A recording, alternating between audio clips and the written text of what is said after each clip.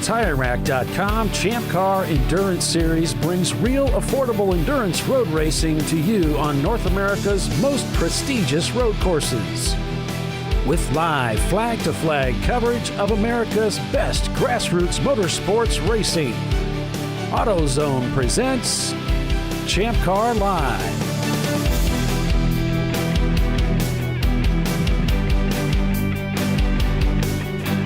Hello, everyone, and welcome to ChampCar.Live, presented by AutoZone.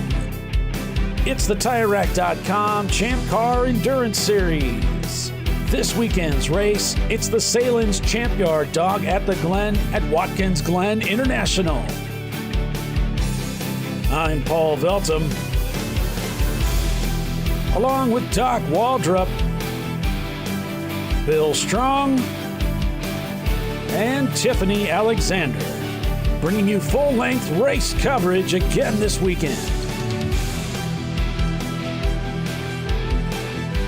So let's take a look at Watkins Glen International, courtesy of Google Earth, as we head out onto the racetrack here. Front straightaway, not terribly long, not terribly fast. It does drop off considerably there as you go into turn one. Very constant radius turn one there. Nicely banked, by the way. You can really throw the car in there. Tremendous amount of grip on this racetrack, even in the wet. It's a lot of fun to drive here. Up through turns 2 and 3, a lot of fun. Uphill climb. You see a lot of that shot on television as they go through the S's there. Once you get to the top of 3 there, the fencing there kind of acts like a little tunnel. Makes it feel close to you, and it kind of kicks to the left a little bit, so it's kind of surprising the first couple times you go through there. Then down this straightaway section, very fast. It's the fastest part of the racetrack, and into this big bus stop chicane they call the inner loop. Very fast on the exit around the carousel here, which is also called the outer loop. It's a constant radius. Again, a lot of nice banking at this racetrack, and that carousel's no exception. Great passing zone. Heading down into the boot now, into 6. Fantastic turn. It's pretty much blind on the way in, blind apex, blind exit. A little bit off camber, just a lot of fun. Then racing down into turn 7 here is also tremendous fun. You're headed downhill, and you really toss the car into the corner hard. Harder than you would be able to at any other corner in the world, I think. It's just, the banking is just incredible, and the grip level is very high. So now we head down this straight section, which is uphill for the most part, heading into the heel of the boot, which looks like a constant radius. The track turns back on itself a little bit here. But again, it's a smartly banked turn here off to the right, which sets you up for turn 9. Turn 9 is fantastic corner. It's blind on the apex and blind at the exit. You're right up against the wall here at the exit. Quite a few cars that meet their demise there, unfortunately. But then a very fast turn 10. The challenge is just to line the car up so that you don't have to lift. Turn 11's a lot of fun too. Banked right up against the wall at the exit. And then it's down the front straightaway again. That completes a lap at Watkins Glen International. All right, welcome everyone to Champ Car Live, presented by AutoZone. I am, as I said, Paul Veltum, along with Doc Waldrop and Bill Strong. Tiffany might be joining us a little bit later today. Well, today's weather looks like it's going to be a little bit drier and a little bit warmer. Temperatures reaching 51 degrees. It's going to feel like it's 57 out there. Wow, and they're not expecting warm spell. Lies, because it was 43 this morning, putting on cameras. Okay. That's because you got up at the ass crack of dawn. It was deceived. And it's supposed to be partly cloudy today, so that means partly sunny, I think, is the opposite of partly cloudy. So that's a look at the weather. Yesterday's action, well, we saw the 2 Sahlen's cars taking the wins, P1, P2. And some of the things that happened yesterday, early in the day, it was Troy Trulio's car giving up the ghost, as they say, over there at turn 11. That engine let go, and that brought out a red flag for us, stopping the race. And fortunately, the driver was able to get out, and he was okay, but unfortunately, the car wasn't. And then it was Visceral Racing Group just not having a good day of it. Both of their cars with mechanical issues. It wasn't long before they would have further problems. Then it was Pinky's out, losing it as they were leading the race, actually, exiting the pits and almost ending their day and possibly somebody else's, but fortunately, everything was okay. And then it was Visceral Racing Group losing their engine on the front straightaway, which continued around to turn 1. And boy, that wasn't good for them. Just a rough start of the season this year for Visceral Racing Group. From there was we saw also, on board Rockwell Autosport, we saw that the one of the Tuttle cars that was doing well with Randy Popst on board found itself into the wall after suspension failure. But at the end of the day, it was Sahlen's team taking 1 and 2, and Tuttle Motorsport finishing in 3rd place. I think I've got the standings here. By the way, please like and subscribe to our channel if you would. That would be great.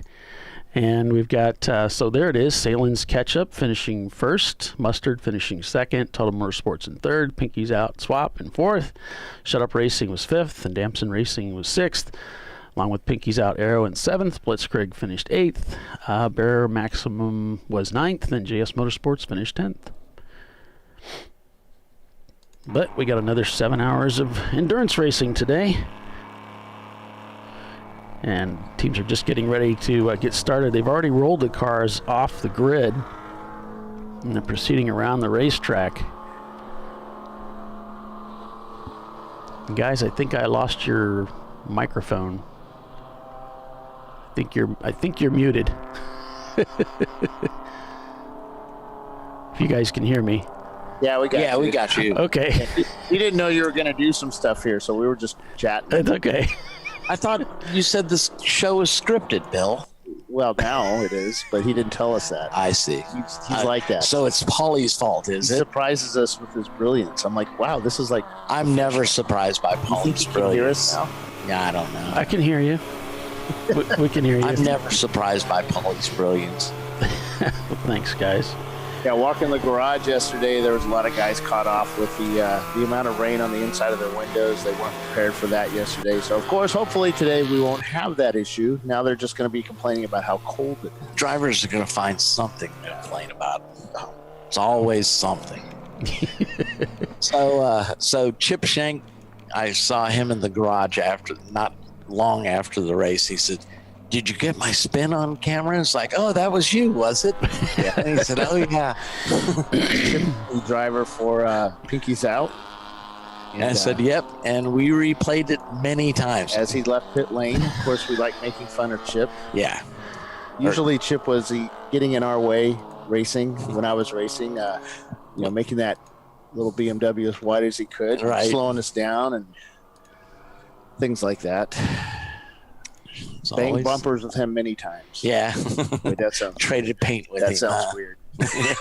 Yeah. Say trading paint. Trading paint with him many times. There we go. Turn 9, we got a new view for you this morning. And, of course, the Sahlen's Mustard's Porsche Boxster. Oh, there's the 2.5 liters of massive power. Power. Nothing but power. There's our pace car leading the field through. Guys warming up their 200 treadwear tires. We have a 180 treadwear minimum. You can run whatever you want, but it has to be above 180 treadwear, which is the ultra performance street tires. No slicks here. Well, sometimes towards the end of the race, you might see some slicks because they're wore out. You see mostly cords. Yeah. The field rolling down the I don't know what's there. We got some audio. Let's turn 10 to 11 as they get ready to come down the front straightaway. See Tuttle's cars. They did pretty well yesterday. Well, one of them did pretty well yesterday, and we expect them to do better because they're actually starting at the front of the field today. Randy Popes is in one of those cars this morning. I saw him walking over with his racing gear on. as they come down the front straightaway here. And I believe that Looking at the Sahlen's Bridge. I believe Randy said the control arm broke before he hit. He said that over and over again. He said it a He's lot. trying to sell it to He us. said it a lot. Yeah. Methinks he protests too much. He said it a lot. I don't know why, but when someone keeps saying it over again, you wonder. So, okay. I didn't listen the whole time, so. We caught it the 5th time, Randy. So, if you want to listen to the interview, well, I think we'll pull that interview out from the video probably later this week or something. And yeah, why make people suffer through the whole show to hear 30 minutes? And Doc Waldrop telling stories from the 1800s. It's all right. 1900s. Bill. Sorry, 1900s. I meant 18th century. Wait, that's wrong. Moby Dick stories. Hey, Captain Ahab was a great captain. See? Navy stuff again. Can't get away from them. So we got 7 hours of racing today on this Memorial Day weekend. Obviously thinking of our veterans who served so gallantly, and give us the freedom to do these things. We're grateful. Yep, all gave some gave all. Thank you, Doc, for your service. And Memorial Day is not about the people that are still living. Oh, yes, it does. See, that's the other one, Veterans Day. Yeah. Memorial Day. Of course, you could argue that I'm not still living. Thank you for your service too, Bill. Yeah, I partied a lot. Yeah. Oh, and I didn't? Well, it's a different era, not like these kids now. Yeah. I'm offended, sir. That you're not a kid? No, that I don't know where I was going with that, Bill. No. I derailed my train of thought early. Oh, shoot. Welcome, everyone. If you're just joining us, it's the Sahlen's Champyard dog at the Glen. Why, yes, it is. And we're settling in for 7 hours of endurance road racing today. The Sahlen's car is doing really well yesterday, taking 1-2 in their Porsche Boxsters. We'll see what's on tap for today. It's anybody's guess. So I talked to a kid last night, a young person. Yeah. And he said his parents loved the show. Actually, he said his parents loved me. But of course. What's not to love? And he had me autograph his hat. Oh. And I said, I can't wait till Bill sees that. I autograph people's stuff all the time. It's about time you got I do too. Okay. Hey, if you want to follow along at the race, you can go to racehero.io or racemonitor.com, and you can follow along the timing and scoring. I'm saying that really loud, so our timing and scoring guy turns on Race Hero. Ah, gotcha. Without actually having to say, hey, can you turn on Race Hero? Yeah. You think he heard me? Nobody listens to you, Bill. Nobody. Especially the staff. You come down into the boot. Das Boot. On board with this Haywood Racing team. They brought a couple cars out here this weekend. We'll be having some timing and scoring up on the screen here shortly. That'll give you a rundown of where the teams are as the race gets going. Hopefully. And it's, of course, unofficial.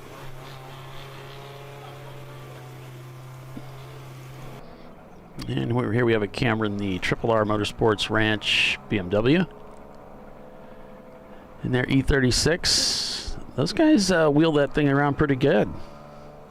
It was fun watching them drive yesterday.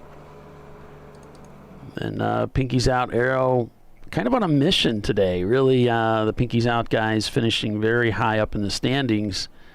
And not high enough. But not on the podium. And I'm sure they'd like to change that today. Both, they have two cars entered today. They were gridded up together as expected, so we'll see what the Pinky's Out team can do. The catch-up car will start probably a lap down from winning the race yesterday. The heck?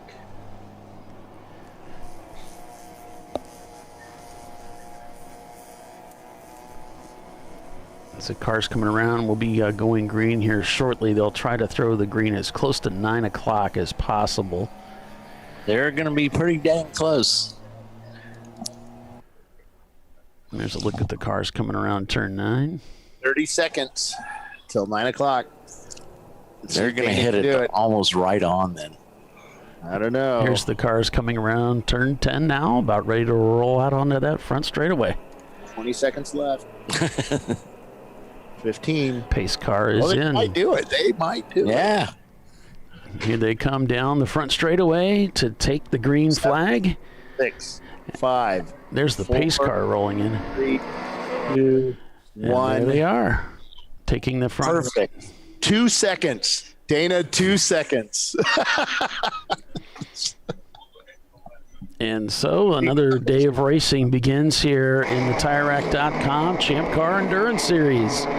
It's the Sahlen's Champyard Dog at the Glen. 7 hours of continuous endurance road racing here at the Glen.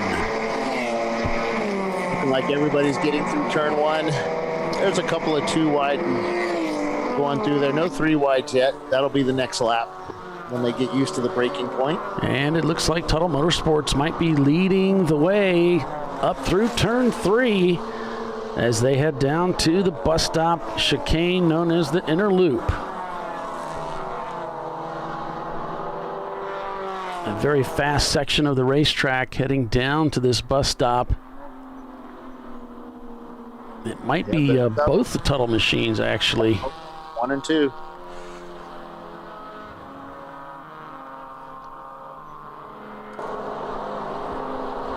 Still cars running up through turn 3 there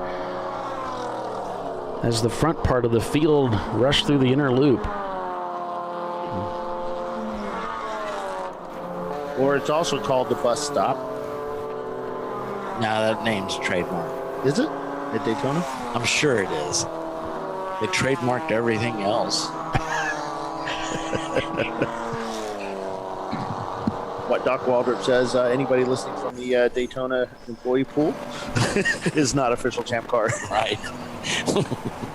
Language. Anything Doc says is not. There's the Texas Lone Star guys that just passed Pinky's out going into the inner loop. And 901 Motorsport, it's probably chip driving with after all the chiving we gave him yesterday. It's like, a little hesitant. I'm not going to spin this car, those jerks. They still, a lot of these guys still have the tires are cold. They're not up to temperature yet. It's going to take a lap or so to get them up. Yeah, and there's a lot of racing yet to be done, right? I told guys they could shortcut that by just putting 40 PSI in the tires, but I get this crazy look. There's the 2 Tuttle cars across the start-finish line, followed by Visceral Racing in 3rd place, and a Miata falling behind him.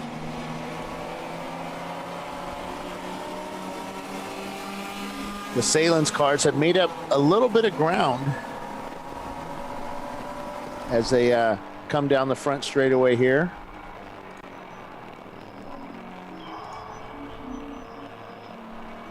They started towards the back of the pack,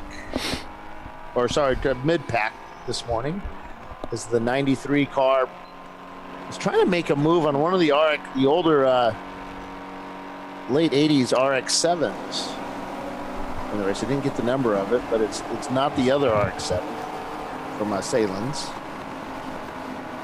Feels pretty spread out this morning.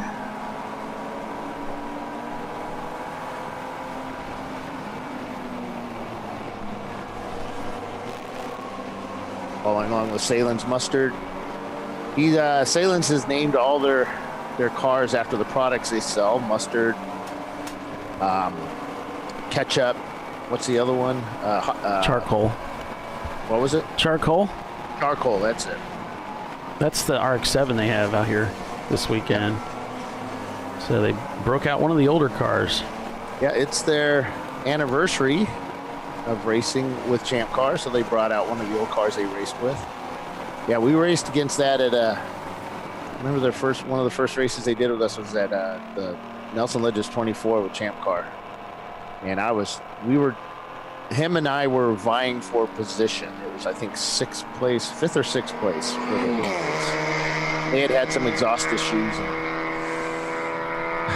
I wasn't happy at the time. Let's just say they let him go when he was too loud. It's like Joe Nonamaker in the mustard machine, Joe Sahlen in the ketchup car, and Jacob Grimm in charcoal. 324, little orange Miata. He's coming down pit lane. Who's 324, Doc?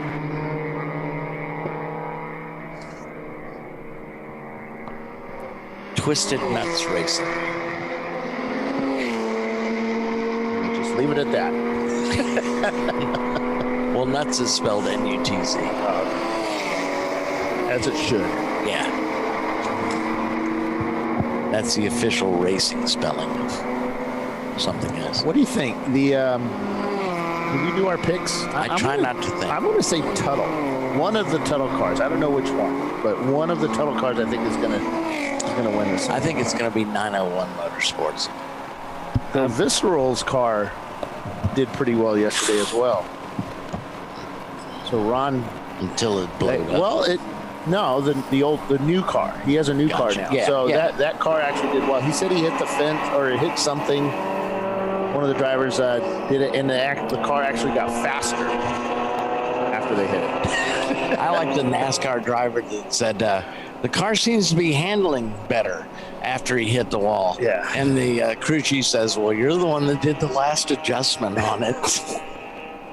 Oh, yeah.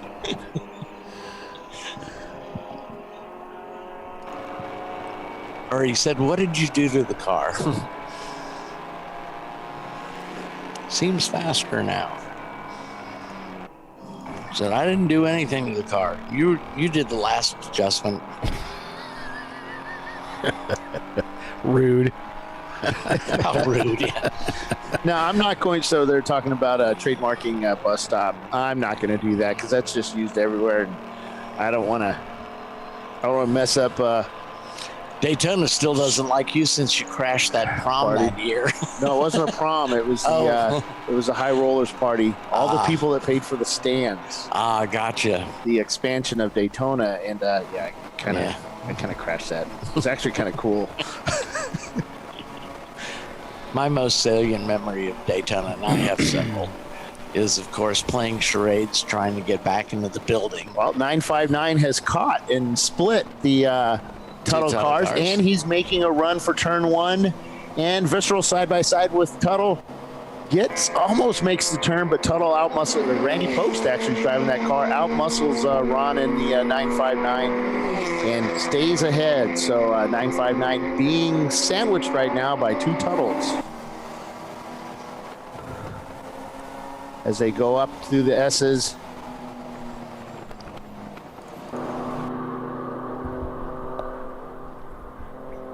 We're giving you, I know you're watching other cars as we talk about who's on first here. Because you're riveted to your screens and the commentary. Hopefully you guys are working on your cars for the next events coming up. We have Willow Springs is our next,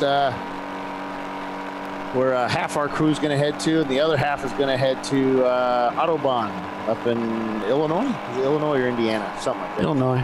One of those I states. They're next to each other. And Chicago. It's Chicago, right? Is that how you pronounce it? Yep. How do you pronounce it up there, The Paul? Windy City. Chicago. Chicago.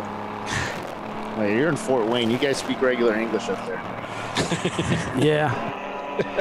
Yeah, we're pretty plain and simple. Yeah. Plain and simple. I didn't see that. We're simple folks of the earth. Morons. Yeah. We get back from those 2 races, and we're heading to Carolina Motorsports Park, which is a sellout race, which means nobody sold out. But it's Except for us. Big numbers there. Yeah. We always sell out. Good team's going to show up there. Nelson Crew Racing. Yeah. And then July 17th and 18th, we're at Nelson Ledges out in sunny Ohio. Hopefully it's sunny. Yeah. It's going to be a great race. I love Nelson Ledges. It's such a great little track. The repave. The track folks there are great. It still has the old school stuff. It's not one of those country club courses where they have the latest and greatest in bathrooms and tennis courts and golf courses. 959's taking the lead. All right, this race. 959 now has the lead, and we're missing a tunnel car. No, I don't think so. Where is he? Let me go find out. Oh, I believe you're correct, Bill. God, that's twice, 2 days in a row. Amazing. Who is that guy? What have you done with the Bill Strong I know and love?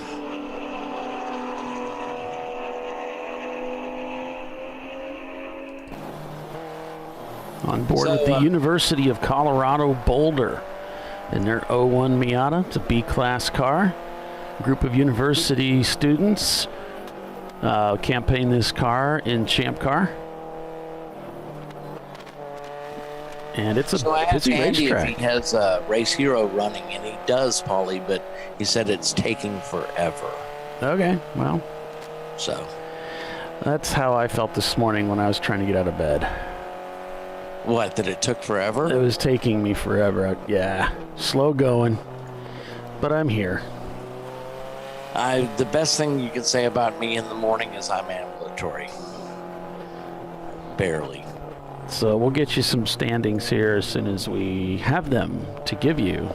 But we know that somebody's leading and the rest of them aren't. I'm trying to get my phone, but all it goes is back to Saturday's run. Yeah. And I've hit the live button so many times. Yep. For full course yellow, number 5-3 is disabled, and I'll get him all working on that. 5.3 is the C-Tech Honda Accord. He's got it running, but my phone won't switch to live. It keeps defaulting to results. That's your phone. All right, let's look for Tuttle because they said that Tuttle passed, but I didn't see that. Yeah, I swear you did. Oh, one did, but no, both of them did. All right. Huh. God, I'm seeing stuff. How is that hit ass? Just kidding. Looks like they're under caution locally, at least, going through. Full course yellow. Okay, so we are under full course caution now. So somebody must be off. No, we don't have. Yeah, the Z-Tech Honda Accord is off. Oh, I see. Yeah, no, Tuttle's cars are both running, Bill. Okay, all right. See, there's one. And there's two. So how did we miss that one? You can't count. Well, 959's our leader. Yeah. This much is true. Maybe they just blurred into. They were going so fast that they looked as one car. Get my prescription checked. All right, we're working on. Let me work on getting this timing and scoring up. It's working. He said it's taken forever to load. And he did. Somebody that knows what he's talking about as opposed to me.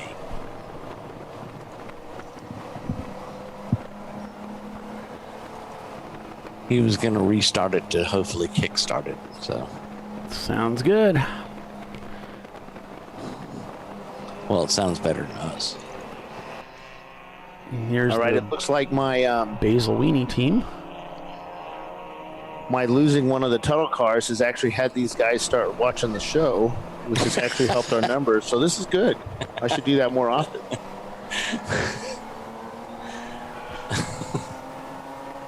We are a wealth of information. Not necessarily true, but...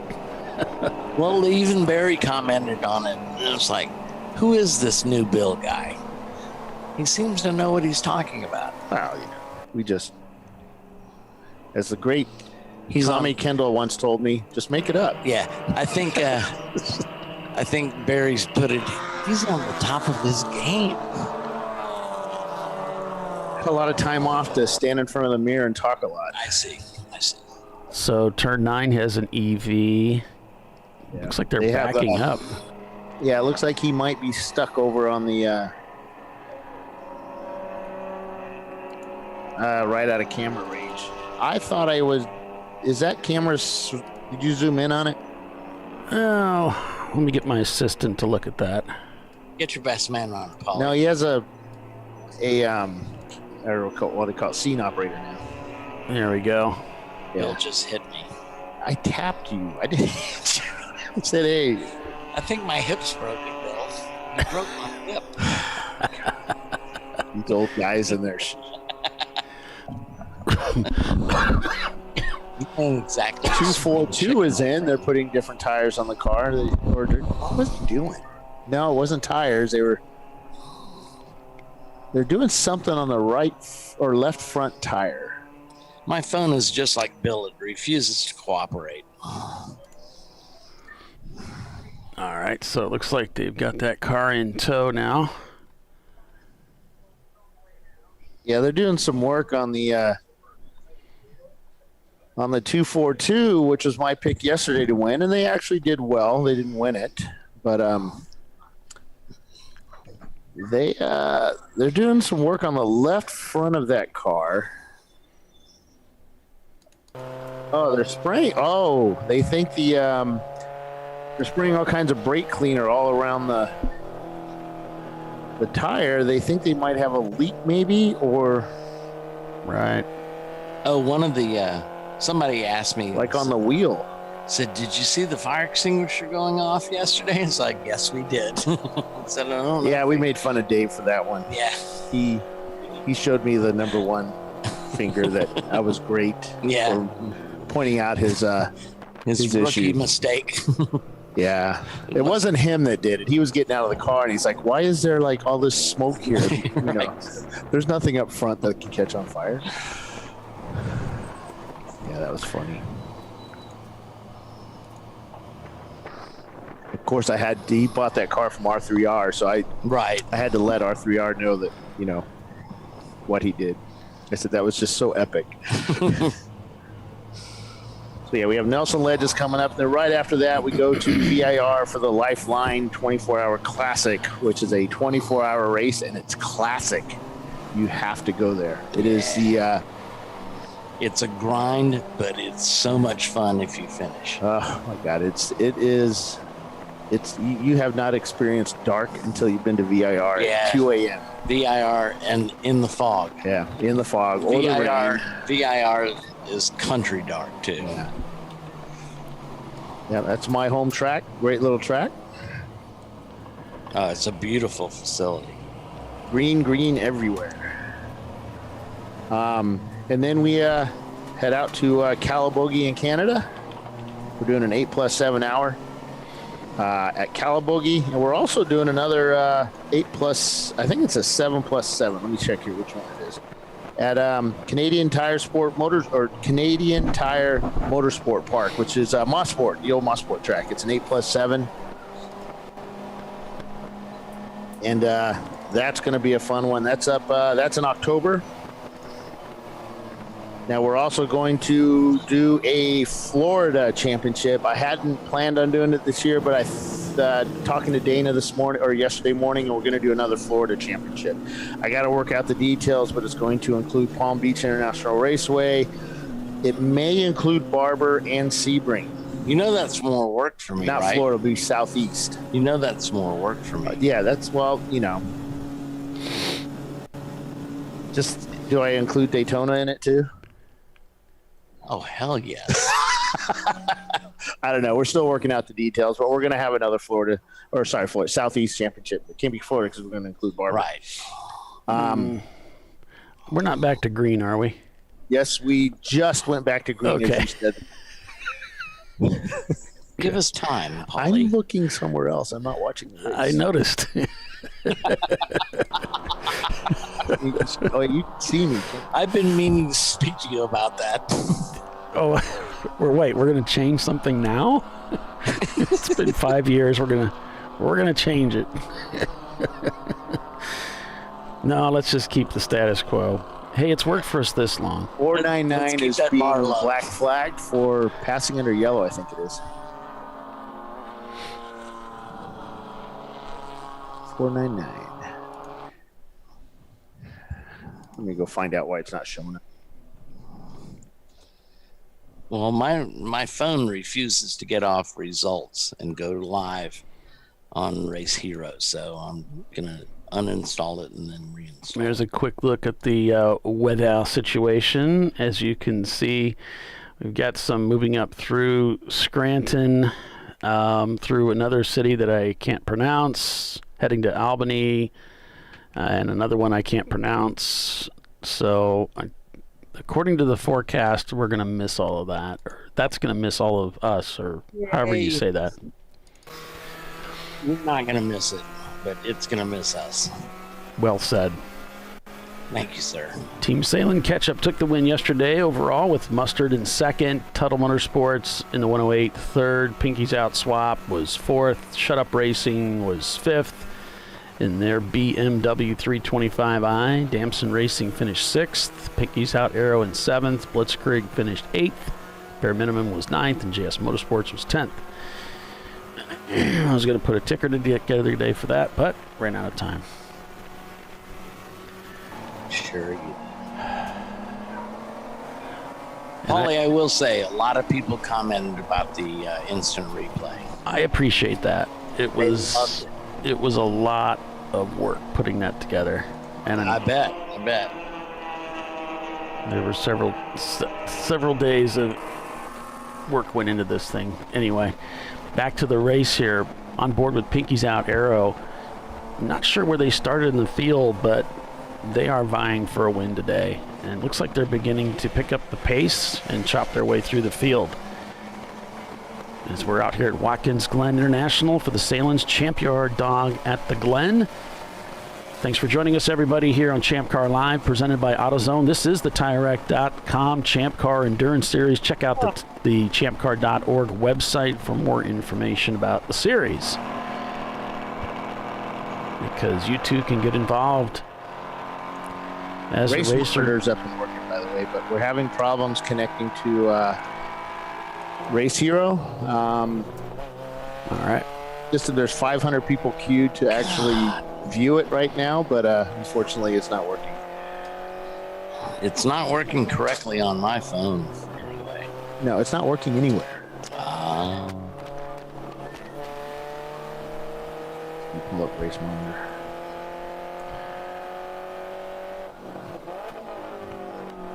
On board with University of Colorado Boulder. Visceral Racing Group shown leading this race in the 9:59 after a horrible day yesterday. Tuttle Motorsports shown in second, Shut Up Racing in third, Team Sahlen Mustard in fourth, and Rockwell Autosport shown in fifth place. We're on board with Rockwell right now. Rockwell just turned a 2:20 on their last lap time, but Tuttle Motorsports in second place and Visceral both turned in 2:14s on that last lap.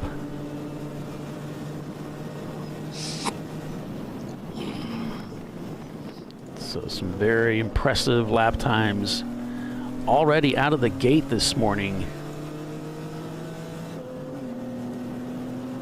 Here we go, Doc. Who, what, where, what?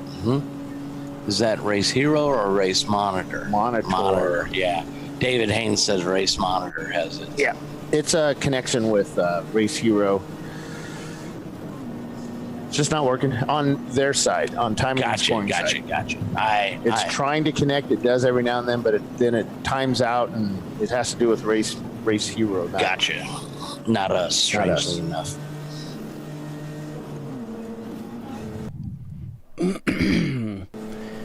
Yeah, you can go over to Race Monitor if you want to watch timing and scoring. You can either download the app. It is a fee for that, or as most guys have, it's a whole $4.99 a year. I don't know what it is. And you can connect like 6 devices to your account. And or you can view it on the website. They actually have live timing on the web, which you can view, but you just can't get as much detail using that. Hey, Dallas, Texas, how is it out there? Is it nice? Or is it still snowing? It's probably hot as hell.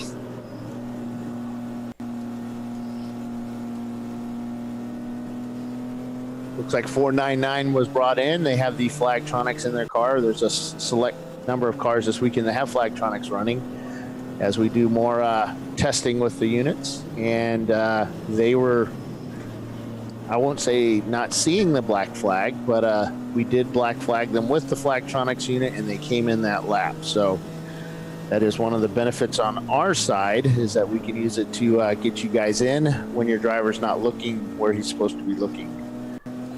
He did get a talking to for whatever he did, which I think was passing under yellow, and for ignoring the black flag. Or not necessarily ignoring, but just not paying attention. Right, Paul? Yep. You're supposed to say, I concur. I'm in the middle of trying to run this show. I'm kind of busy right now. Many excuses from that young man, I tell you. It's almost like he's got your book. It's almost like I got something to do besides sit around. Drink coffee, stand up here looking outside, talking about a race going on. Huggins was making a lot of passes the last couple of laps. This time, I think he's caught up cars of equal speed to him, so he's got a lot of racing going on. Pinky's Out Swap is up in 6th place at the moment. Yep. This was the red car. Which one's the red one? That's the Arrow. That's a swap. Oh, that's a swap? Yeah. No, it was the Arrow car that went by. I said that. The swap one is the orange one. No. Yes, and that's what I said. I swear. That's what you said. You're yes. not listening to me. We're looking at turn 1 as they come through. No, we're not. There's a...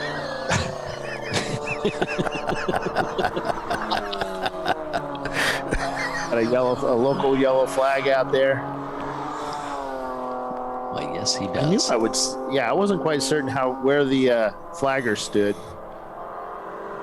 In the danger zone. Sorry? Dana's right there. We're working an incident right now. If you want to wait right here. When they're done working the incident.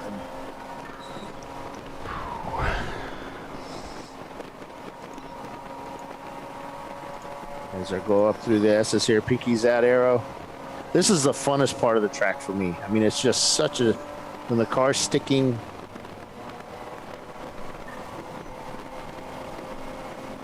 I think we have did we see any cars up there?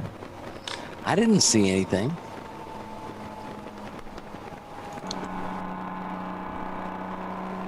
Seems like they've cut the pace down here. We're slowing down here through the bus full stop. Full course yellow, yeah. I didn't see that. We're full course yellow. So full course caution here at Watkins Glen.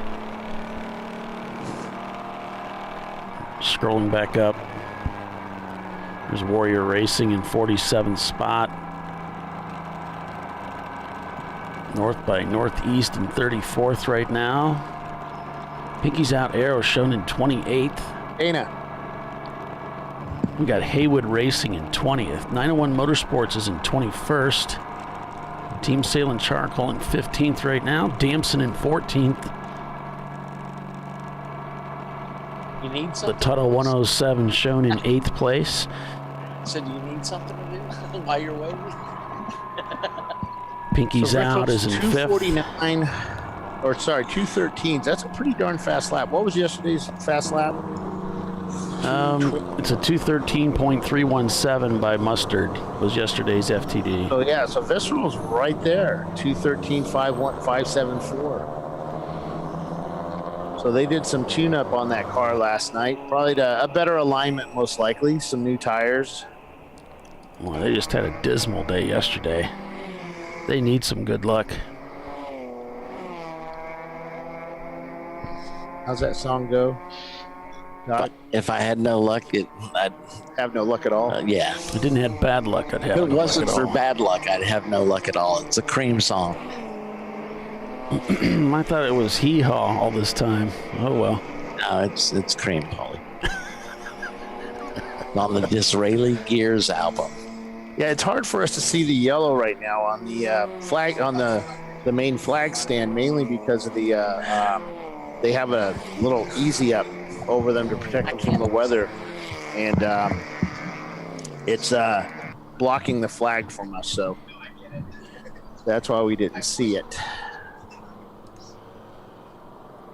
Yesterday, without that, they didn't have that cover up there. They had it actually lower so we could actually see the yellows. They didn't have it fully extended out, that flagger.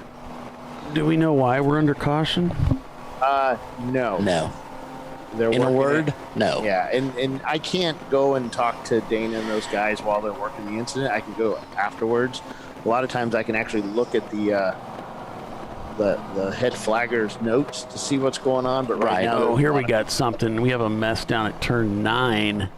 There we go. Looks like up against the wall there. Ooh. We have a little incidente. What sucks is I had a camera right there yesterday. Right. And I moved it. Of course you did. Oh, You that's know, okay. You're a stills photographer, and you you know move what? away from your photo hole and go to another one. I guarantee you. Everything's going to happen right Yeah. there where you were at. Yeah. Well, we had every time, it doesn't matter. It would just be out of view. It's always something. All right. So we're under caution here at WGI. And for the Sahlen's Champyard dog at the Glen, we're going to take a quick break and we'll be right back. Stay with us, everybody. You're watching Champ Car Live. Presented by AutoZone. Visceral Racing Group is your leader. Back in a moment.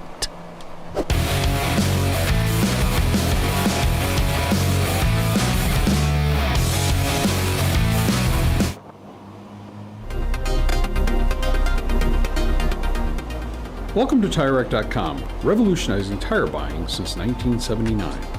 With our unmatched selection of branded products, finding what fits your vehicle and is right for you and how and where you drive has never been easier. Through helpful online shopping tools that include our professional hands-on reviews done at the introduction of a tire and consumer reviews that give real-world feedback over the life of the tire, you can make the right tire choice and find exactly what you need. And if you prefer to talk to someone, our tire testers, our sales team, are available on the phone. And that's how we get you the right tire for you and your vehicle for where and how you drive.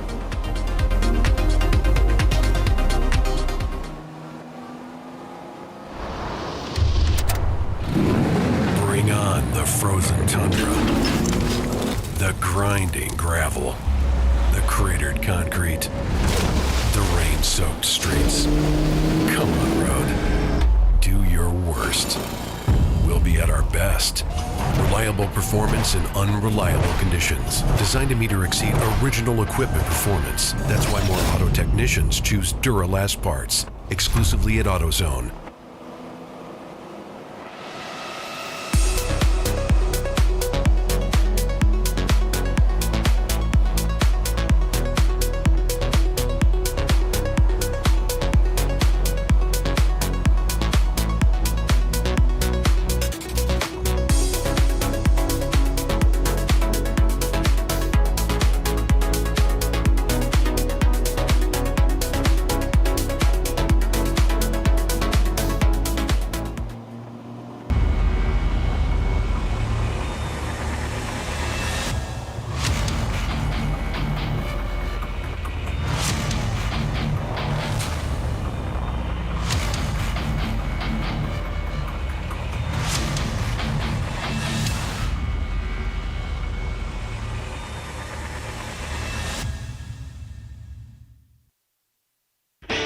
Located in Northeast Ohio with 40 years of combined experience, Money Shift Racing knows how to deliver performance and safety, offering everything you need to get your vehicle and drivers ready for race day.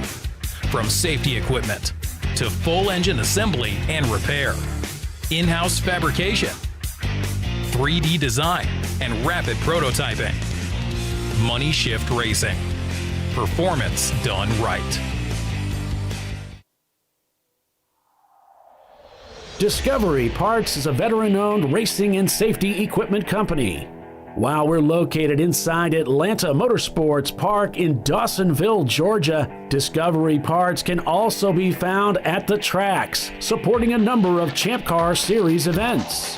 We take pride in being a reseller of the best of the industry to Champ Car teams and drivers. We know racing, love racing, and look forward to tomorrow to even more racing. Visit us at discoveryparts.com.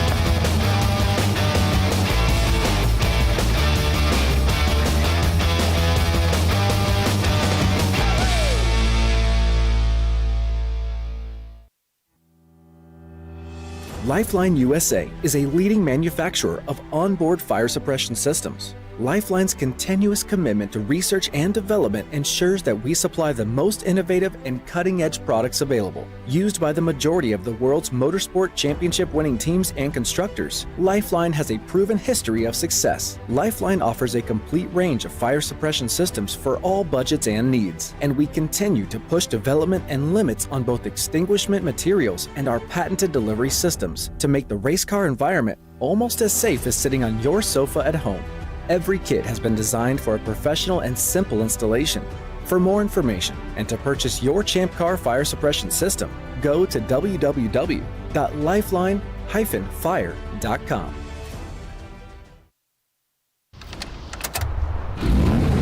Come on, road. Do your worst. We'll be at our best. Engineered to meet or exceed original equipment performance, exclusively at AutoZone.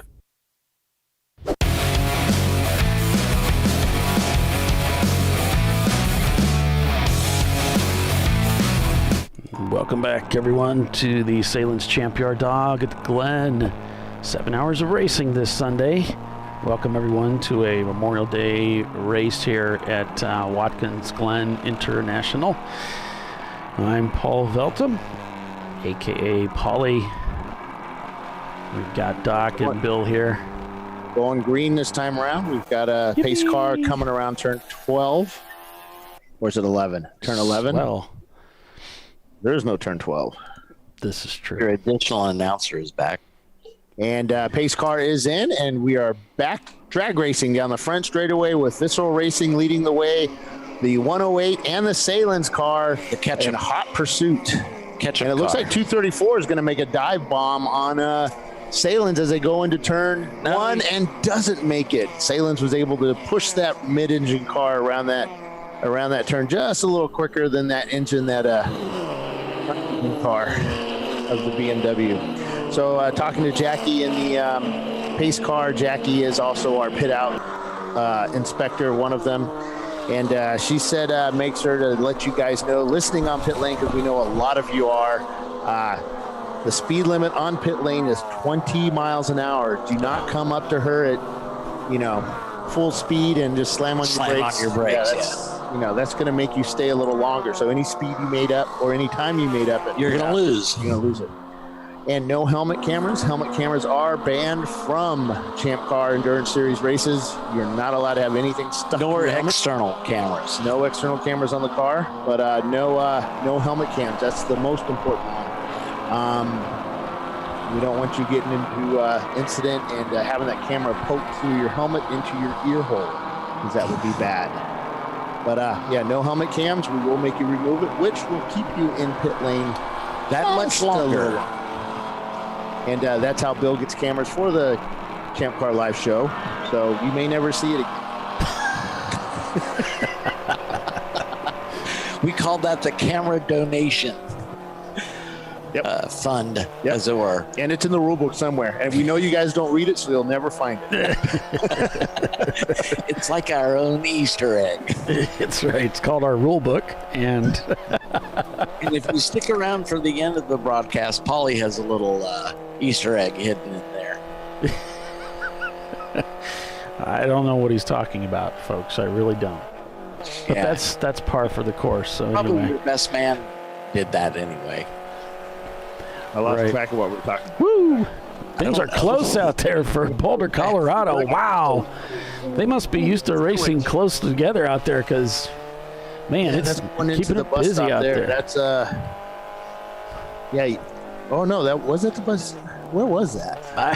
Oh, no, that was coming out of turn 8, maybe. Yeah. That was down in 8. It was a little scary going 3 wide like that. He was panicking. Man, he was. And they pushed his nose in there. I think he kind of put himself in that situation. Yeah, and then perhaps thought better of it. I don't know.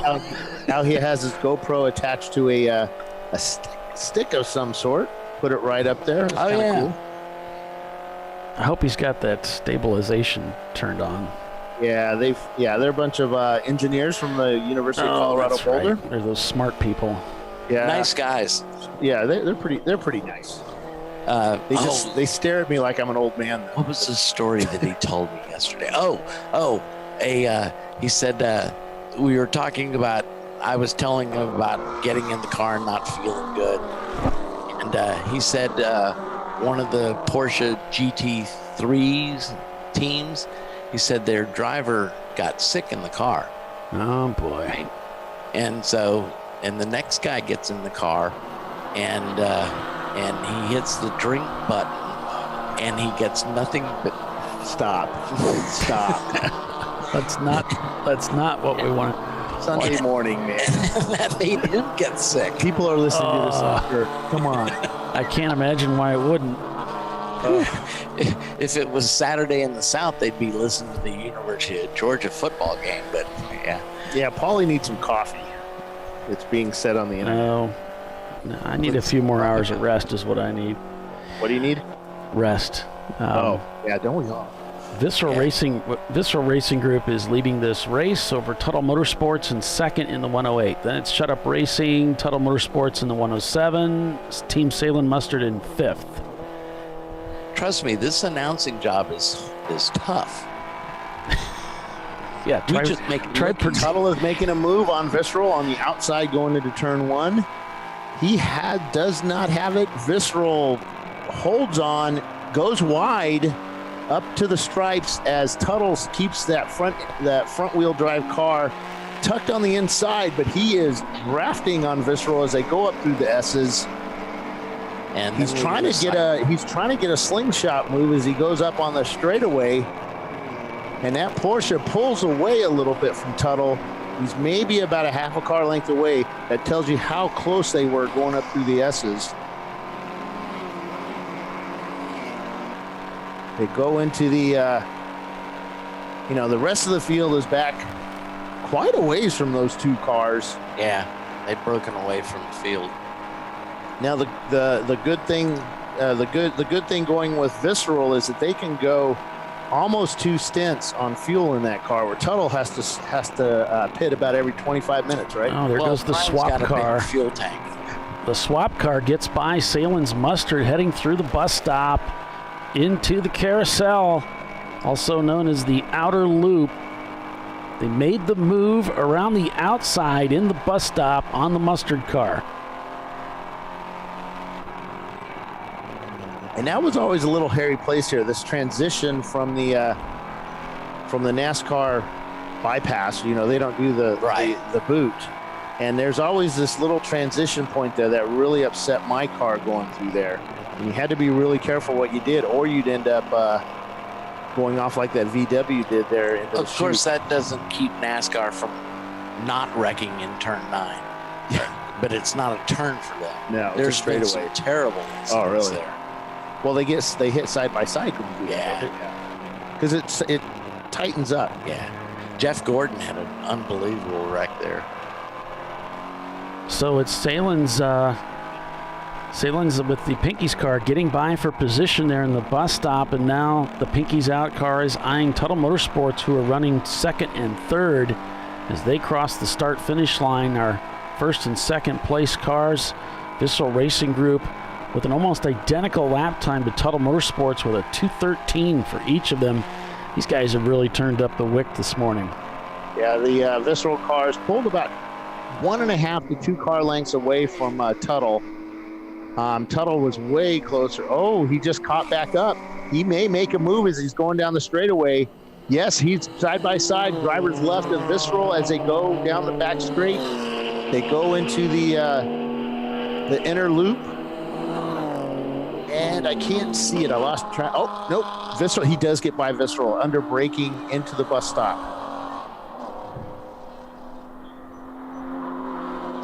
Right here again. There they are right there. He gets right by them.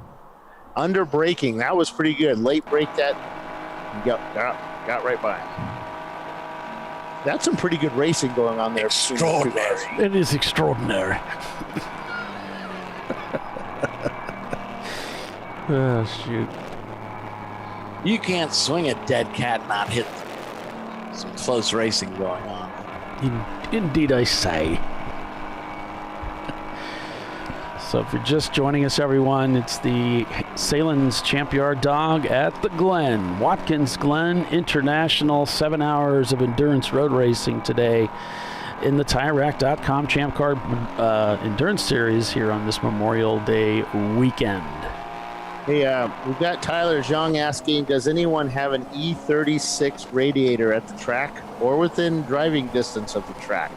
E36 is a BMW.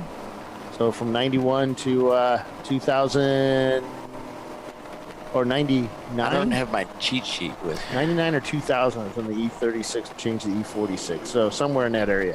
So we have an E36 radiator. Please let Tyler know. He has commented on YouTube. So maybe. Tyler, tell us which team you're with so we know that. We can send that out too. Tell us what car, the team that you're racing. Tuttle's back in front of Visceral Racing Group. God, we just talked about this like it's a lap ago, didn't we? No, we talked about Visceral overtaking Tuttle. No, it was the other way. It's all right. It's all right. It's all right, Grandma. That's Sir Grandma to you.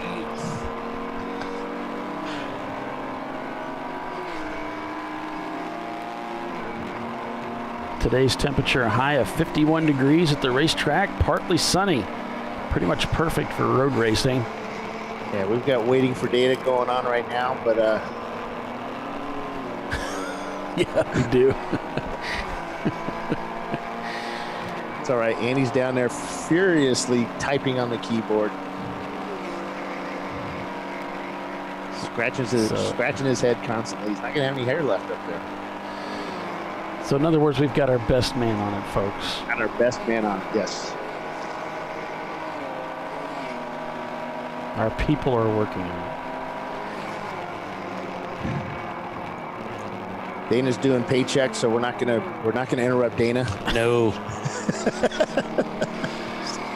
It's payday. On board with the MLC racing team in their Corvette. Bunch of young men driving that car.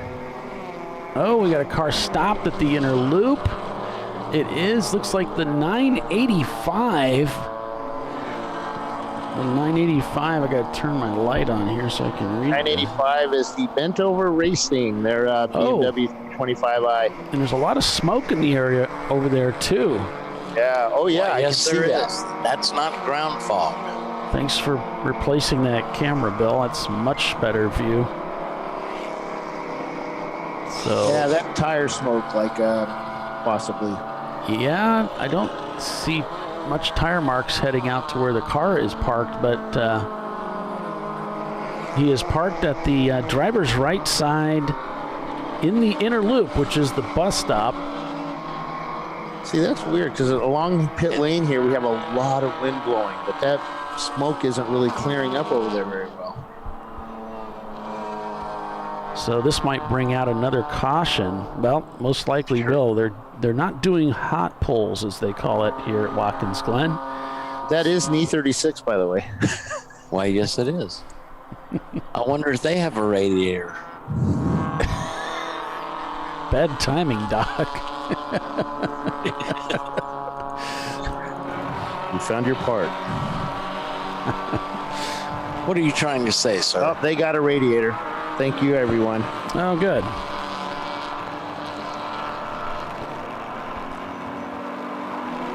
I was going to say, in a field of this size, it shouldn't be too hard to find somebody with a spare that's willing to part with it on a Sunday. Only driven on Saturday. On board with Rockwell Autosport. Don't know where the position is now, but at the beginning of the race, they were well poised. Double yellow, double yellow, double yellow. So full course caution here at Watkins Glen. Looks like we have some cars coming into the pits, maybe. The party girl is getting their hood is up with about 4 guys sitting in there working on something in the engine bay. Didn't know you could fit that many people into a Honda hood. Party girl isn't here, Bill. It's the party girl. It says, or not party girl, Party City is Party City. That's their it. sponsor. Party City. I'm not sure which team that is. It's a Honda. There's not that many. It's a Honda. Honda Accord of some sort. Yeah, the Camaro just went behind the wall. Z-Tech Racing? Yeah, I think it is Z-Tech. Okay. Z-Tech's car number is 53. Yeah, they just went behind the wall. And So we're going to be under full course caution here for the crews to come out and pick up the Benover Racing BMW. Yep. Pace car is out at the end of pit lane looking for the leader, which is Tuttle Motorsports as he comes back. Okay. So Tuttle Motorsports leading. Yep. Going around turn 1. And he has backed off to give room between him and the Miata in front of him, room so the pace car can pull right in front, and she has the field. why, yes, she does.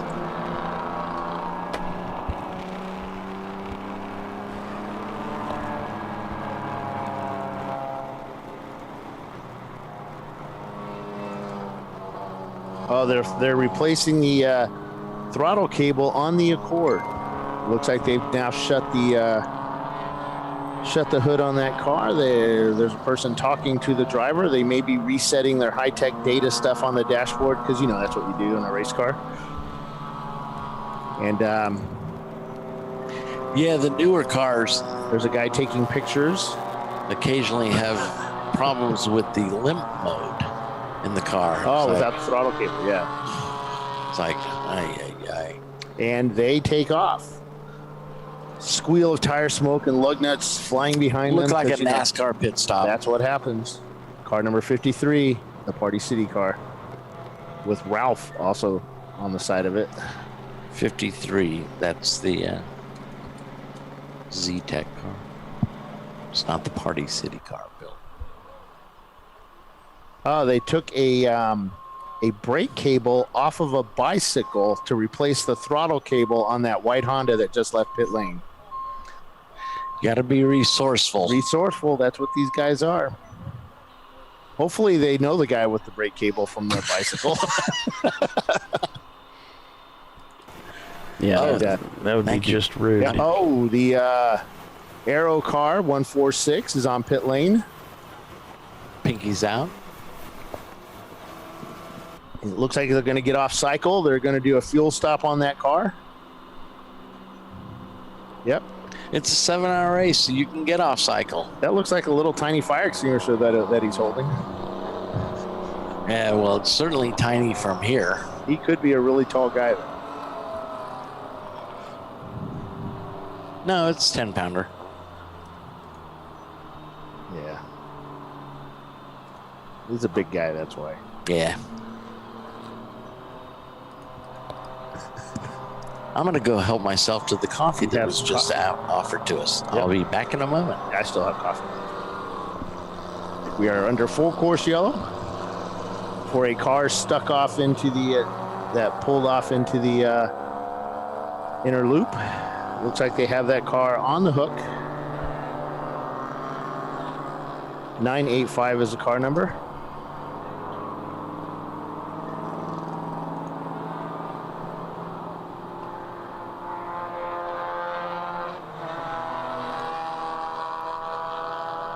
So the car is off the track. They're waiting for the flatbed and the safety truck to clean up the mess that the car left on the track underneath it. Yeah, I'm trying to find us some standings, folks, but nothing's running right now, so we'll just have to wait. Sometimes, man, we've been doing this for a long time now, so sometimes it's our internet connections that are the issues. Our timing and scoring uses Wi-Fi, so that may be the issue. Which means I might be able to fix him. Here, Paul, you continue talking. Let me see if I can get him hooked up on something. All right, will do.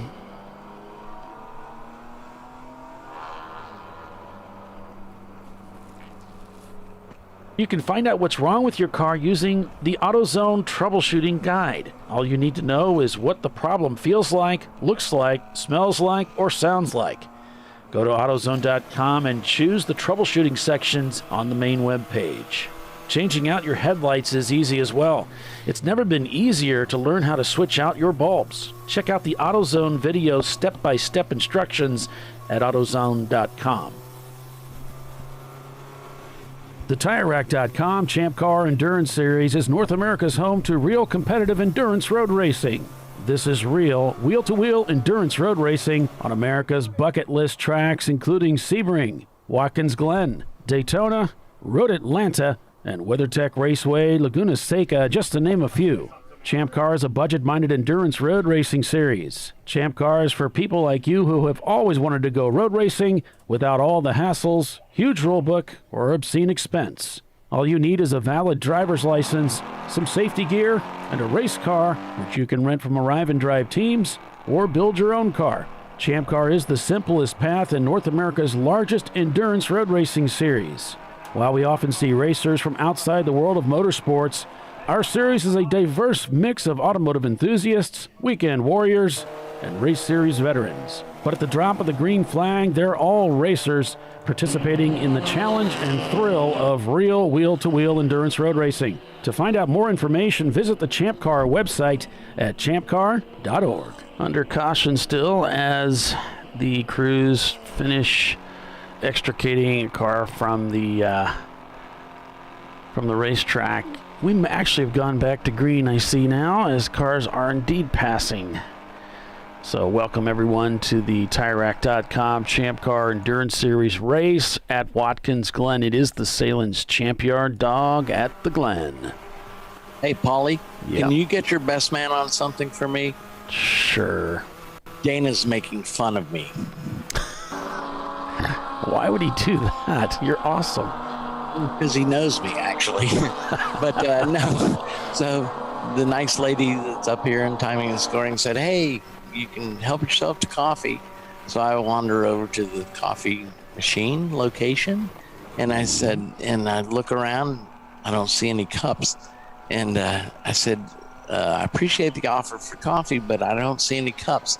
And she says, there's a whole sleeve of them there. Well, I wasn't looking for a sleeve. I was looking for a stack of coffee cups. Right. And Dana starts cracking up. So I want to lodge a formal complaint. Rude. He'll be hearing from my agent. Oh, well. What are you going to do? I thought, well, I know he doesn't like me, but I thought he would at least be polite to old people. But no. I suppose that's too much to ask for.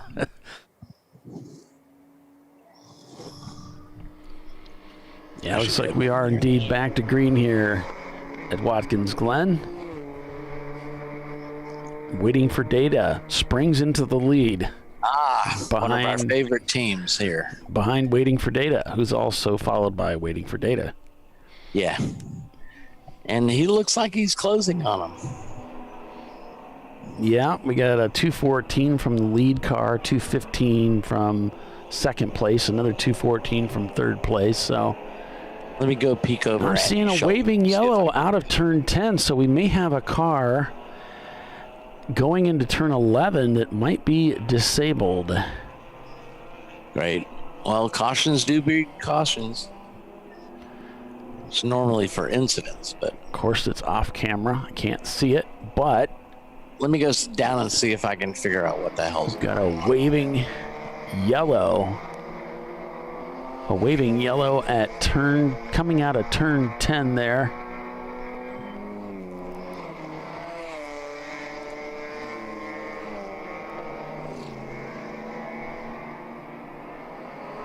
So not sure what the story is there.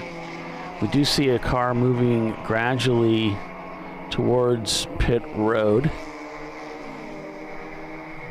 And that yellow has been pulled. So that may have been just there long enough to allow someone to get into the pits. On board with Triple R. And we know that the Pinky's Out Aero car did duck into the pits under that last caution.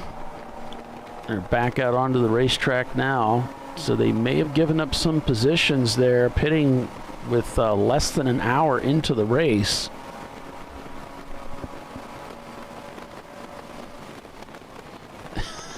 big commitment from waiting for data. It's true. It's true. A little tire protest there. Loses it.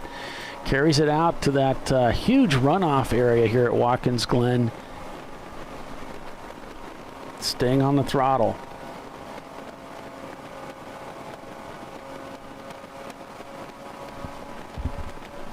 Yeah, they may have plugged a new driver in there, as you said, David, and that might have been part of the reason for their early pit stop.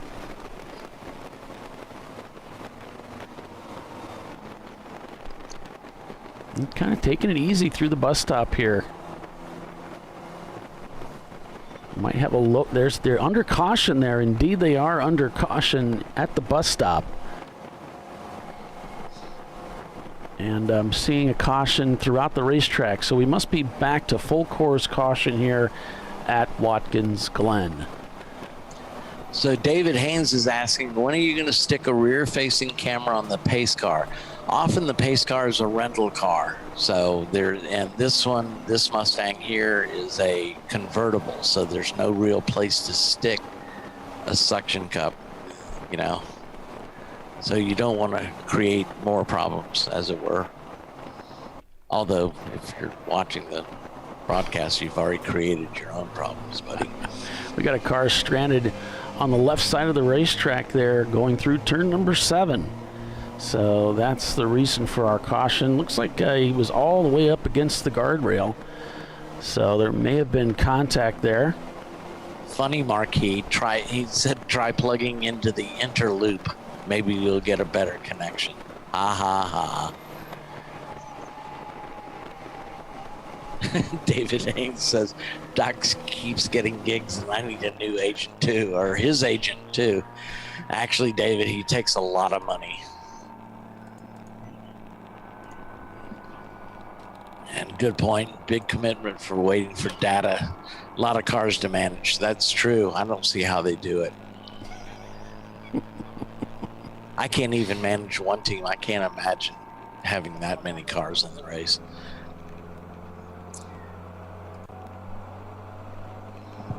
Doc, you want to take us out to our next commercial? Absolutely. You are watching ChampCar.Live, presented by AutoZone, here at the beautiful Watkins Glen International Raceway.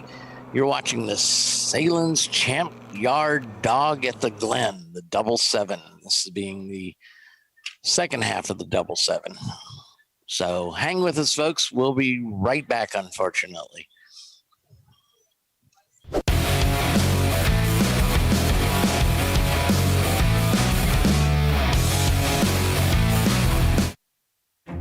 An important decision is afoot. This man is about to buy tires on TireRack.com. Tire Rack is the leading online retailer of tires in North America and a repository of advice and expert reviews. And it's done! All that's left is to arrange for safe, easy installation at one of our independent recommended installers. Well, I guess he did that too. TireRack.com, the way tire buying should be. Come on, Road. Do your worst. We'll be at our best. Engineered to meet or exceed original equipment performance exclusively at AutoZone. He shared school space with his best friend, Norm Peterson. Who was Cliff Clavin? That is correct. The board is yours. Yes. So you don't want to hear about my sister's vacation? No, not really. What are you doing? What?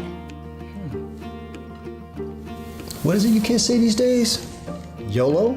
Dad, nobody says that. YOLO! For the times when the joke's on Dad. Make it worth it. You guys could have warned me about this stuff. Oh my God.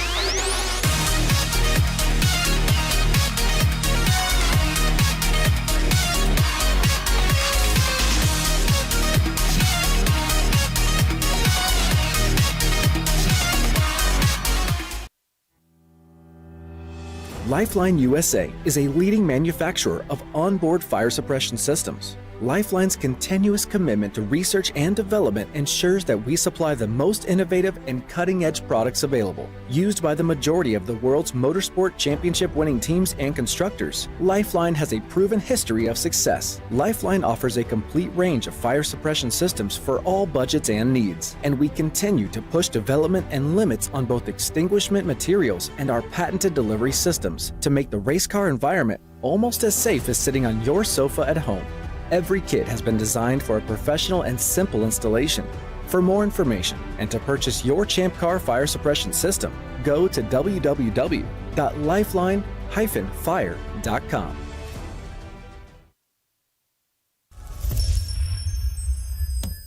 Frozen rotors from Diversified Cryogenics deliver increased performance and a higher level of safety, while significantly reducing braking system costs. So to tell you a little bit about the durability of this product. So we have seen an incredible extension of the life of our brake rotors using frozen rotors. We've gone from brake rotors every other weekend to 6 weekends on one set of brake rotors, and I think they can go farther. The durability has been amazing, and it's been a fantastic season, and man, a lot of that is due to the way our car can brake on those frozen rotors. For more information, go to frozenrotors.com.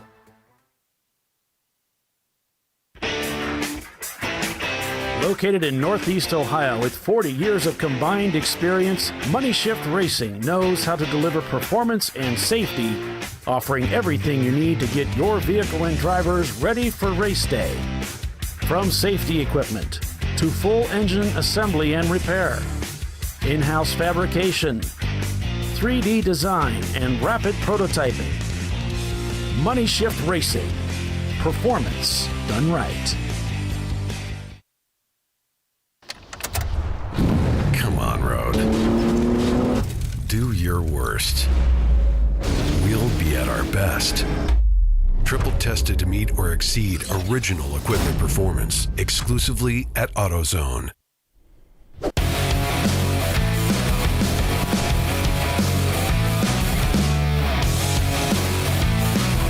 All right, folks, we're back to green flag racing here at the Sahlen's Champyard Dog at the Glen. Tuttle Motorsports leads this race with Visceral Racing Group in second, and Tuttle Motorsports in third in the number 107. Welcome, everyone, to ChampCar.Live. I'm Paul Veltum, joined by Doc Waldrop and Bill Strong as we call this race for you. Looks like the Tuttle guys got a pretty good jump as we went back to green there. The Sahlen's Mustard team right behind GBU. Sahlen's Mustard shown in 7th place with Bad Idea Racing ahead of them, and Rockwell Autosport up in 5th. Pinky's Out Swap is in the mix there, though, in 4th place. Again, using all of the racetrack and then some is Pinky's Out. Getting a little crossed up there. Whoa. Is the camera in the Riley car, is that working? Nah. No? No. Pinky's Out diving into 10 here. Could really hear those tires protesting as he heads down into 11.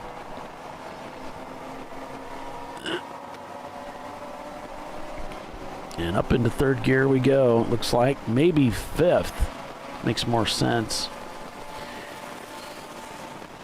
Braking for turn number 1 here. Downhill, throws it in on the power as early as possible with a crowd, a gaggle of cars up ahead as they head up through the S's here at Watkins Glen, looking for that outside line around the Miata.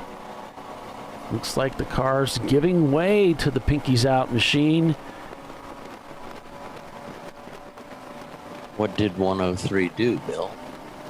The Aero car, to look down through the standings to see where Aero is currently located in the race. I'll scroll down here a little bit.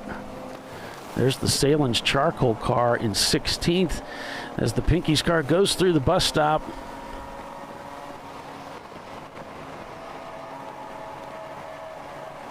Looks like they have lost quite a bit of ground, no doubt because they opted for that pit stop. They're shown, there's the ketchup car shown down in 39th place. Pinky's out. Arrow down in 49th right now in that BMW. As the Tuttle machine leading this race sets the FTD a stout 2:11. That's the fastest lap of the weekend, period, by 2 seconds. Including yesterday's race.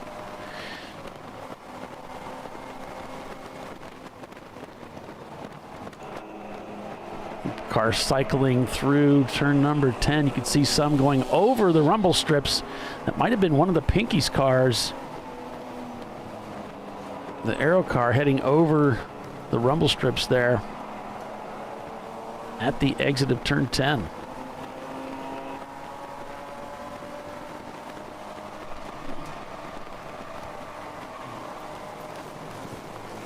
Checking for race hero activity. Not seeing it just yet. Go back and check that periodically. But right now, Race Monitor is up and running. Why, yes, it is. So that's available on the internet at race-monitor.com.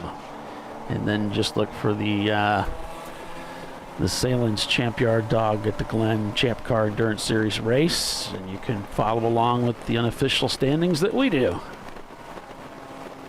Why, yes, you can. You're very agreeable this morning, Doc. I try and be agreeable in the morning. Towards the afternoon, maybe not so much. Being agreeable, Polly, is frankly exhausting. Really? No, if you say yes, then you don't have to explain yourself. If you're agreeable, you're just going along with it. Yeah, if you say no, then you got to explain. Yeah. Back on board with Rockwell Autosport and in their Porsche Boxster. They're in a good spot today, too, up in 5th place. They just turned a 2:17, make that a 2:18 now. Pretty much matching the time of Pinky's out, just up ahead. As our leaders go across the start-finish line again to complete and begin a new lap.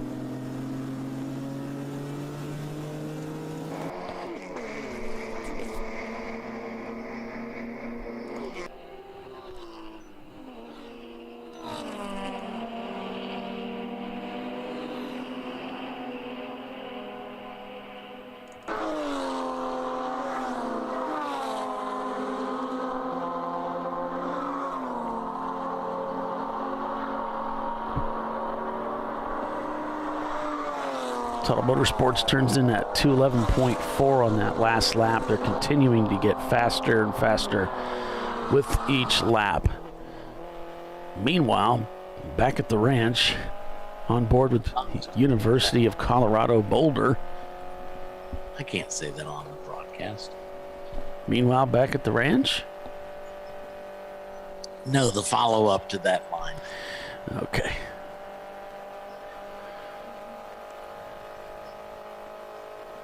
And there is a follow-up to that. I'm scrolling down through the order here, you'll notice. And there's Mushroom Cloud Racing in 49th place. Troxel Racing in 52nd. They got into the wall yesterday in their BMW. Did you say Mushroom Cloud Racing? Uh-huh. I don't have them on my list. Yeah. There's a vending machine. I said this yesterday. It's a perfect name for a race team. If anybody's building a new car for Champ Car, it's on a vending machine, and the sign simply says "not fully functional."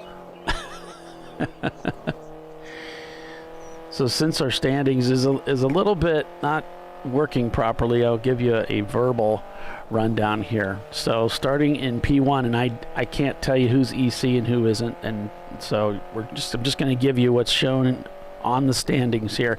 It's Tuttle Motorsports leading over Visceral Racing Group in the 108. Then it's Tuttle Motorsports again. Pinky's out. Swap Rockwell Autosport Development in 5th.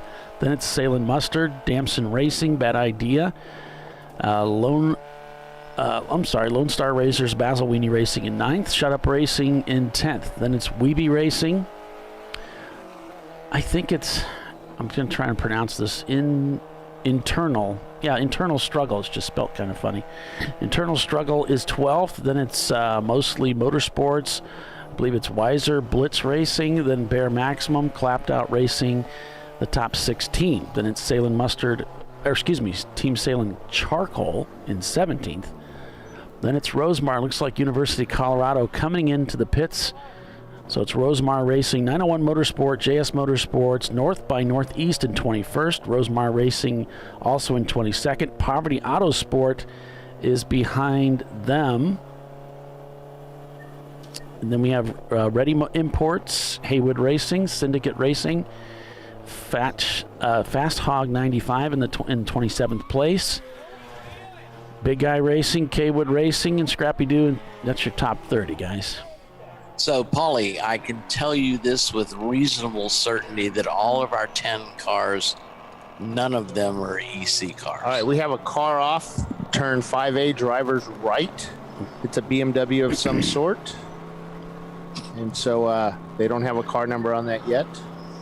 That information does us no good, Bill. Well, it's a car that's often turned, that's a blind corner, so it's kind of nice to have. He may be 4 off. They don't, they think it's 4 off. I see what you're going for. It looks like, remember, they don't do hot pulls here, so to get this guy out, we're going to have to go full course yellow, but we're not there yet. Pace car tail lights are on.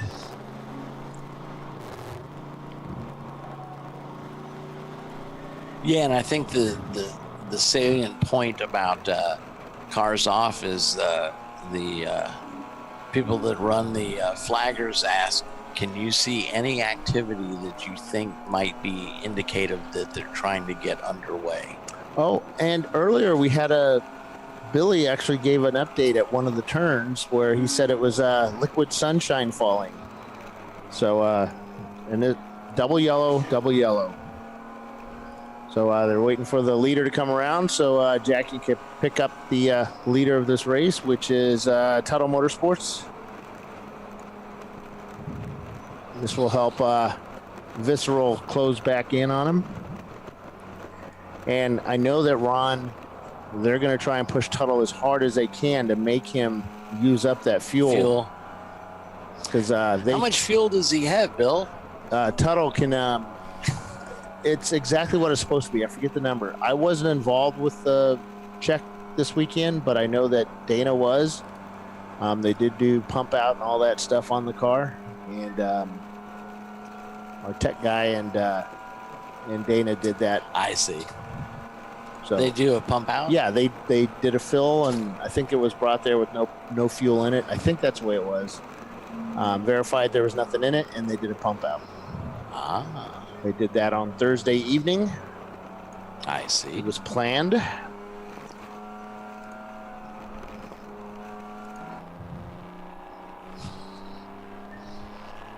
All right, so it looks like we've gone to caution now. University of Colorado is doing a driver change.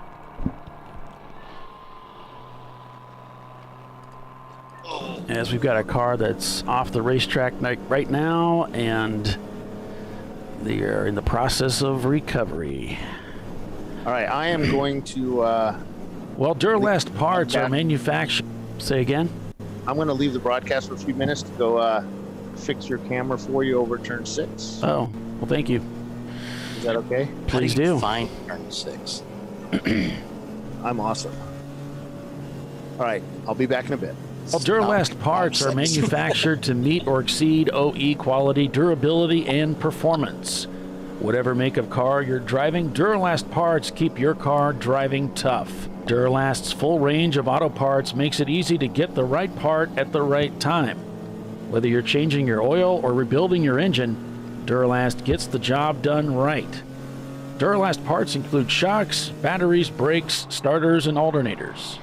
Also, get specialty tools you need the easy way with AutoZone's Loan-A-Tool service, and get your full deposit back after returning them within 90 days. If you decide you want a tool, you can keep it and buy it with the deposit. If you need a special gadget, we have what it takes to do the job right. We take care of people who take care of their cars, and our Loaner Tool program is no exception. Loan-A-Tool is the best tool rental service for getting heavy-duty automotive equipment when you need it. Just put down a deposit for the equipment and then take your gear back to the garage and get down to work. After you finish the job, return the tool to AutoZone within 90 days and get your deposit refunded, or keep the tool and pay for it with the deposit. To get started, go to AutoZone.com or your local store and select the equipment you need. We can get the tools to your door tomorrow with next day delivery, or you can pick up in store today. To find out more information, go to AutoZone.com. Also, you can find out what's wrong with your car using the AutoZone Troubleshooting Guide. All you need to know is what the problem feels like, looks like, smells like, or sounds like.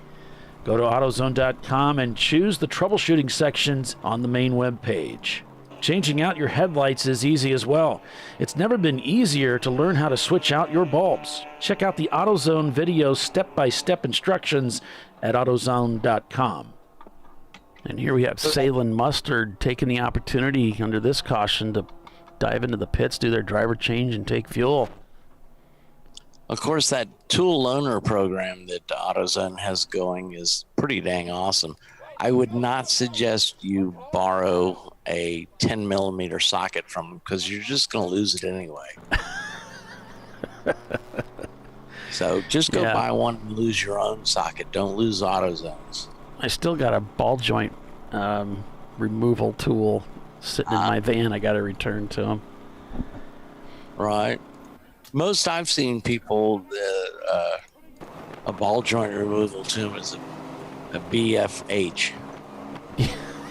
Yeah. That's also required. I didn't want to damage it. I just wanted to separate it. Gotcha.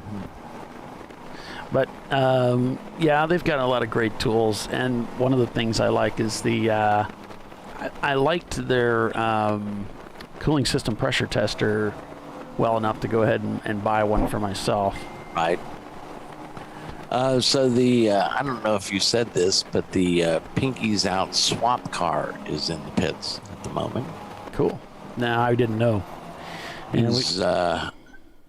I didn't see if they refueled the car. I didn't see anything. I just know they're in the pits because their pit stall is right in front of us. Howdy doody. There you go. Yeah. So actually there's a number of cars on pit road. All three Sahlen's cars are in. The two Boxsters and the RX-7. Damn Sun Racing is in. Yeah, Sahlen's Wayne Nonamaker's getting in the Mustard car, according to Billy, and the 501 is the car that's being towed in. So that 501 is the Budget Monkey Racing, I guess that's pronounced. I don't know if that W is added. Supposed to be in there. What? Yeah. Maybe it's budget money wasting, like Elmer Fudd would say. Could be. These teams get clever with their names. Yes. So it's Tuttle leading 1-2 now. After this round of pit stops, Rockwell's in third, Lone Star Racers, Basilwini in fourth in their Miata, Bad Idea Racing in fifth. So there's been some shuffling up at the front here. Lots of orange up front right now. These team names, I think teams pick their name. Let's stump the announcers. Little do they know, we're already stumped. Looks like we're back to green. Why, yes, we are. Haywood Racing out here. Having a good morning of it here on this Memorial Day weekend. Thanks for joining us, everyone. Yesterday. Sorry? Haywood Racing had a rough day yesterday. Yeah. Yeah, one of their cars, both of their cars, I think, were doing pirouettes out there in the wet. Well, that's a good time to do them. You can always blame the track surface. Sure.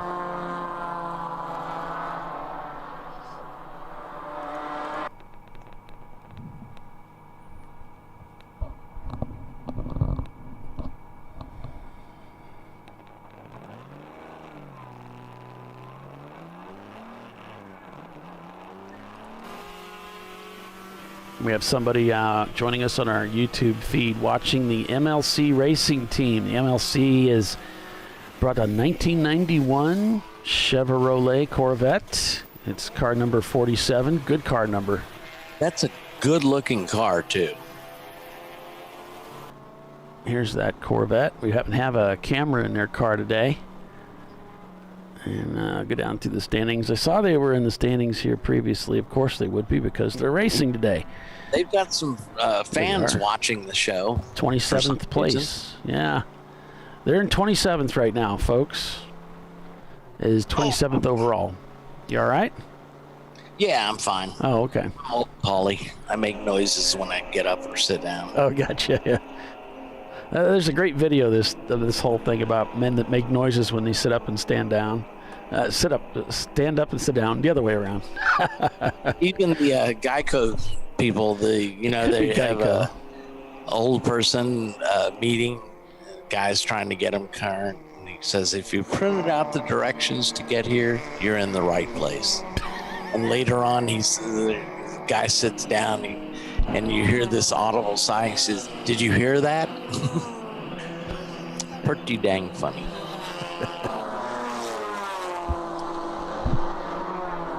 Started the race with, I don't know, I'll just randomly say 79 cars. I have no idea. But let's just say it's 79. That sounds good. We know we didn't start with Biohazard because Jerry and Evan have both flown home. We know we didn't start with the 918 of Visceral Racing Group because that car ploded, and I looked at the standings. There's 2 cars right there. So there's at least 2. Yeah.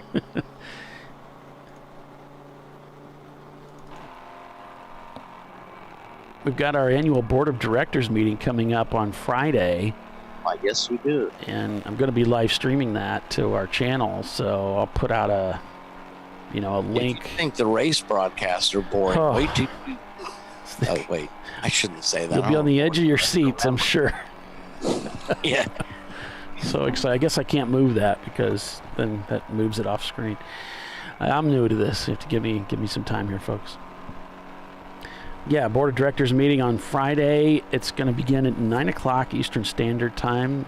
That's the last I've heard anyway. What's that? I said, I hope you mean in the evening, 9 p.m. No, it would be great because I got to take my kid to the airport at 2 a.m. But it says 9 a.m. to noon is our... Who scheduled that? Well, I'm just the producer. I'm supposed to be the MC also. I'm just wondering which one of us, board of directors or management, our CEO, figured out that was a good idea. I have no idea. I'm hoping it changes because I will basically be up all night and into the morning to run that show. No, well, nobody checks with you anyway. They don't care. Even though you are the wind beneath our wings. Well, I'm paid so much that they just figure. Yeah, you're rolling in dough, huh? Just have him do it. Right. And I'm not one to complain, Doc. You know me. Oh yeah, no. Yeah. So I sent you a bunch of pictures this morning, Polly, and it's just if we get a red flag condition or something like that, just so you have something to go to other than our babbling. Well, and I know you're riveted to the work that I'm doing here on the screen, but actually I already showed them all during the last caution. You really? Yeah. See, and Bill's got this. I look at Bill's screen, so I can use my laptop to look at the order and car's history, things like that.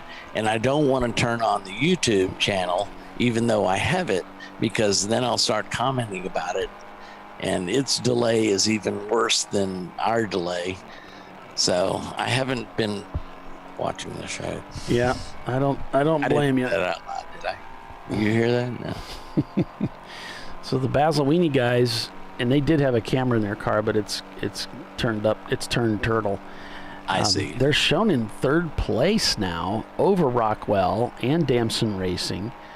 Tuttle Motorsports continuing to crank out these faster and faster lap times. They just turned in a 2:10 now a full 3 seconds faster than yesterday's FTD for the event. So this track must be really coming around. Yeah. Well, it's not near as cold today. It's certainly not near as wet. So, and by now, even the FNGs have figured out, okay, here's my braking point here. Here's my braking point there. So everybody's getting more familiar with the course, as it were. And guess what? Turn 7 is up and running. Yay! The crowd goes wild. Yeah. You just can't hear him. Paulie's got him muted. I don't watch the show, Paulie, anymore, really, because every time I start commenting about something I see, you change the camera view. So it's all your fault. Okay. Okay. There it is.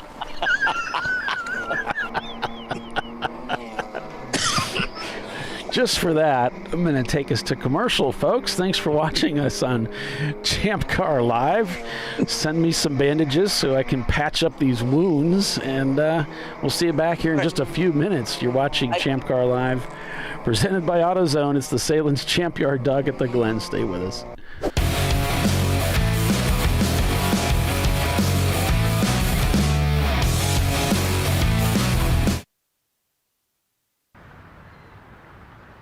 I probably need new tires. You do. What if they sold tires online? We do. We're TireRack.com. They could offer lots of tires We have so many tires. and help you find the right tire. It's called the Tire Decision Guide. Oh, and they could ship them to a nearby mechanic. We shipped over 7,000 independent recommended installers. This is an amazing idea. Sorry. TireRack.com, the way tire buying should be. I did it. Do you see how it's... That's it. We did it. You did it. You can do it. The path to I did it starts at AutoZone. Get in the zone.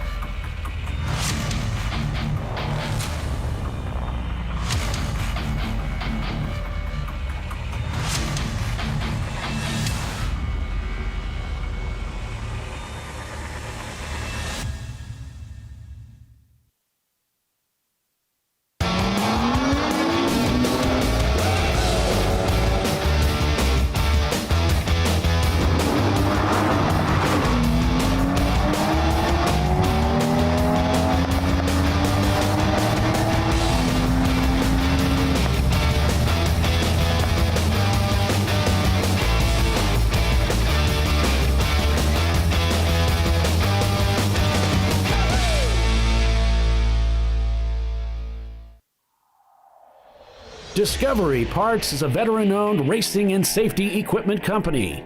While we're located inside Atlanta Motorsports Park in Dawsonville, Georgia, Discovery Parts can also be found at the tracks, supporting a number of Champ Car Series events. We take pride in being a reseller of the best of the industry to Champ Car teams and drivers. We know racing, love racing, and look forward to tomorrow to even more racing. Visit us at discoveryparts.com.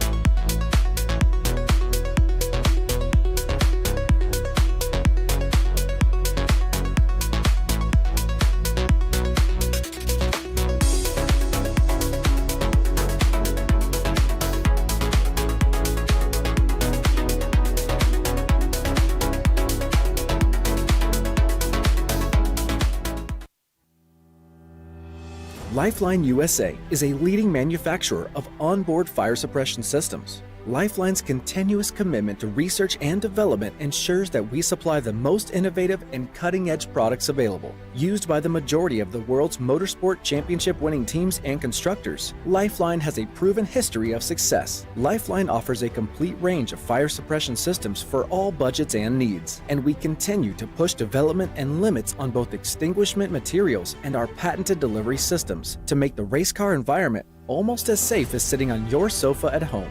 Every kit has been designed for a professional and simple installation. For more information and to purchase your ChampCar fire suppression system, go to www.lifeline-fire.com.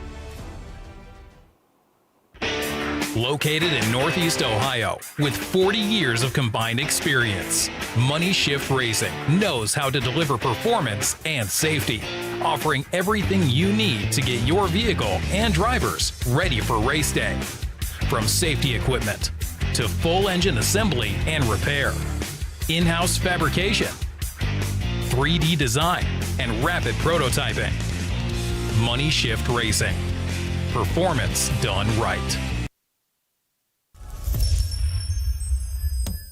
Frozen rotors from Diversified Cryogenics deliver increased performance and a higher level of safety while significantly reducing braking system costs. So to tell you a little bit about the durability of this product. So we have seen an incredible extension of the life of our brake rotors using frozen rotors. We've gone from brake rotors every other weekend to 6 weekends on one set of brake rotors, and I think they can go farther. The durability has been amazing.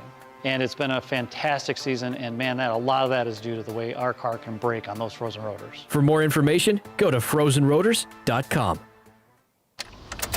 Come on, road. Do your worst.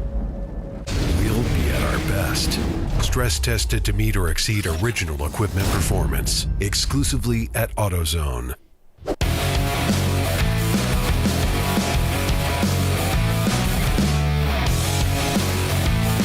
Welcome back, everyone, to ChampCar.Live, presented by AutoZone. It is the TireRack.com Champ Car Endurance Series. I'm Paul Veltzum, along with Doc Waldrop and Bill Strong, calling the race for you this weekend.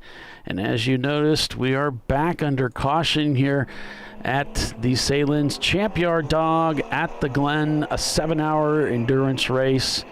And car was pulled off of the racetrack by a safety truck, so we're hoping to go back to green shortly. And it looks like we are back to green here at Watkins Glen International in Watkins Glen, New York. I want to thank everybody for joining us today. I did get a message from Tiffany that the orange swap car driver order in the number 246 is John Hurley, Chip, I believe it's pronounced Shanick, Roger Cohen, and Chris Huggins. And then in the white Arrow car, the number 146, the driver's order is Robert Higgins, Chris Huggins, David Martin, Alex Albert, and David Martin again if they they need 4 stops. That's what it says. So I'm counting 5 drivers or 4. I don't know. 1, 2, Math 3, hard, Paulie. 4, 5 drivers and 4 stops. I'm not sure how you work. Maybe he's going along for the ride. But whatever the case may be, we're on board with Sahlen's Mustard in their Porsche Boxster car that finished second, I think, yesterday. Yes. The standings have changed quite a bit. We had several cars jumping into the pits there on that last caution. Bear Maximum now shown in the lead on Race Hero. Not sure of the accuracy of this. Seems like everything's completely changed. Weeby Racing, Weiser Blitz in 3rd, Mostly Motorsports in 4th, and Visceral Racing Group in 5th. I believe. What's that? I'm loath to correct you, but I believe it's Weezer Blitz. You're loath to correct me. All right. Well, that's quite all right, my friend. I'm just trying to get even with you, Paulie, for that last remark. You started it. No, we didn't. Yes, you did. You invaded Poland. Everybody keeps bringing up the war. Exactly. I was trying to bring up the race.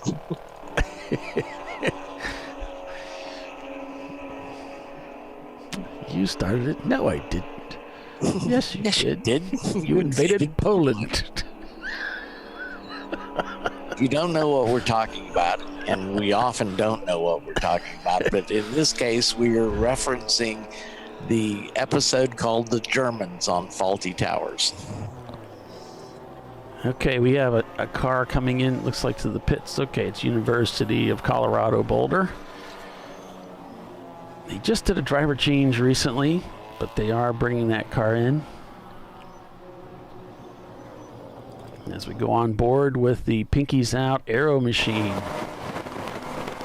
who's in high-speed pursuit, trying to wrestle that car up to the front of the field. I'm going to scroll down a little bit through these standings that I have. Pinkies Out Aero is shown in 15th place. Tuttle Motorsports in the 107 shown 17th. Pinkies Out Swap shown in 18th. According to these standings, Lone Star Racers Basil Weenie in 19th. There's the GBU Corvette up ahead. Looks like Pinkies Out looking for a way by. Should have the handling advantage here coming through the carousel and easily gets by the Corvette. Tuttle Motorsports, the 108, in 22nd place right now. So you referenced in High Pursuit, one of my favorite team names. Now, Jeff would just get the car complete. Their team name is 1080 Racing, which is, he's a law enforcement officer, aka an LEO, down in Butts County in Georgia, and his team name is 1080 Racing, which is police code for Pursuit in Progress. And we have that for sure. As they head up towards turn number 9.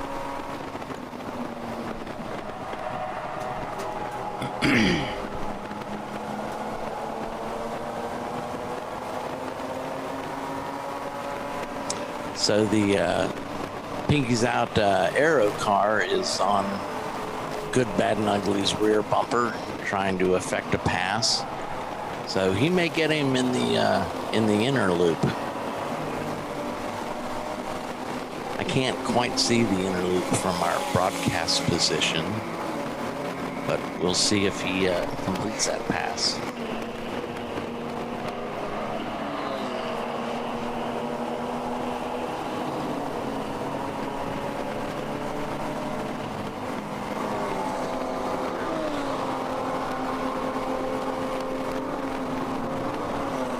Really hounding him through here. A slower car stacking him up just a little bit as they head down this side straight towards the inner loop.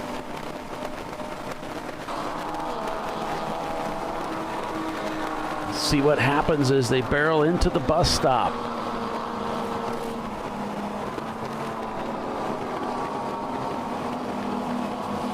Some slower cars up ahead. They're going to try and go around the inside. And again, this is where the Pinkies Out car is so strong on that previous lap and would love nothing more than to get by right there.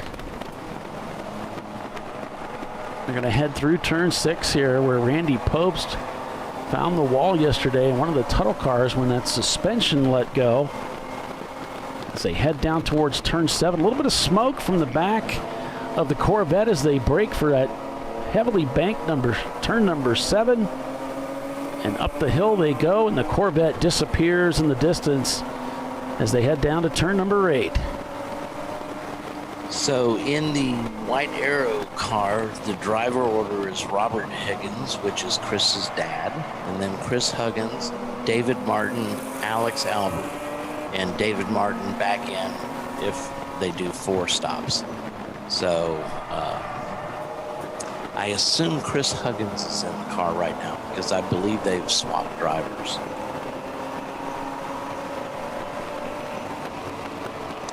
In the swap car, we have John Hurley leading off, followed by Chip Shank, Roger Cohen, and then Chris Huggins. So Chris Huggins looks like he's going to double dip.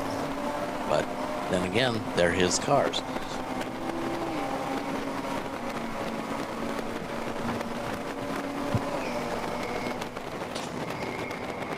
Mr. Strong has returned to the broadcast booth after getting that camera up and running. Now the Pinkies Out, yeah, and I'm switching between the track cars, and just realizing of course you are, the because I'm Pinkies. talking about it. Well, the Pinky's car is not one of our cameras, so their timing is way behind. So just realizing I'm wasting my effort here. Nothing is a waste, Paul. You are, after all, the wind beneath our wings. Not that I've ever mentioned that. Mostly methane, though. So I fixed that camera at 7. Oh, yeah. It's dazzling. Thanks for doing that. Dazzling. It's extraordinary. It is extraordinary.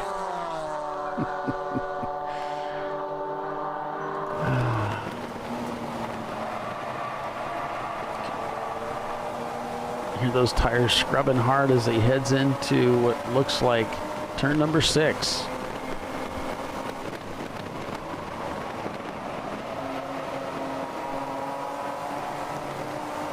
And this race is shaping up similar to what happened last year, years prior, where you can expect a caution just about every 30 minutes or so. It didn't happen last year. Well, that's true. We unfortunately had to cancel our race here last year. 496 is getting a meatball. 496 is the Mustang GT of Triple R Motorsports Ranch. So the big, bad, and ugly car has is increasing his lead over the Aero, Pinky's Out Aero BMW E30. The University of Colorado Boulder's car is in the pits, and they've got the hood up. They're working on that car. It's been in there for a few minutes now. So if you're one of their watching, if you're a fan watching that team, they're not on the track at the moment. With that car, they have 2 cars though. Yeah, they're overachievers. Nobody likes to show off. Kids nowadays. Cars is a difficult thing to run. 3 cars is even impossible. Yeah, I maintain, Arjun's talked about adding a second car, and it's like, Arjun, you realize that's 3 times the work, though. It's not just double the work. So 3 cars, I would maintain, is like running 5 cars. It's an exponential increase in work. So I was down there at turn 8, doing some B-roll filming for Paulie, so I can give him more work to do, because he keeps telling me I need more work. I need a lot more work. So I'm like, okay, I'll get you more work. I'll get you more work. I won't pay you for it, but well, shh. Sorry. God. That P word. I thought he knew PG-13, man. So I was down there and around turn 8, and I'll tell you what, some of these cars, you can really hear a lot of tires squeal going around a corner, especially the Pinky's Out guys. Yeah, I hear it. Most of the E30s, it's loud. Paulie calls that tires protesting. Yeah, they really squall their tires around the corners. There's quite a bit of front end push, it seems, out of the Pinky's cars, and they just turn through it. So I'm sure it's pretty loud out there. I mean, well, listen, if you hear the tires over the engine, they're working hard. He's right there. That turn right there is where I was at. Pinky's Out. Both cars, where those rear tires are protesting like crazy as he went around there. And you can see him working that wheel. That's why we don't go fast in our E30. He's using the front tires as use the steering wheel for brakes. Just turn. Yeah, that's what Troy told me when he drove an E30 one time. He says, "Dude, you never touch. You hardly ever touch brakes. It's mostly just use the understeer to help slow the car." Wow, that's pretty wild. Which explains why I typically use guardrails to slow a car down. I was not going to go there today because I was. I went there. Nice. I'm changing my ways. He did try pylons first, and that didn't work out. Cones, rather. Cones. Just added to his drag. Cones didn't work, so he went to the guardrail. I sure punted those cones, though. I will say this: they're not going to mess with you again. Yeah, taught them a lesson, by golly. Alabama, the University of Alabama had a punter like I did. So what happened to the tunnel cars? Well, they pitted, I guess. We got Vissel Racing Group leading in their Porsche 944 over Bear Maximum in second. WeBe Racing is third. Is it Weezer Blitz? Weezer Blitz in fourth. Mostly Motorsports, Clapped Out Racing, Big Guy Racing, Scrappy Dude, Star T Racing. I just passed Scrappy Dude for 8th rather. Putting Scrappy Dude in 9th, and then it's MLC Racing in their Corvette up to 10th place. And none of those cars are EC cars, And so most we of can these- talk about them. Most of these are the big fuel tank cars too. So you're Yeah. going to see Visceral come in here right at the top of the hour. And just do a driver change only. Willing to bet? Boulder, Colorado, even still under working dry on their conditions, they can push their fuel, and hopefully. Oh no, they can go. They can go long. Even if they can go. The Opel GT is being towed out on a trailer. I was wondering where the Opel was, but there looks like they're going home. They've got their school bus in Leading front, the way. You know, and the Opel on a flatbed trailer behind them. I would have thought they would have brought one of those big. Those really a stacker? large, those stacker trailers for that Opel. It deserves a home, man. I said home. And he's got a garage. Yeah, so they're on their way home, sadly. Bill doesn't get my humor. I'm looking to see if Visceral guys are suiting up at all. I know they're listening. There's Ron's son, who is a mirror image of Ron. Thank God my son doesn't look like me. I mean, it's pretty Got his wild. mother's good looks. Don't see them suiting up, so they're taking. They're only 10 minutes away from having to pit. Remember, it's at the top of the hour. Doc, I'm going to show your pictures. Uh-oh. Okay, wait, I'll watch. And I'll provide the commentary on what you're looking at. So that's the whole how am I going to describe the whole motley crew at dinner last night at a Mexican restaurant. I was just waiting for my dinner, and some guy's flashing lights in my eyes. I'm like, "Where's the food?" I'm a little disappointed because they didn't sing "Happy Birthday" to me. No, we're not going to. We refuse to. Your birthday is not until April. Thank you. No, it's not. It's April July 1st. 4th. April 1st. April is not April Fool's Day. Don't start with me, Bill. Not today. All right. So you can see Bill Strong there. That was the sunset last night, and it was a beautiful sunset. That's the A-pillar of my car and the passenger side mirror as well. This is like watching an old guy's slideshow. Watch back in it, the Bill. 60s. Stop it. I know where you live. Well, that I took that picture, Paulie, because of the in-memory GTP. He gave us wings. And Speedy Cop. And Speedy Cop's postcard was right underneath. He's raced with Champ Car as well, along with 24 Hours of Lemons. We've all raced with him at one point or another. That is the beautiful rental pace car. No, it's the pace car. We don't mention rental. It's the pace car. It's the pace car. I see. Stop that. You get us it's like Enterprises you're gonna watching get us this. You're going to get in trouble. That's one of the beautiful murals painted on the side of a building. That is the Cunningham C4 or C3 on the right, and of course a Ferrari on the left. The 444 is coming out of pit lane or out of the paddock. Next slide, please. I took that picture. I said, evidently that car got the front and the rear, because that's a wing end plate that says Haywood Racing, and the brake hose or cooling hose is on the left. So I'm gonna deduce the accident got the front and the back. Hang on, Paulie. I got to place my lunch order. All right, man. My so we're back on board with Sahlen's Mustard team. A quick rundown again here at under green here at 41 laps into the race. We've got the top six cars all on the same lap. Visceral Racing Group leads over Bear Maximum Racing in their BMW. Then it's Weezer Blitz Racing in their Porsche. Then it's Weeby Racing in their BMW. Mostly Motorsports in fifth. Clapped Out Racing in their BMW. The top six, again, all on the same lap today. Then we've got Big Guy Racing, Star T Racing, MLC Racing in their Corvette, and Pinky's Out Aero, your top 10. Okay, you can go back to the wonderful slideshow before I was so rudely interrupted. Well, we wouldn't want to, So we have our end plate and our Yep. So I surmised brake from duct. the damage that he got the front and the rear of the car. And this is That is the that's Tuttle car showing the front right damage from Mr. Pope's off. Those are our 2 winning Porsche Boxsters of Sahlen's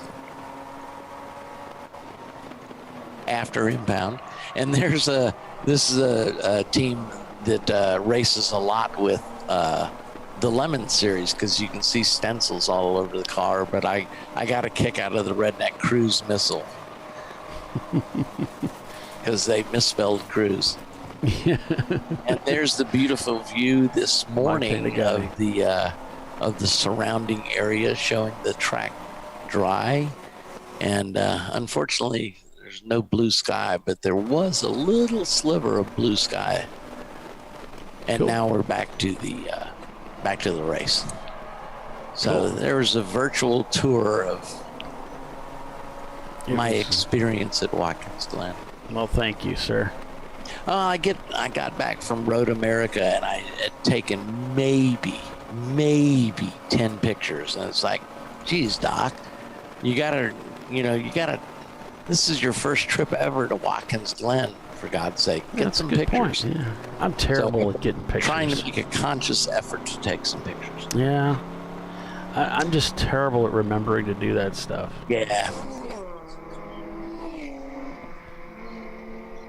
So Bill is informing me that car number 761, that is the MLC Racing BMW 325, has a heavy what, Bill? Bill. A heavy oil smell. Well, their sister car, the Corvette, is out here, and the GBU car just went by them. So Corvette versus Corvette.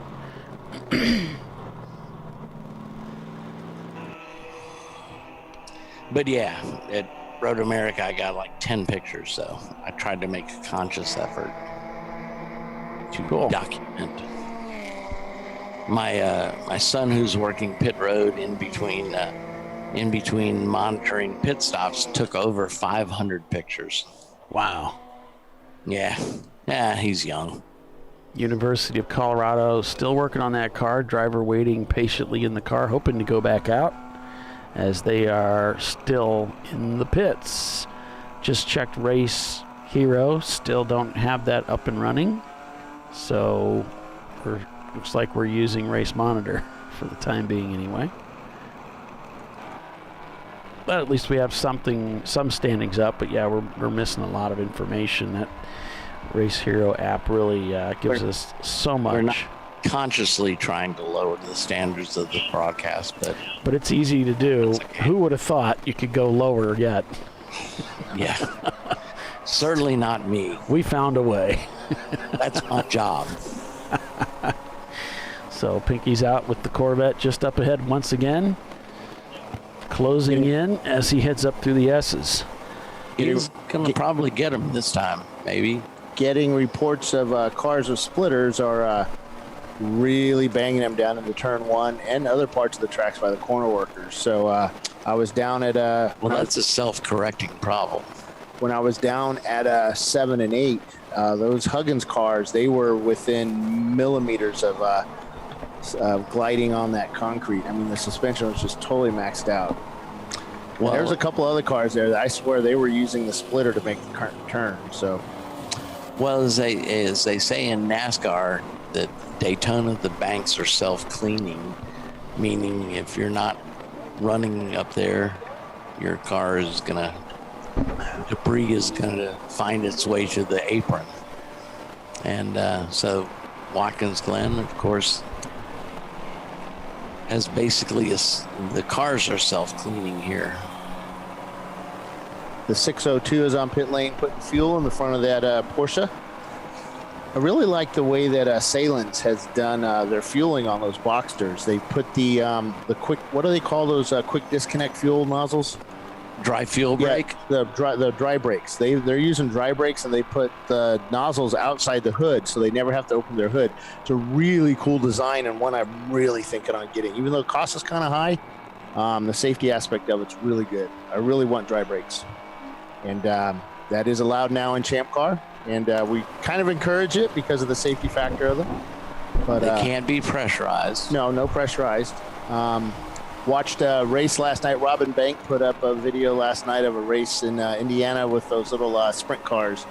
And one team was using a pressurized not pressurized, but an elevated fuel tank.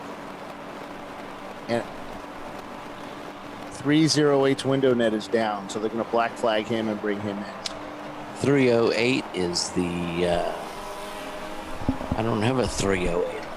Looks like we got a little bit of bump drafting going on here for the mustard car and the charcoal car, I'm thinking. Not sure.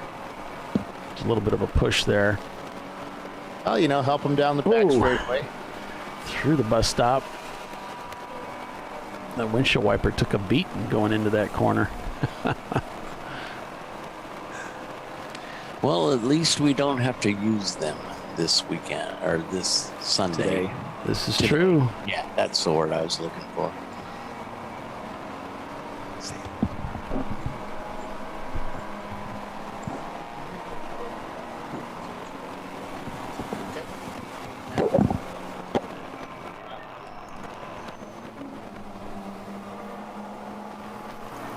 So approaching the top of the hour, 2 hours into this race.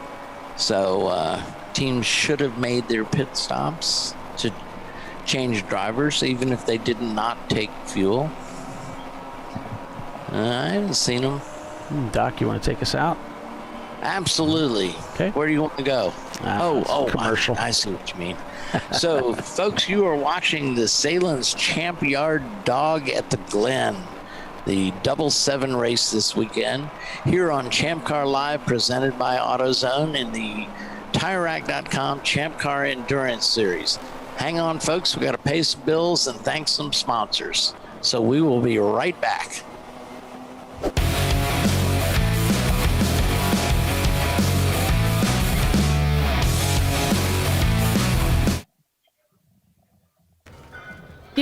I'd buy tires online, but then what?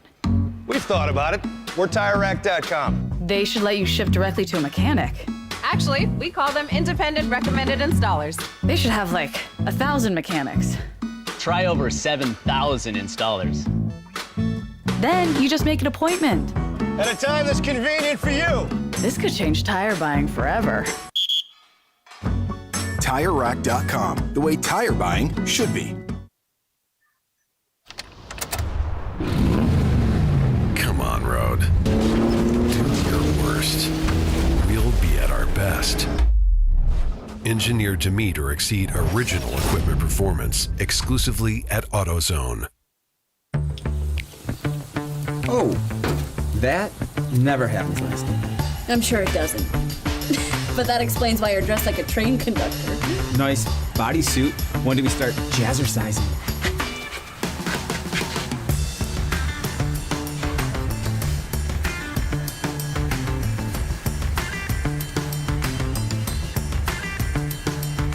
For the times when taste beats style. Hot dogs are ready! Make it worth it.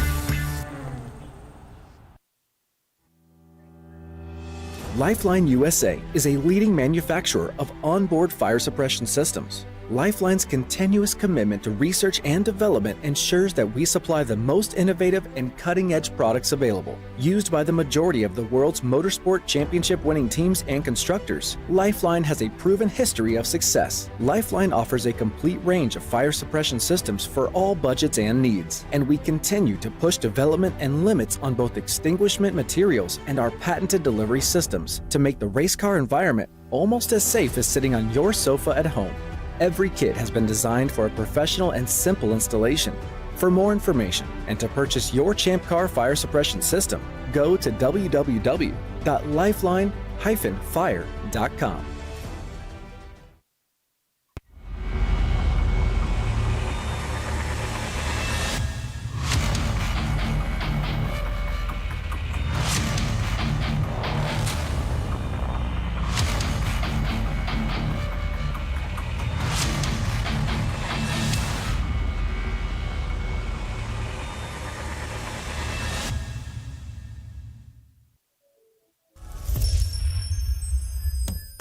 Frozen rotors from Diversified Cryogenics deliver increased performance and a higher level of safety, while significantly reducing braking system costs.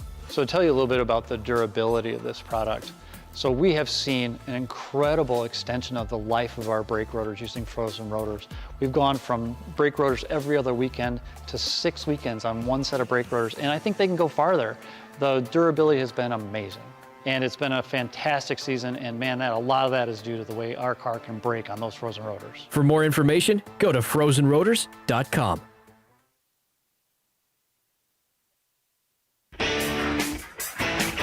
Located in Northeast Ohio with 40 years of combined experience, Money Shift Racing knows how to deliver performance and safety, offering everything you need to get your vehicle and drivers ready for race day.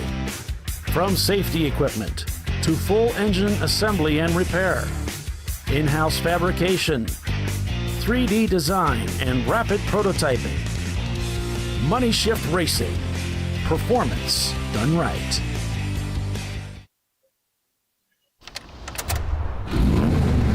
Come on, Road. Do your worst. We'll be at our best. Engineered to meet or exceed original equipment performance. Exclusively at AutoZone.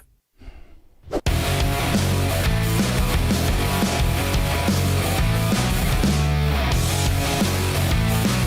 right, welcome back, everyone. ChampCar.Live, presented by AutoZone at the Sahlen's Champyard Dog at the Glen. Day 2, 7 hours of endurance road racing today here in the TireRack.com Champ Car Endurance Series. I'm Paul Veltum with Doc Waldrop and Bill Strong calling the race for you this weekend, folks, on this Memorial Day weekend. The race that started with Tuttle Motorsports leading now has Visceral Racing Group in second place, leading the race over Pinky's Out, who is in second, and then it's Tuttle Motorsports in third, Team Sahlen Mustard in fourth, Tuttle Motorsports in fifth, Pinky's Out Swap in sixth, then it's Lone Star Racers, Rockwell Autosport, Shut Up Racing, and Damson Racing, the top 10 according to Race Monitor. Looks like Boulder Racing pulling their car back into the paddock area right now, as they've decided to take it behind the wall and do some more work on that car, hopefully to return to the race a little bit later. As we go on board with MLC Racing and their Corvette with one of the Sahlen's Porsches coming by. And I have to agree with Doc, don't tell anybody, but that is a nice looking car. I'm not telling anybody anything. It does take a lot of work to make the interior of a car look that nice. Yeah, the exterior looks just as nice. I thought I had a picture of it, but I don't. Well, we have a picture right here. Oh, you mean the outside? Yeah. Roger that. Internal view. Gotcha. It's a good looking car. Excuse me.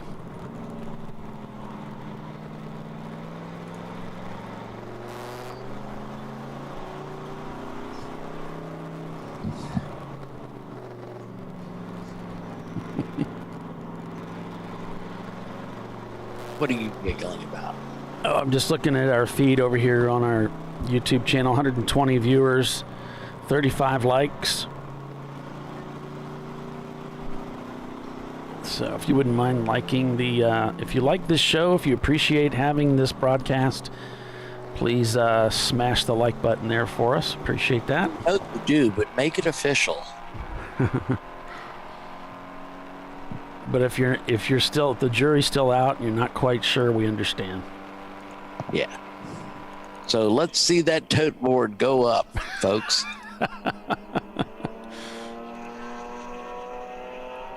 I remember that from the Jerry Lewis telethon. Oh, yeah. Let's see those numbers go up, folks. Good times. Talking about the tote board. Mm-hmm. This is our tote board. Yeah. Hey, we got some response there. Thanks, folks. Yeah, thank you. We went up 3.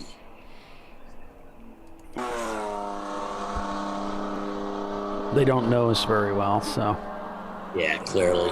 And I've told Doc before, what's funny to me is when I see it go back down. That's like they liked it. They're still watching it. And then they decided, man, these guys, this sucks. I'm not going to take my life back. Thank you, FSX239, for your comment. We appreciate it. Where's the Twisted Nuts running, says Kelly. All right. Let's take a look through the standings here. I'm scrolling down through the standings here. I know it's really hard to read when I do that, so I'm trying to go slow. I know they had an incident this morning where the what car? It was actually the truck. So, and I can't remember offhand who that is. So, there's GBU down in 50. Chevrolet S10 Extreme. The nice gentleman came up here with his passenger mirror in his hand, and he said, "Yeah, we got dive bombed and hit by the truck out there, and took off our mirror and peeled our door a little bit." And I said, "To tell you the truth, sir, you know, if the corner workers didn't call it in, we have no idea what's going on. If he had watched the broadcast, he'd know that already." Oh, I meant race control. So if the corner workers don't call it in, our race control, our race director, Mr. Dana Morrison, we can't tell what happens out on track. We're not like Indianapolis, where they call up any one of 100 cameras, it seems. So we just have the Bill's excellently placed cameras to go by, and if we're not watching those cameras, we don't see the incident. So I said, well, you know, find that team and talk to them and just say, hey, what happened out there, you know? And if the guy, if he's an honorable gentleman, I'm sure he will come down and apologize after he gets out of the car and tells you his take on it. But at least he mans up and comes and talks to you. So I'm looking for that Twisted Nut. Oh, there they are. 58th is where they're located right now. Kelly and Tyler, thanks for the heads up on the swap car having their feet up. I appreciate that. I went ahead and brought that in, as you can see. I had their website up and I was watching for it, but you know, it didn't go live this morning. So I was just like, okay, I'll keep an eye on it. Yeah, I talked to Roger Cohen. I believe one of their camera systems is actually Birmingham's camera system. Yeah, I knew that, but it didn't go live. He said they had problems start, with it yesterday. He says, I don't understand. Mm-hmm. But frankly, we had other issues that we were looking at. We got issues, believe me. Oh, yeah, trust me. As you all well know.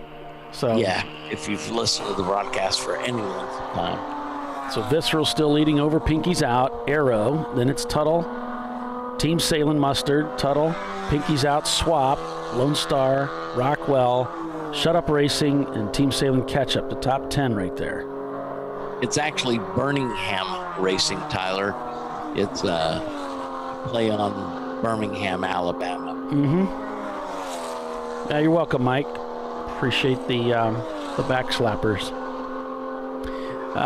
So on board right now at the turn 3, the exit of, well, it's kind of the approach through turn 3 there, going into the tunnel.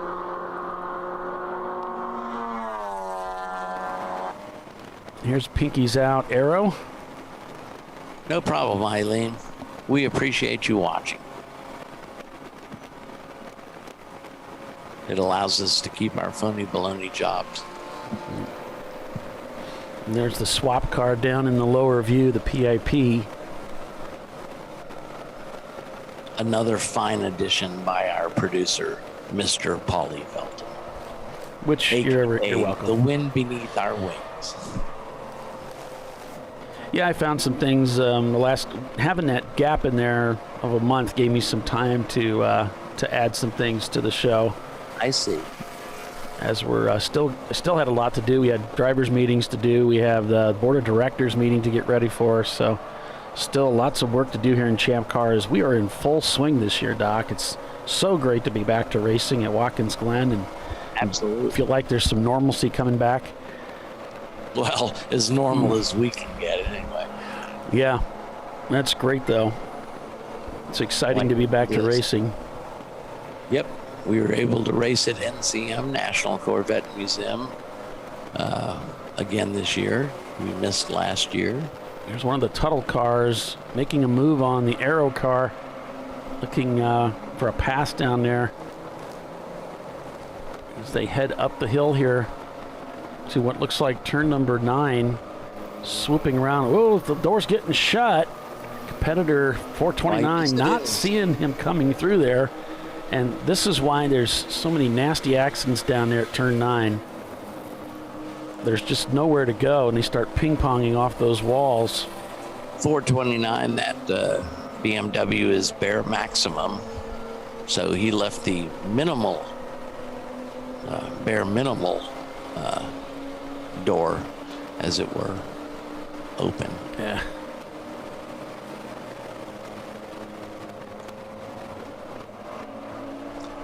There's the Sahlen's Boxster right in front of Pinky's Out. You can see just how close things get down there in the replay as they're heading through turn 9 into 10. There was a Sahlen's Porsche coming around the other side while things were getting pretty sketchy, heading up into 9 to begin with for the Pinky's Out team. So they added some extra drama. Yes, they did.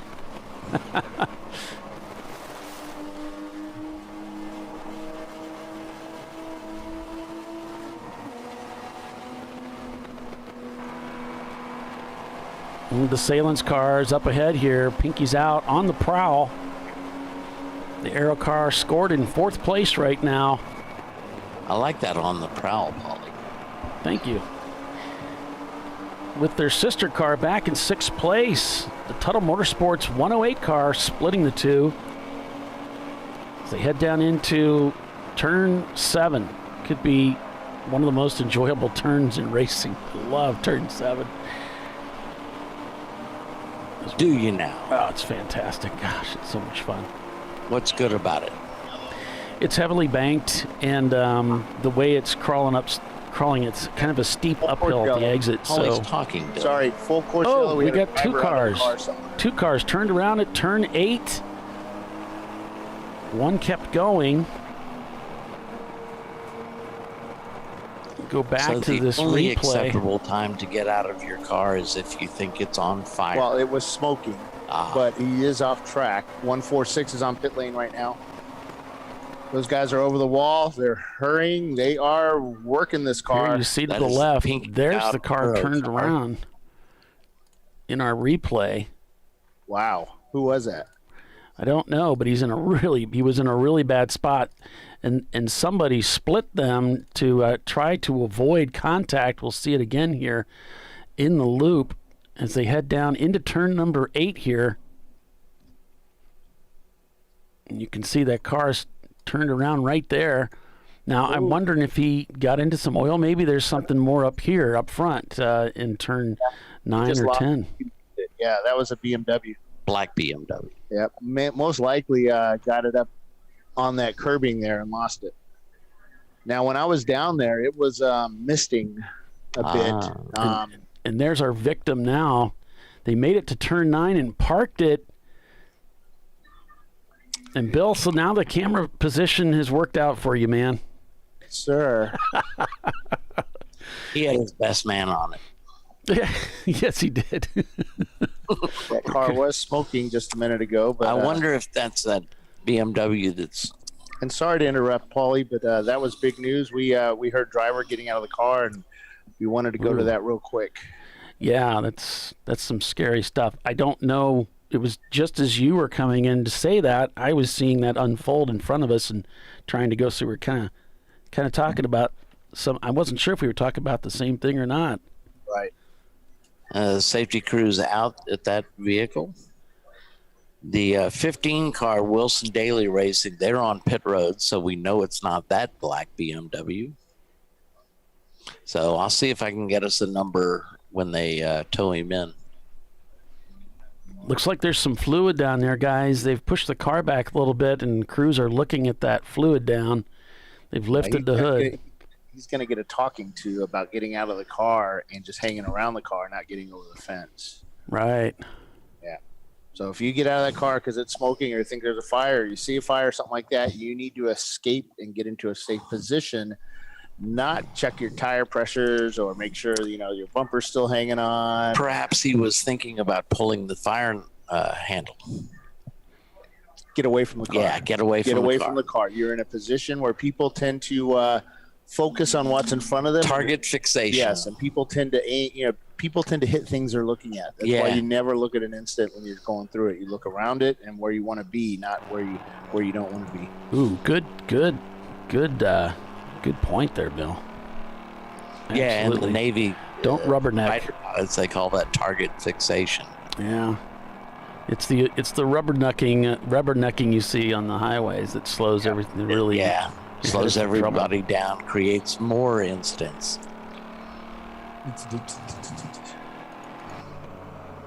So we're full course caution here at Watkins Glen for this incident, and once crews get that cleared up. But now Pinky's out. They pounce on this situation, and actually they've come into the pits, been under the hood, and I saw the driver. It looked like the driver was stroking the pedal there, so I have to wonder. Well, they're looking at the timer. They're watching the timer as they the 146 car.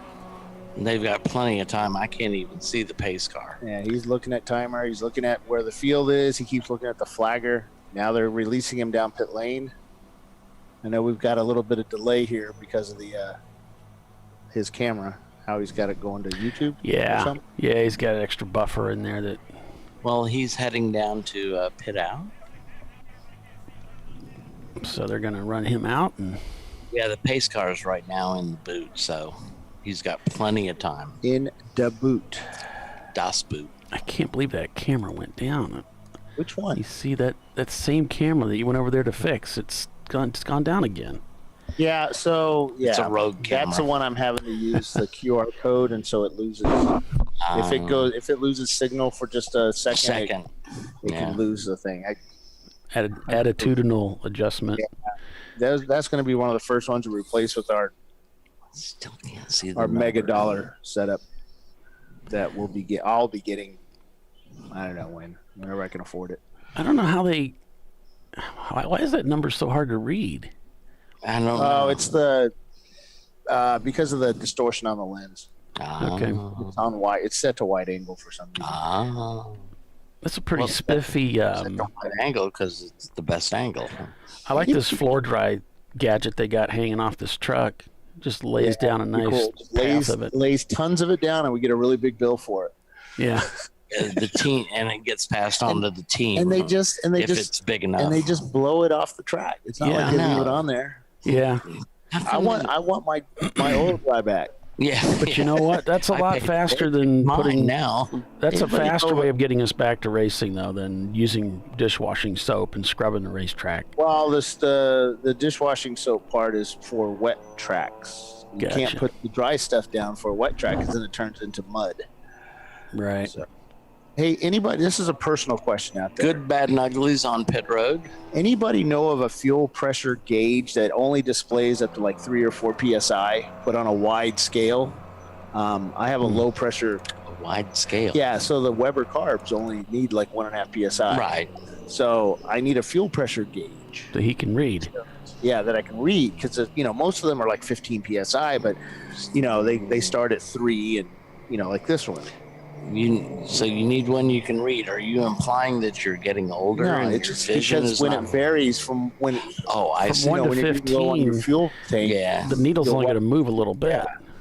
So he won't be able to read. You don't want to look at something that's only 1.5 pounds on a 15-pound gauge. It's not going to be accurate. Exactly.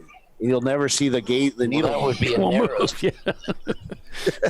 It's just So gonna you sit know, there. and it would be nice to have an electric one because I don't want to run fuel line into the cockpit. Oh, come on. Yeah, what could possibly go wrong? What could possibly happen? I'm gonna guess. Well, you know, shouldn't eat those beans. Okay, so that BMW that. Oh, come on, binoculars. So put that in the comments on YouTube, please. If you know of a decent gauge for fuel pressure, Still up to don't know what car that 3 is. or 4 or 5 psi with a wide sweep. It was a black BMW. That's our story, and we're sticking to it. My binoculars are so old. Now that we don't have Race Hero, we can't cheat and look for the cars that Yeah, aren't circulating. exactly. We got Visceral running the lead right now over Tuttle Motorsports. Team Sahlen Mustard in third. Tuttle Motorsports in fourth. Pinky's Out is fifth. Lone Star Racers Basil Weenie in sixth. Rockwell Autosport Development BBY in seventh. Shut Up Racing is eighth. Team Sahlen Catch Up is ninth. Pinky's Out Aero 10th. Damson Racing 11th. 901 Motorsport is 12th. Okay, Paulie, I'm going to go out on a limb here. Yes. Like I've never been there. And say that is the internal struggle BMW, simply because of where the rollback stopped at the garages. That's about where they were changing their engine last night when it blew up at the end of the race. So I'm just going to go out on a limb, and strangely enough, I have been wrong before once. So I'm going to go. You go on that list. Yeah, You keep going out there. I'm starting to get to the thin part. I'm not sure it can handle my new portly weight. New. Oh, is this mic on? Sorry. I'm not going to talk. Oh, good.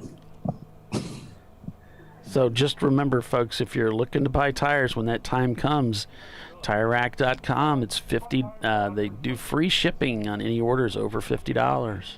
The same with Maxxis. Maxxis also offers our racers a discount on their tires. And if you go to your member account, where you get your ID card, you can scroll down on that page and get the code that you use at Maxxis.com. And there will even be a link on there that you click that gets you to the VR1 tires very quickly.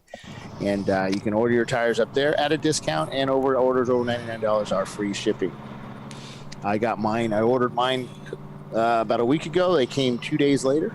Stupid Sunday got in the way. They would have been there quicker. Of course, TireRack.com is our sponsor, Yes. folks. Yeah. So please. So is Maxxis. Yeah, I know, but they're not our title sponsor. No. So.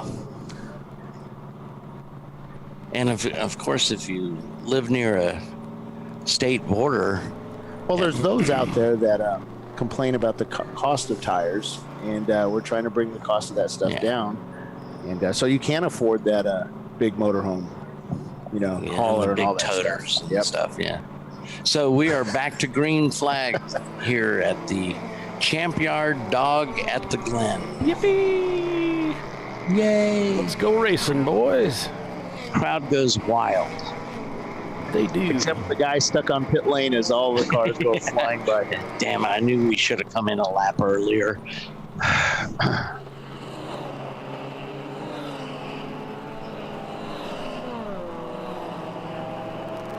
Of course, I was talking to Chris Huggins of Pinky's Out, and I said, yeah, you didn't quite time that caution correctly. He says, well, I had no control over the caution, but I said, if you had come in 2 laps later, you would have been good, phenomenal. He says, yeah, 2 laps earlier. I'd have been out of gas. Like 2 minutes earlier.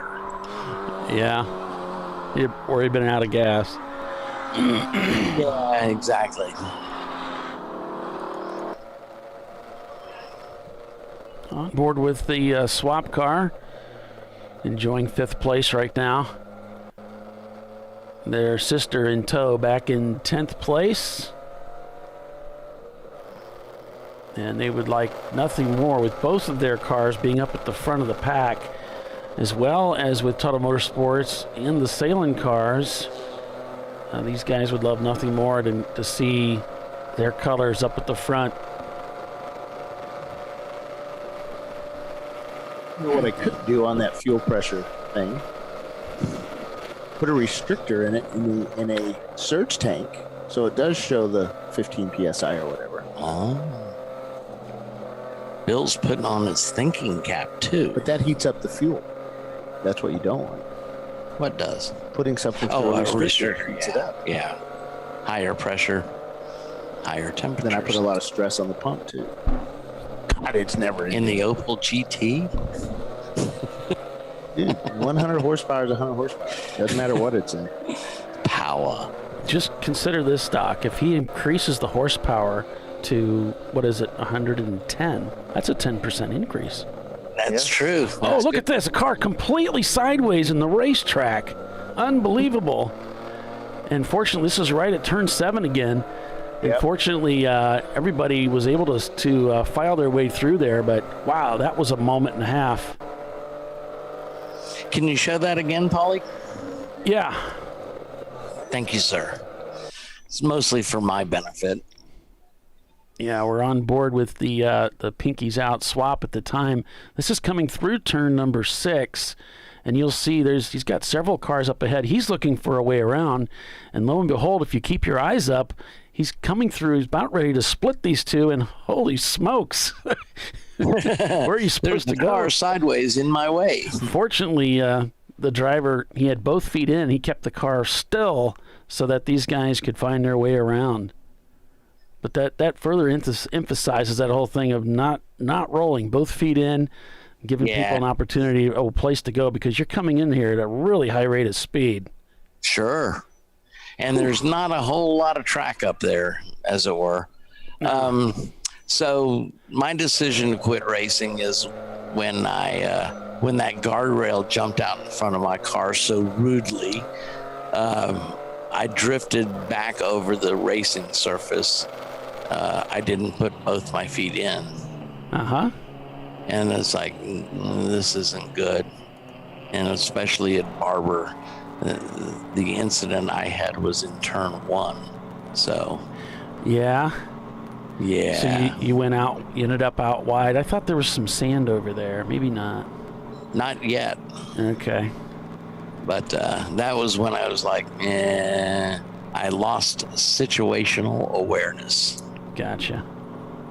I was too busy cursing my dumb ass for doing it, for hitting the guardrail in the first place. I gotcha. And didn't put both feet in. So it's like, maybe it's time you hang up your helmet, Doc.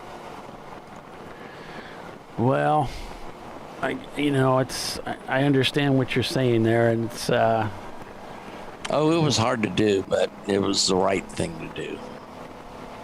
Yeah. I have a reason to live now, Paulie. It's the show, right? Yeah, sure. Yeah, absolutely. No question about it. It's not my son or anything like that. Oh, that's right. You want to take us to Mr. Sentimental? You want to take us out to commercial? I'm a little bit weepy-eyed, but I'm going to give it my best shot. I got my best man on it. You're watching the Sahlen's Champyard Dog at the Glen, the 7 here at beautiful Watkins Glen International Raceway on ChampCar.Live, presented by AutoZone. Hang in there, folks. Unfortunately, we're going to be right back.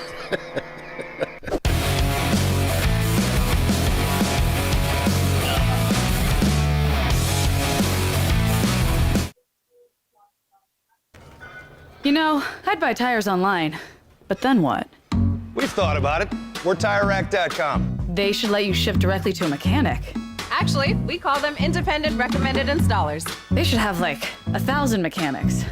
Try over 7,000 installers. Then you just make an appointment. At a time that's convenient for you. This could change tire buying forever. TireRack.com, the way tire buying should be.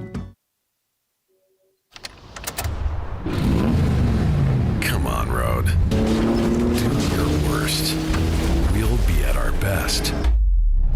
Engineered to meet or exceed original equipment performance exclusively at AutoZone.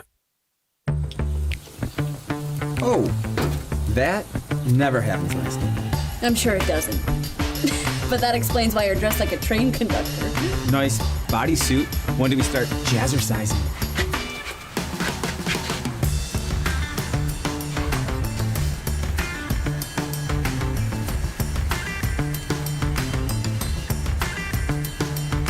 For the times when taste beats style. Hot dogs are ready! Make it worth it. Lifeline USA is a leading manufacturer of onboard fire suppression systems. Lifeline's continuous commitment to research and development ensures that we supply the most innovative and cutting-edge products available. Used by the majority of the world's motorsport championship-winning teams and constructors, Lifeline has a proven history of success. Lifeline offers a complete range of fire suppression systems for all budgets and needs, and we continue to push development and limits on both extinguishment materials and our patented delivery systems to make the race car environment almost as safe as sitting on your sofa at home. Every kit has been designed for a professional and simple installation.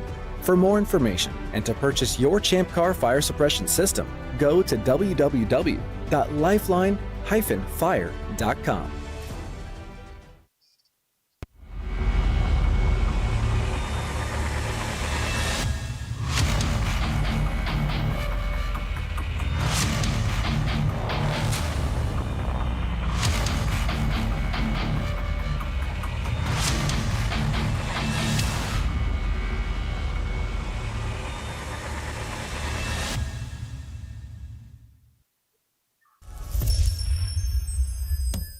Frozen rotors from Diversified Cryogenics deliver increased performance and a higher level of safety, while significantly reducing braking system costs. So to tell you a little bit about the durability of this product. So we have seen an incredible extension of the life of our brake rotors using frozen rotors. We've gone from brake rotors every other weekend to 6 weekends on one set of brake rotors, and I think they can go farther. The durability has been amazing. And it's been a fantastic season, and man, a lot of that is due to the way our car can brake on those frozen rotors. For more information, go to frozenrotors.com.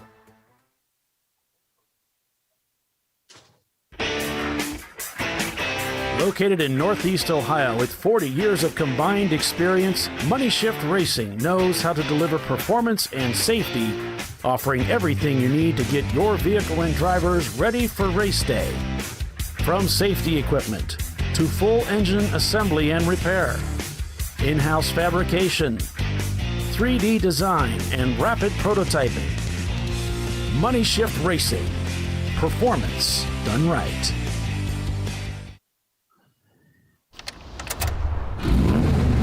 Come on, Road.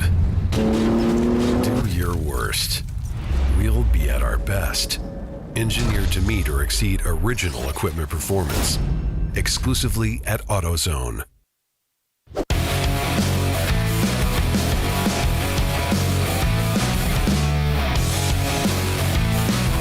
All right, welcome back everyone to ChampCar.Live, presented by AutoZone. Folks, we're under a full course yellow out here. Mr. Strong, did I say Mr. Strong? Has informed me that there is somebody's bumper is stuck in the guardrail. So the safety crews are going to go out there and remove it. Hopefully they don't need the jaws of life between turn 3 and 4. Lots of interesting information being laid out there by Mark over on our YouTube feed about a possible solution for Bill's gauge dilemma. Thanks for doing that, Mark. I appreciate it. Yeah. Offering us as advice? Yep. I will inform Mr. Strong.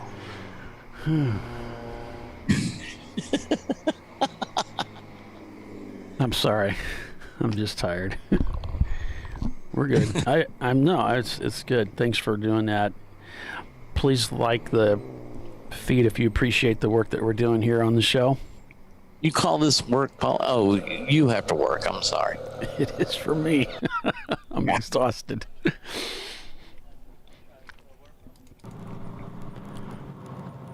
So here's what Marquita Farmer said, Bill.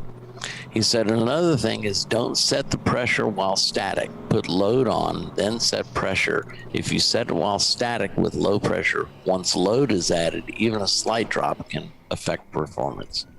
He also said something about grow more hair, and you'll be able to hide it. I don't know why. Well, he also said something about inches of water mercury gauge or something. Let's see. Don't start with me on hair, Bill. You've accused me of wearing a toupee, and it is not, I assure you. Well, use an inches of water column gauge is what he's suggesting. Oh yeah, I could just run a water gauge in the car. Yeah, it doesn't know what it's taking the temperature of. It's not sending it yet. Yeah, but it's like, you know, it'd be shaking all over. Just be a tube full of bubbles. Under pressure, though. Yeah. Or vacuum. But yeah, it'd be a tube full of bubbles. Sounds like it would work. Yeah. That's like running your temperature gauge at the top of your radiator. Right. I had that on my teapot. So our readers always with more information than we have. It seems like there should be an electronic solution instead of a mechanical gauge. There ought to be. He doesn't want an electrical solution. He would prefer a mechanical solution. No, I want a electrical sender, but I only need 1 to 5 psi instead of low scale. Yeah, low scale with wide sweep on it, so that we can tell, like, you know. David Hayden says that's what's called a code brown in the industry. With the spin? Yeah. All right, I guess I'm the lackey today, so I have to go get everybody's lunches. Terrible. Oh, yesterday it was a special mission. Now it's lackey duty, huh? Yeah, special mission.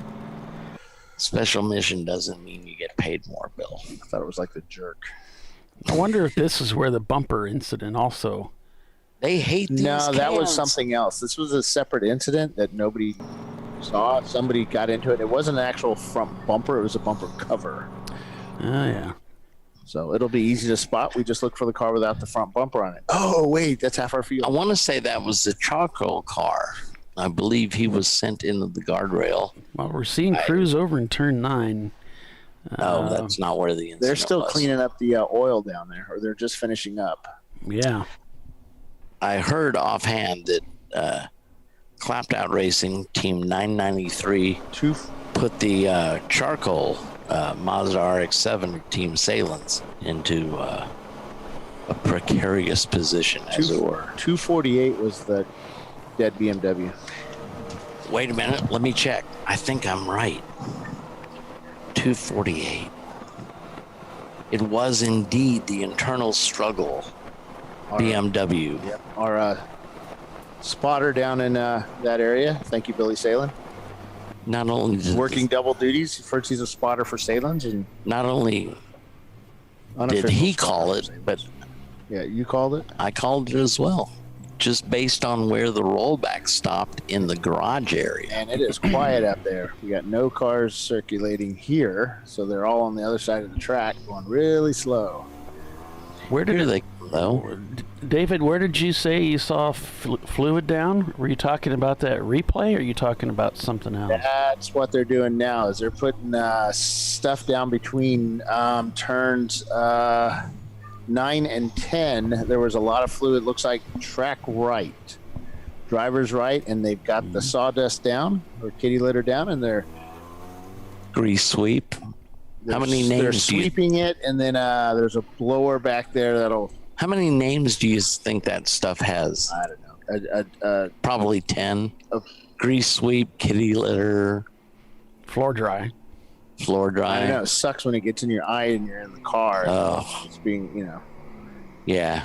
And then our cars pick up air from underneath the car, right, and throw it into the engine bay in the back behind us, right, and then out the eventually hood. Gets to you. No, it gets up and back, and then what it does is it clogs up our air filters. So that's why we specifically tell our drivers, do not drive through that. And I learned the hard way because I drove through it at VIR, and then good judgment comes from bad judgment. I didn't even think about it. It was like, oh, it's been swept off. No, no. I did. I swept it off. You were just helping the safety crews, Bill. K&N. Thank you for throwing yourself on that hand grenade. I used up my 1 million mile warranty on the brand new K&N that weekend. So they're dropping floor dry here, coming out of 10 as well. Yep. Maybe Watkins Glen just had an excess of oil dry and they just wanted to get rid of it. Sure. And get paid for it. I'm sure that's what it was. Maybe. I'm sure he's right. I'm just looking for different excuses that are, viable. Yeah, he's going through his book, in other words. So we'll go through the standings here since there's a break in the action. Visceral Racing Group leads over Team Sahlen Mustard. Then it's Tuttle Motorsports 3 and 4. Pinky's Out Swap in 5th. And it's Team Sahlen Ketchup. Rockwell Autosport Development in 8th. It's Lone Star Racers. Shut Up Racing is 9th. Pinky's Out in 10th. Followed by Damson Racing. 901 Motorsports in 12th. Bear Maximum behind them. Then in 14th, it's JS Motorsports. Weezer Blitz Racing. Fast Hog 95 BMW, Rosemar Racing. They've got 2 cars here this weekend. This is the 701 car shown in 17th. Mostly Motorsports. Rosemar Racing in 19th. Poverty Autosport is 20th. Then it's Weeby Racing, Ready Imports, North by Northeast in 23rd. Coco is down in 24th. Then we've got Clapped Out Racing, waiting for data. In 26th, it's Team Troxel. Team Sahlen Charcoal is 27th. Warrior Racing is shown behind them. Then we have Bad Idea Racing, All Roads Racing, Paddock Saboteurs in 31st. Cargo Racing in 32nd. Karolinsky Roselle Racing in 33rd. Haywood Racing in the number 663 in 34th. Then we have Log Dog Motorsports, Scrappy Doo. T-Star Racing is 37th. MDR Motorsports in the Mazda is 38th. MLC in the Vet is 39th. Then it's Triple R Motorsports in the 497. They've got multiple cars here this weekend. Needs More Gas is 41st. USA in 42nd. We continue to scroll. We've got Full Send Motorsports. HJT Motorsports in their Nissan is 44th. In 45th, it's Flying Purple People Eater. Team Sahlen in the, Team Sturm is 46th. Then we have Triple R Motorsports Ranch in the 499. Big Guy Racing is 48th.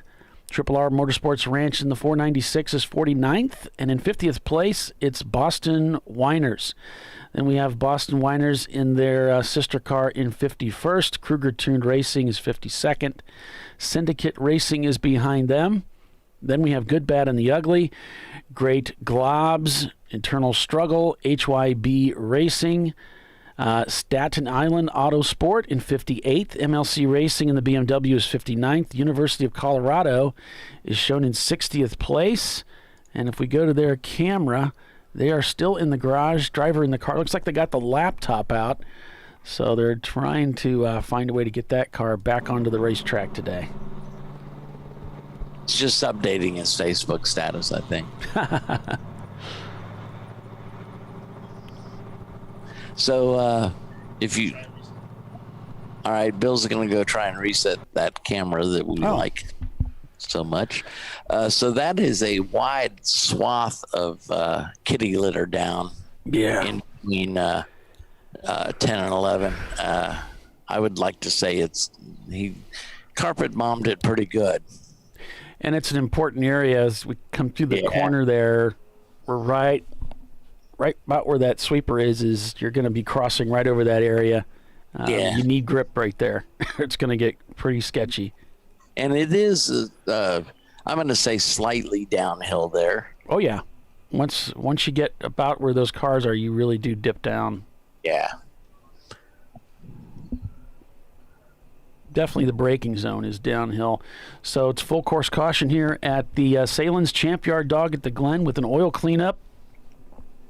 So I want to give a special shout out to Jackie Sides, our wonderful pace car driver. Yeah. Because not only is she an excellent pace car driver, but she took my son around on the pace laps yesterday on the first pace lap as we went going to the green, the start of the race.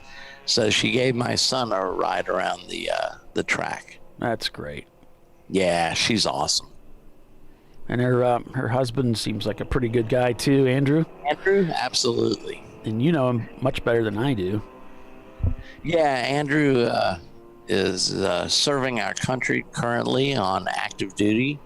He was retired, I guess, I can't remember he was in the reserves, and they called him up to go work at a what I call an AIMD facility, which is, but he was involved with ships.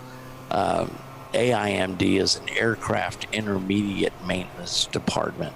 Okay. So up in Norfolk, Virginia, at the big Navy base, because of the COVID, they were down on workers. So I'll have to ask him. He's a submariner. Oh, okay. But he wasn't involved in submarines at Norfolk. He was involved on surface ships, as it were, helping them get back to active duty, I assume. Right. We'd like to thank Andrew for his service, of course.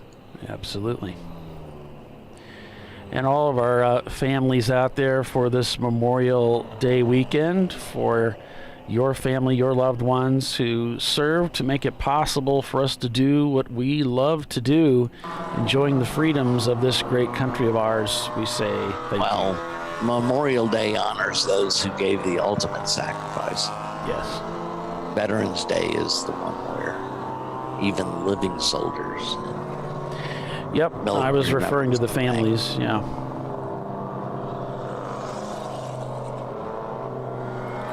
But Andrew's a nice guy. I've known him for several years, and he still speaks to me. So I was going to say, what's it like having? What's that like? I upgraded his status to friend. He's really an acquaintance. I'd like to have more friends, Wally. I would too, but it's so expensive. The duty fees. They're very time consuming too. I keep asking for handouts. You have lots of friends, Polly. You at least have a friend in me. And Timothy saying, morning all, great to see and hear you all again. Was listening at work and now at home. Want some of those David wants some of the blowers at home. Dry my clothes in record time. Yes, they do smell like jet fuel when you get done, or kerosene, but... David Haynes says, I got toothpaste in my eye the other day. I could feel the mintiness. Barry Henderson commented, my buddy in Germany. Now for something completely different. What varieties of toppings are available on the Sahlen's dogs? I assume any that you add to it. Yeah, you can put anything on there. I'm not sure what you can get here at the track. I'm just getting mine plain. And I'll add a little mustard to it. But I heard the mustard and chili combination is awesome. So who's going to get the bill for all that oil dry? All depends on who laid it down. So I'm not sure. Is ChampCar getting billed per meter on the oil dry? Why, I think they're getting billed by the bag, and if the bill is exorbitant, the oil dry, of course, is absorbent, but that bill is passed on to the team that created the need for it, as it were. Yes, the bill unfortunately is not absorbent. It must be satisfied. Yeah, exactly. David Haynes, I want those blowers for at home. I didn't dry my clothes in record time. Those are actually off of helicopters. Those blowers. So you can try and find one at a military scrapyard, David, but they're frightfully expensive. That's why I said his clothes would smell like kerosene if he did it. Yeah, yeah. You really, I know you think you want them, but you really don't, because they're not. Your clothes are not going to smell downy fresh. It's possible he's just joking. Just a thought. It's just a thought. So here's my statement on that. So when my son was like 4 years old, he asked me a question. I replied, And he said, sarcasm, right? It's like, if my lips are moving, it's sarcastic. We still joke about that.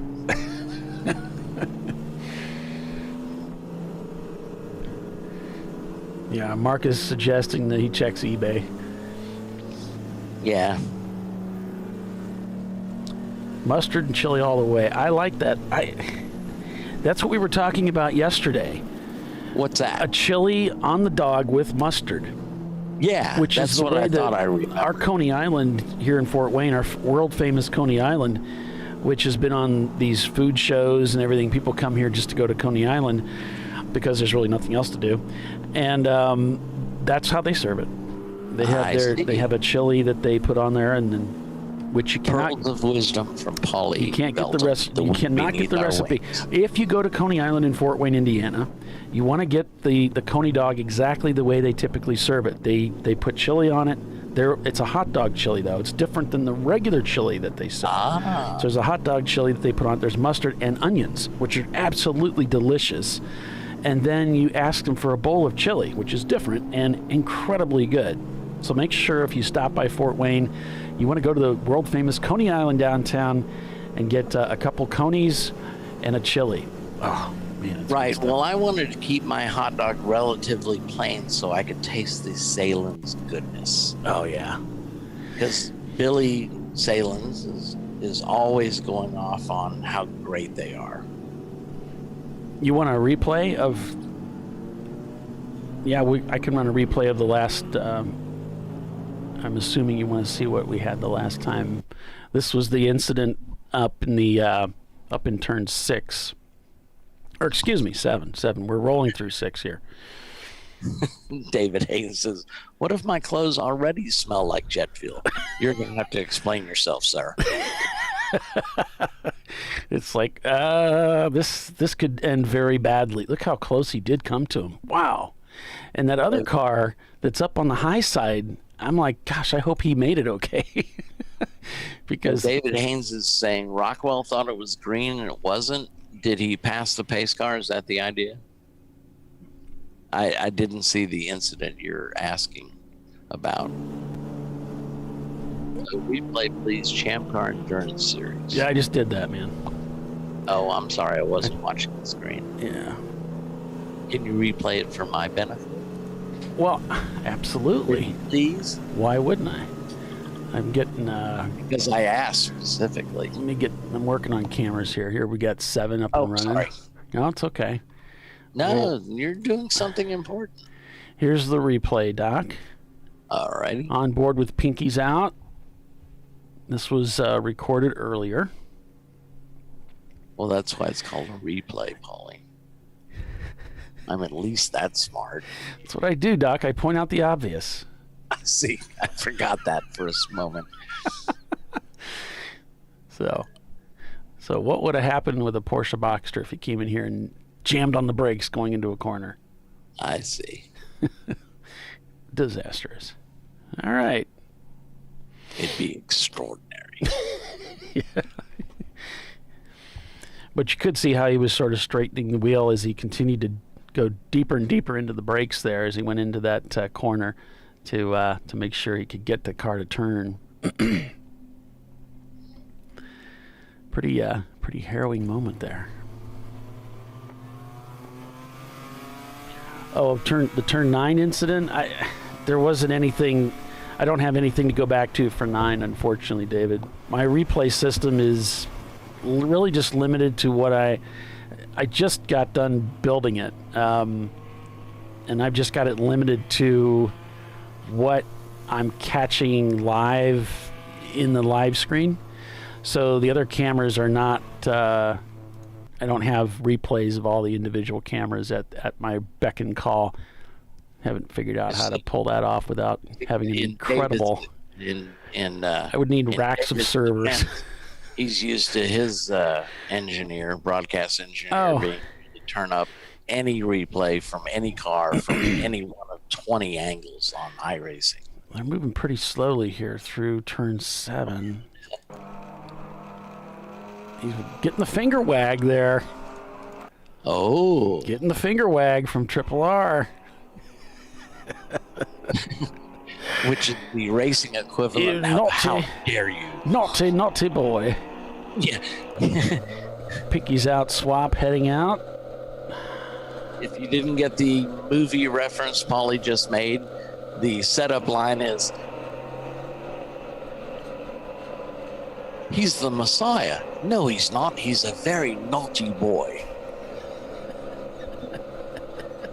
I'm not going to tell you the movie. You better know it. Maybe this will help. He's not the Messiah. Or, he is the Messiah. No, he's not. He's a very naughty, naughty boy. Okay, it's green now anyway, so we're back to green. Thank God I was running out of things to say. You know I'm a man of few words, yes. Limited skills. On board with Pinky's Out Arrow. Pinky's Out Arrow in 9th place. They're looking for the Shut Up Racing BMW, number 234. That will be a pass for position.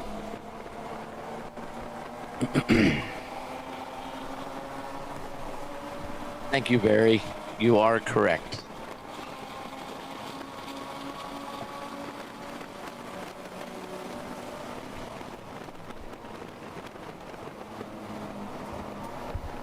Pinky's Out Arrow. Fortunately, Sean Wells says it was the onboard in Rockwell's car.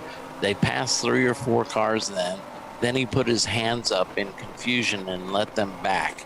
Oh yeah. Here's what happens. It's always the second punch that gets seen. So if they pass, even if they get a point by, a wave by, or whatever from Rockwell, whoever's in the car, the corner worker's going to see that. He's not going to see the wave by or the point by.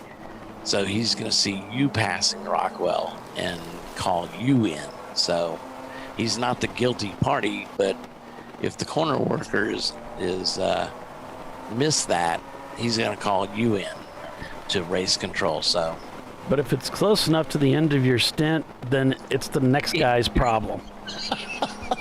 And with that, we'll break for commercial. Who would do that, Paulie? Some jerk, I'm sure.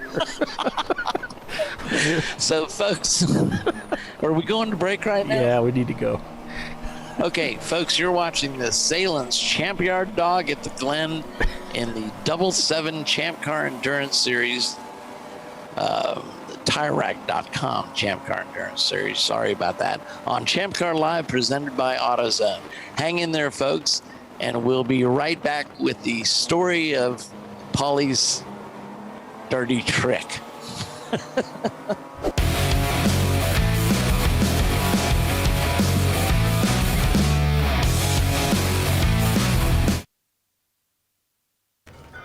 You know, I'd buy tires online, but then what? We've thought about it. We're TireRack.com. They should let you ship directly to a mechanic. Actually, we call them independent recommended installers. They should have like 1,000 mechanics. Try over 7,000 installers. Then you just make an appointment. At a time that's convenient for you. This could change tire buying forever. TireRack.com, the way tire buying should be. Come on, Road. Do your worst. We'll be at our best. Engineered to meet or exceed original equipment performance exclusively at AutoZone. Oh, that never happens last night. I'm sure it doesn't. But that explains why you're dressed like a train conductor. Nice bodysuit. When do we start jazzercising?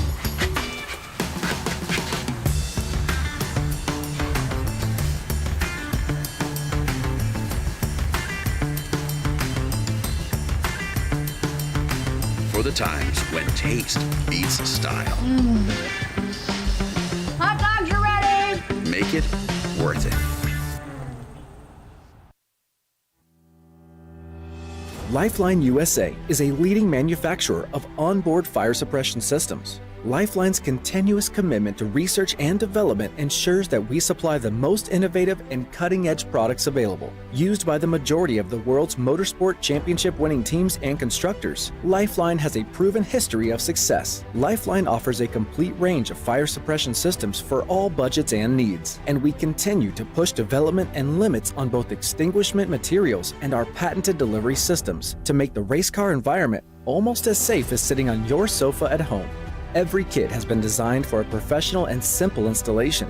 For more information and to purchase your ChampCar fire suppression system, go to www.lifeline-fire.com.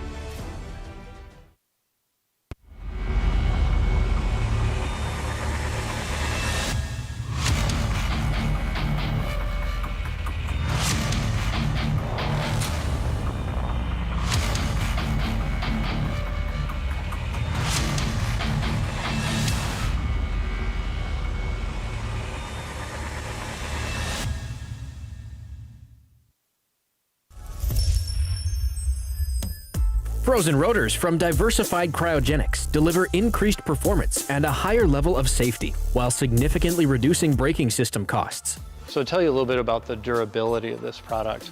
So we have seen an incredible extension of the life of our brake rotors using frozen rotors. We've gone from brake rotors every other weekend to 6 weekends on one set of brake rotors, and I think they can go farther. The durability has been amazing. And it's been a fantastic season, and man, a lot of that is due to the way our car can brake on those frozen rotors. For more information, go to frozenrotors.com.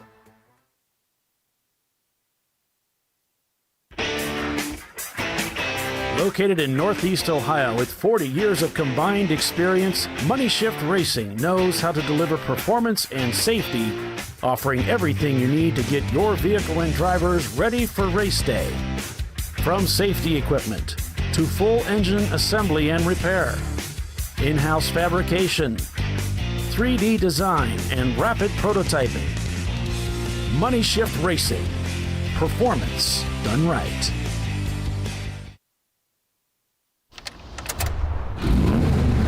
Come on, Road. Do your worst. We'll be at our best. Engineered to meet or exceed original equipment performance. Exclusively at AutoZone.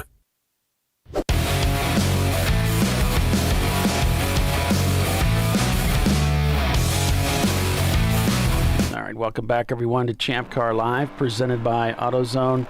Here for the Sahlen's Champyard dog at the Glen.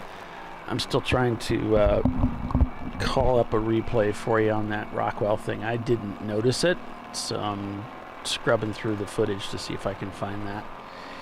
And we can show that again here on the show. But in the meantime, we're on board with Sahlen, the Sahlen Mustard car.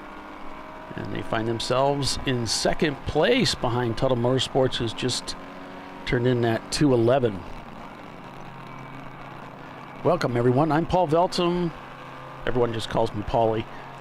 I've got Doc Waldrop and Bill Strong calling the race for you this weekend. It's the TireRack.com Champ Car Endurance Series.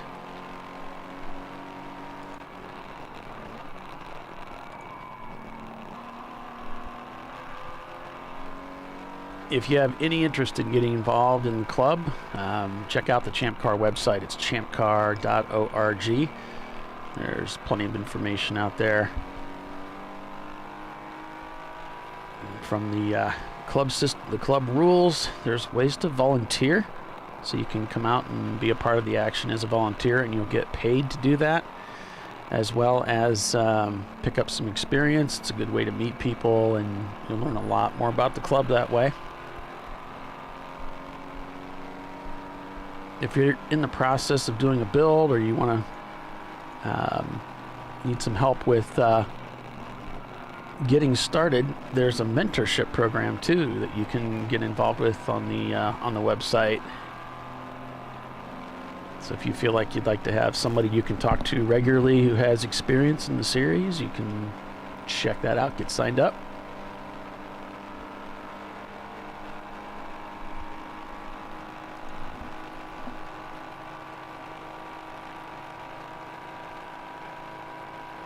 Yeah, Race Hero has been down all day. So we're using the race monitor as a backup right now, and of course it's not scrolling, so I gave this big, like a 60 car rundown before we went to the last break there to hopefully give you some idea of where people are at. You can go to Race Monitor. It's they have an app in the App Store. I think it's like $5. You can pick it up, maybe more. And then there's also, you can go to the website. It's race-monitor.com, and you can see the standings then at your own leisure. I'm scrubbing through this. Basically, if you grab the play bar on the YouTube channel and you drag it backwards, you can watch while we're still live what's happened in the past. And because it's so long, I'm having trouble finding the so-called incident with Rockwell. I'm not seeing it right offhand. But we'll go on board their car right now. Oh, Bill says it's raining. I wonder what he means. It's raining. I'm not seeing anybody with their wipers on.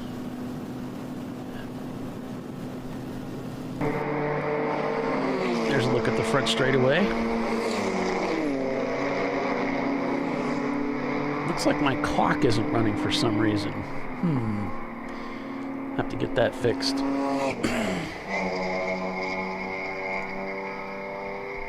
Not sure what happened there.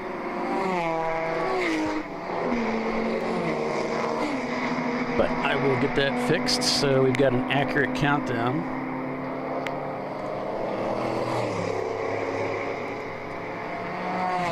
Looks like it's jacked up. Tuttle Motorsports still in the lead of this race over Team Sahlen, with Visceral Racing Group in third. Then it's Tuttle in the 108 in fourth. Team Sahlen Ketchup is in fifth.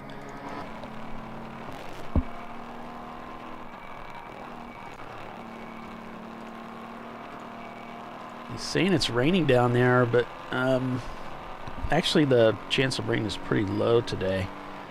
We'll go back to AccuWeather and see if there's any updates on the weather.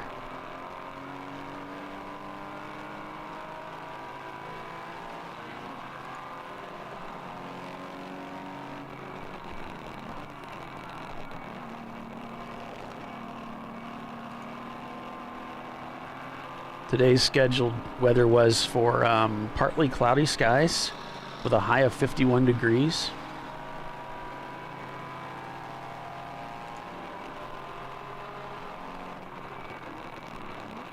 Now, there is some weather in the area. There is some cloud cover. It's showing right now that today's forecast is a high of 59. And showers are shown there. It shows right now it's 53 degrees with gusts of 8 miles per hour.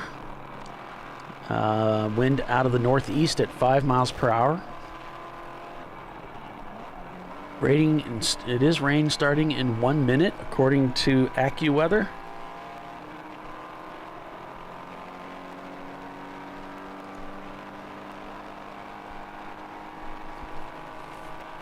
And they're expecting about 2.5 hours of rain today, up to 0.04 inches. So it must be considered a light rain. I remember yesterday it was talking about a mist. Cloud cover's at 82%. Probability of thunderstorms is just 1%.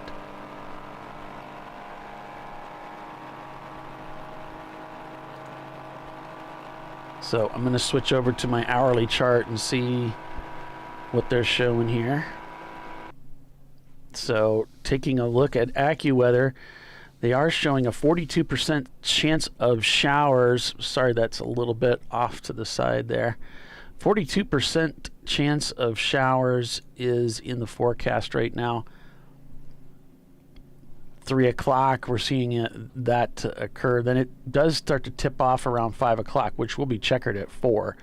So there's about a 42% chance of showers according to the AccuWeather website, and we are seeing wipers now start to come on from at least the 1991 Corvette of MLC. So that certainly is going to play into things here a little bit. We've got Tuttle Motorsports now shown in the lead over Team Sahlen. Visceral has slipped into third place. The Tuttle car, the sister car 108, is in fourth place. Team Sahlen catch-up is fifth. The Pinky's out feed has gone down from the Aero car, but we do have the swap car up and running.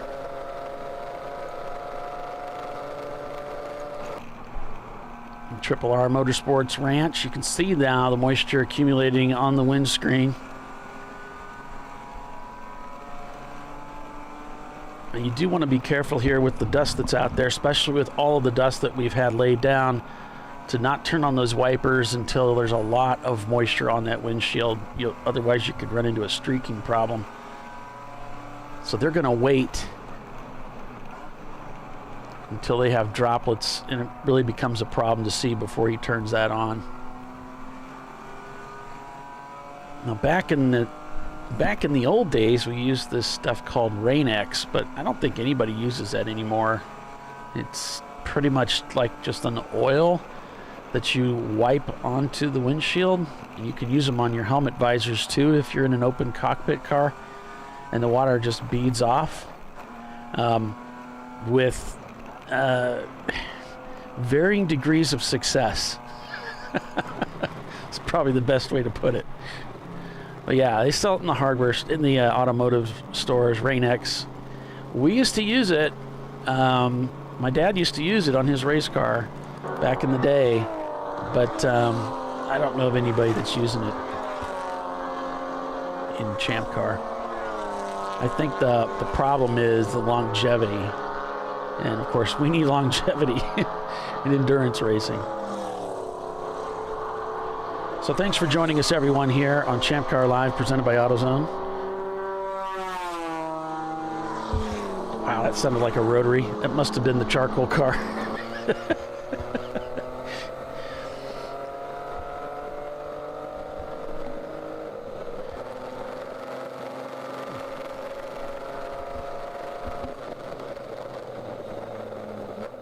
Oh, David says Pinky's out, have Rain-X on both. How did you know that, David? You must know those guys pretty well. They don't even talk to me, man. So I don't know. They don't talk to me at all.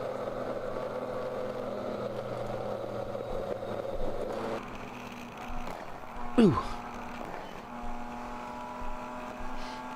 Really attacking that bus stop. Interesting that Randy said yesterday on the interview, he was talking about the bus stop, saying, have they raised the curbings here recently? Well, the track was repaved, I wanted to say, but they were really going back and forth talking, so I didn't want to cut in, but the track was repaved back in 2017. So it's possible that some changes were made to the curbs at the same time. He was also talking about the lack of a rain line, and it's been that way since they repaved it. It was that way here a couple of years ago when I was out there racing, but I didn't, it's been 2 years. That's 2 years of racing. Well, does last year really count? How much racing was there really? Not much. New York has been in such a lockdown. We're on board with Triple R Motorsport Ranch. Christopher says he uses Rain-X all the time, even the dry, never know when it might rain, and it makes cleaning the window easier. Regarding longevity, don't use the wipers unless you really need them. Let the Rain-X do it.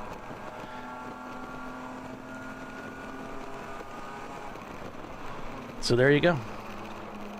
Has anybody tried it on the Lexan? Because we do have some teams using the Lexan. I would think it would be fine since you can use it on your helmet visor.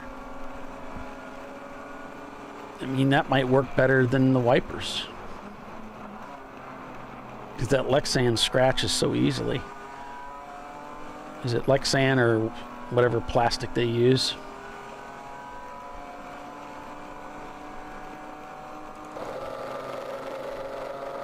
Back on board with the Pinkies Out swap team.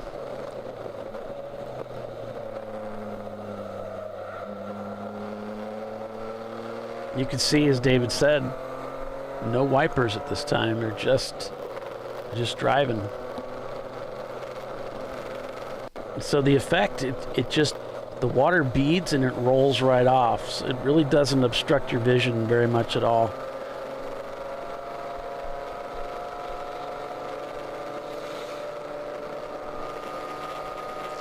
That's the whole idea of the product.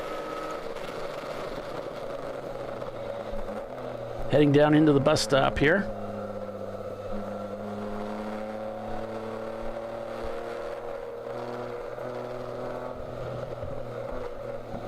Looking for a way around. This car's just kind of mid-tracking it. So, and he's thinking, the driver's thinking, you know, I can go high or low, I don't care, but you got to pick a spot to stay so I know where you're going. Ends up going around the low side there. And of course in the wet, it changes the way you drive the race car too. Mainly in the braking area. If you're big into trail braking like I am, you gotta kind of cut that off. You want to do your braking pretty much in a straight line all the time when it's wet. You're back. Sorry, your crack additional announcer is back on duty. Oh, thank goodness. We were talking about Rain-X. I didn't think anybody was even using it anymore, but there's several people I had no idea there were two types of Rain-X. Yeah? I know there's the anti-fog, but evidently there's a black and a yellow. And I can't remember which one you should use where, but one of them's formulated for the inside of the windshield, and the other one is formulated for the outside. Uh-huh. And when I dropped off, I was talking to the Rockwell Autosport Development folks.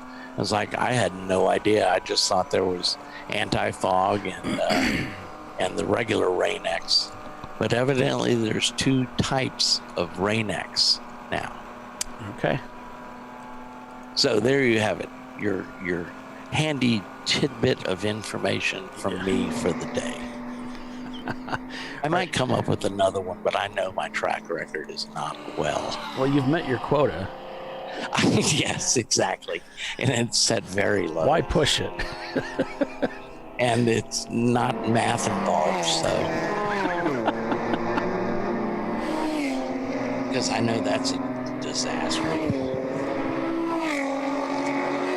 So the Sahlen's mustard car, I saw them duck into the pits there. In our other camera view, with that dazzling helmet there, I think he said William that was in the car. So folks, if you're interested in sim racing at all, we run a sim series. Actually, Tom Ellison of Team Huge Jazz runs the iRacing sim series for Champ Car. It's on Wednesday night. There's 16 rounds, and we're approaching halfway in our season. So the next round is going to be at Lime Rock. Unfortunately, we don't run at Lime Rock. Anyway, we do in the sim series, and it's awesome. Yeah, it is. It is. The great thing about sim racing is if you mess up and damage something, it's just a pixel. Yeah. They cost nothing. Hell, they practically give them away.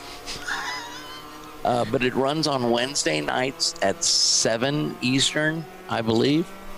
And it doesn't run every Wednesday night, but it's on our website under in the forum, and it's called the Champ Car Sim Series iRacing schedule. Yeah, and to be fair, there is a standard that is upheld amongst the drivers. So yeah, on the championship rounds, yes. The quality of driving is important. So if you have very limited experience in the sim, you're going to want to spend some time out there getting your chops, so Bring to your speak. license up, yeah. Bring your license up. We do run 2 rounds at every race in the sim series. So there's a practice round and then there's the championship round. There's no driver restrictions on the practice round, but there are on the championship rounds. But much like the broadcast, the bar is set pretty low.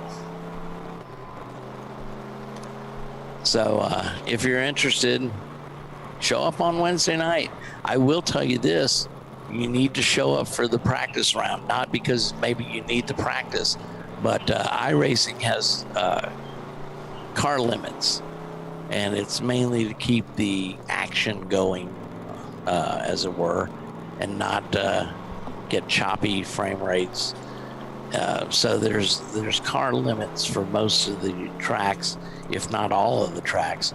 So and if you don't get in early, you might not be able to get in the actual race. So the format that we do is an hour practice, or 2 hours of practice, an hour of qualifying, and then an hour of the race, in which there's always a pit stop in the race. So anyway, it's a lot of fun. A lot of our sim racers are here this weekend at Watkins Glen. Tom Ellison, who runs the series and hosts the series on iRacing, is out here running with, I want to say, Visceral.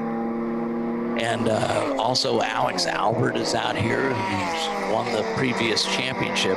Now, winning the championship gets you a free actual Champ Car race up to $1,500 on the entry fee. But to keep the interest in the series up all season long, we also have, I guess, what you'd call a participation trophy. And it goes to a random driver who has completed X percentage of races. And I'm not going to quote whatever that is. I think you can drop 4 rounds, or maybe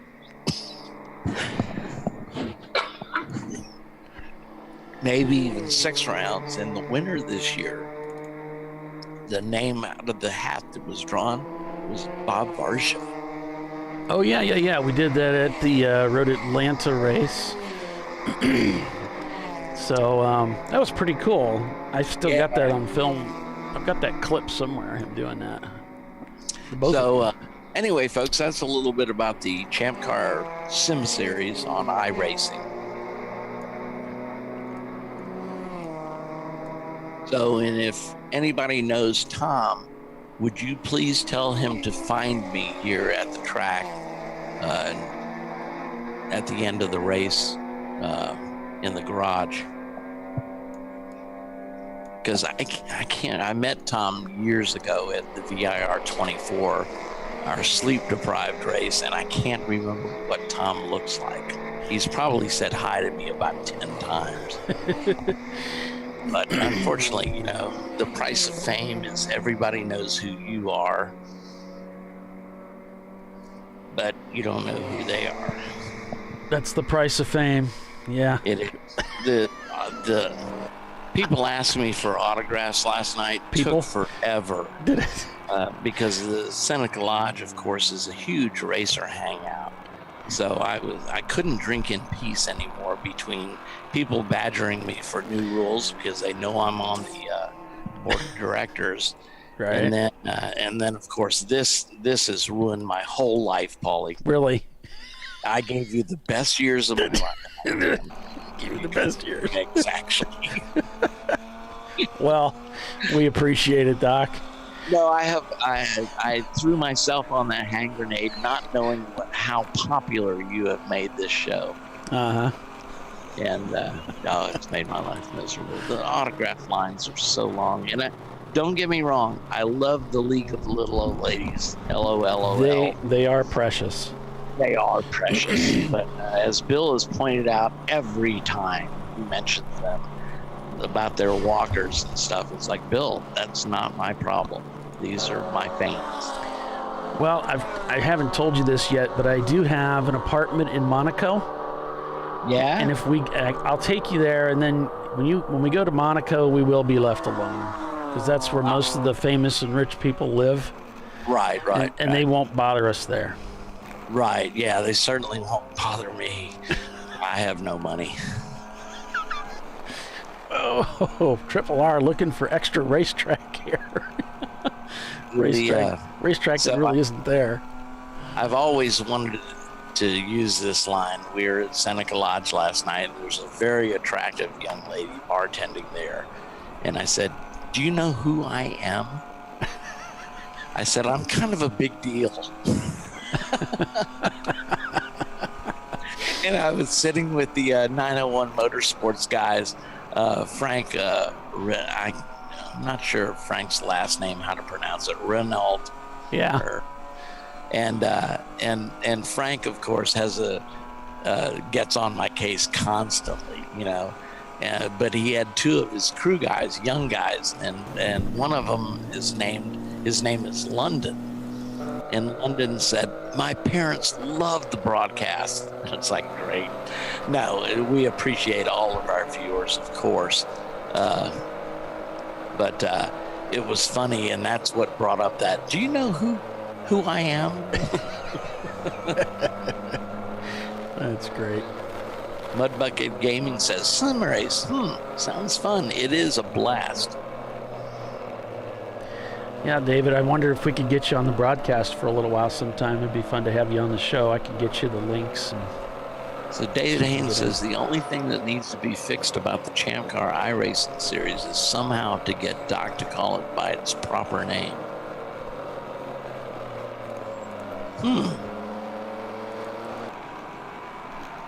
What have y'all changed, David?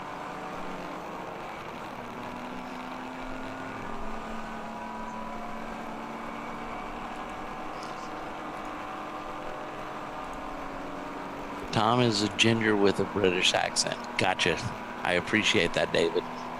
So if somebody can get word, there's not a lot of gingers with a British accent, but I can't ask everybody out there that might be a ginger to say something, so I can tell if they have a British accent. I appreciate it, though, David. I know you're trying. We're very trying. Yeah, and a lot of people are trying to help me, and God knows I thank them every chance I get. Well, speaking of people that do help us, we're going to take a quick break for commercials, so stay with us, everyone. We'll be right back here on Champ Car Live, presented by AutoZone. After 75 laps of racing, Tuttle Motorsports in the 107 is your leader. Stay with us. We'll be right back.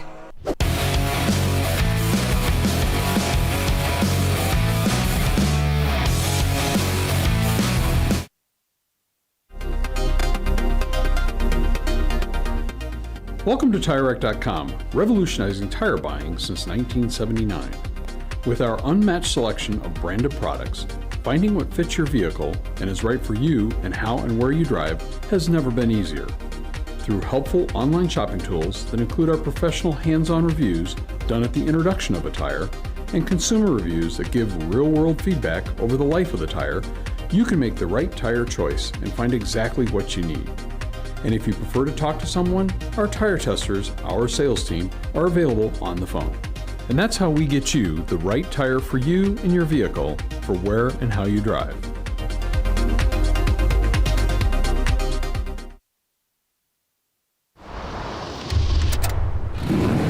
Bring on the frozen tundra, the grinding gravel, the cratered concrete, the rain-soaked streets. Come on, road. Do your worst. We'll be at our best. Reliable performance in unreliable conditions. Designed to meet or exceed original equipment performance. That's why more auto technicians choose Duralast parts. Exclusively at AutoZone.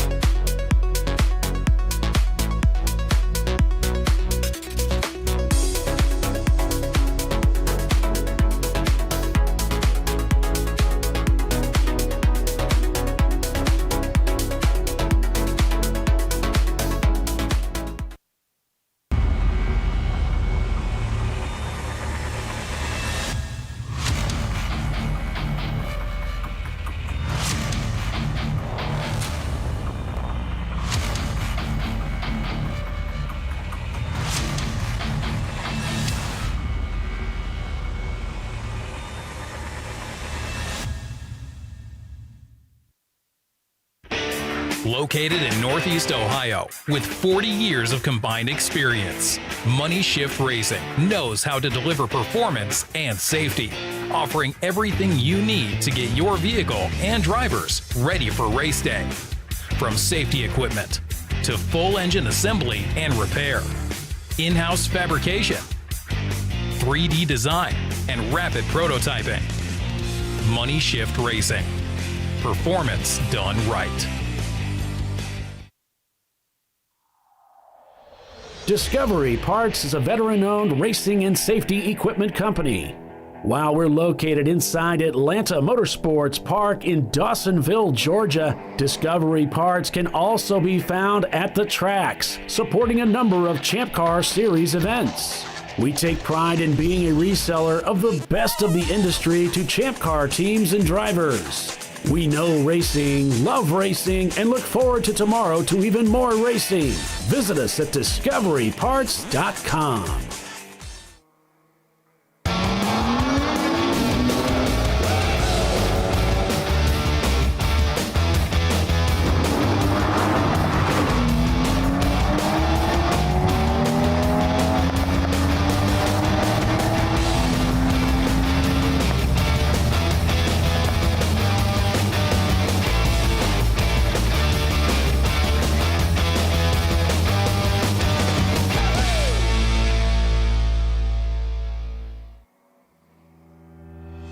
Lifeline USA is a leading manufacturer of onboard fire suppression systems. Lifeline's continuous commitment to research and development ensures that we supply the most innovative and cutting-edge products available. Used by the majority of the world's motorsport championship-winning teams and constructors, Lifeline has a proven history of success. Lifeline offers a complete range of fire suppression systems for all budgets and needs, and we continue to push development and limits on both extinguishment materials and our patented delivery systems to make the race car environment almost as safe as sitting on your sofa at home. Every kit has been designed for a professional and simple installation. For more information and to purchase your Champ Car fire suppression system, go to www.lifeline-fire.com.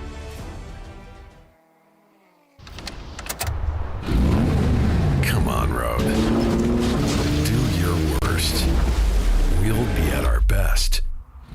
Engineered to meet or exceed original equipment performance exclusively at AutoZone.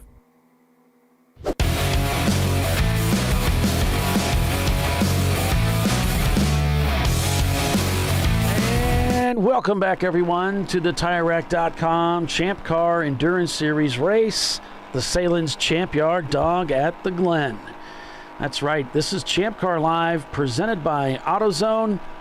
I'm Paul Veltum. Everyone just calls me Paulie. We've got Doc Waldrop and Bill Strong. They broke for lunch, I think.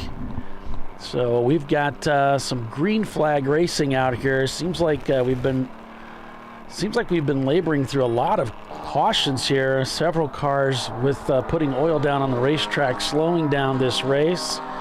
Tuttle Motorsports enjoying a lead over Visceral Racing Group at the moment. Pinky's out, Arrow in third place. And then we've got Lone Star Racers, Rockwell Autosport Development in fourth. Team Sahlen Mustard shown in sixth place. Damson Racing shown in seventh. Pinky's out, Swap in eighth. 901 Motorsports shown in ninth. Bear Maximum in 10th. Looks like Rockwell has come into the pits. The hood is coming up. The driver is going to hop out of their Porsche Boxster. They've had a good morning of it, really. They've been doing quite well today.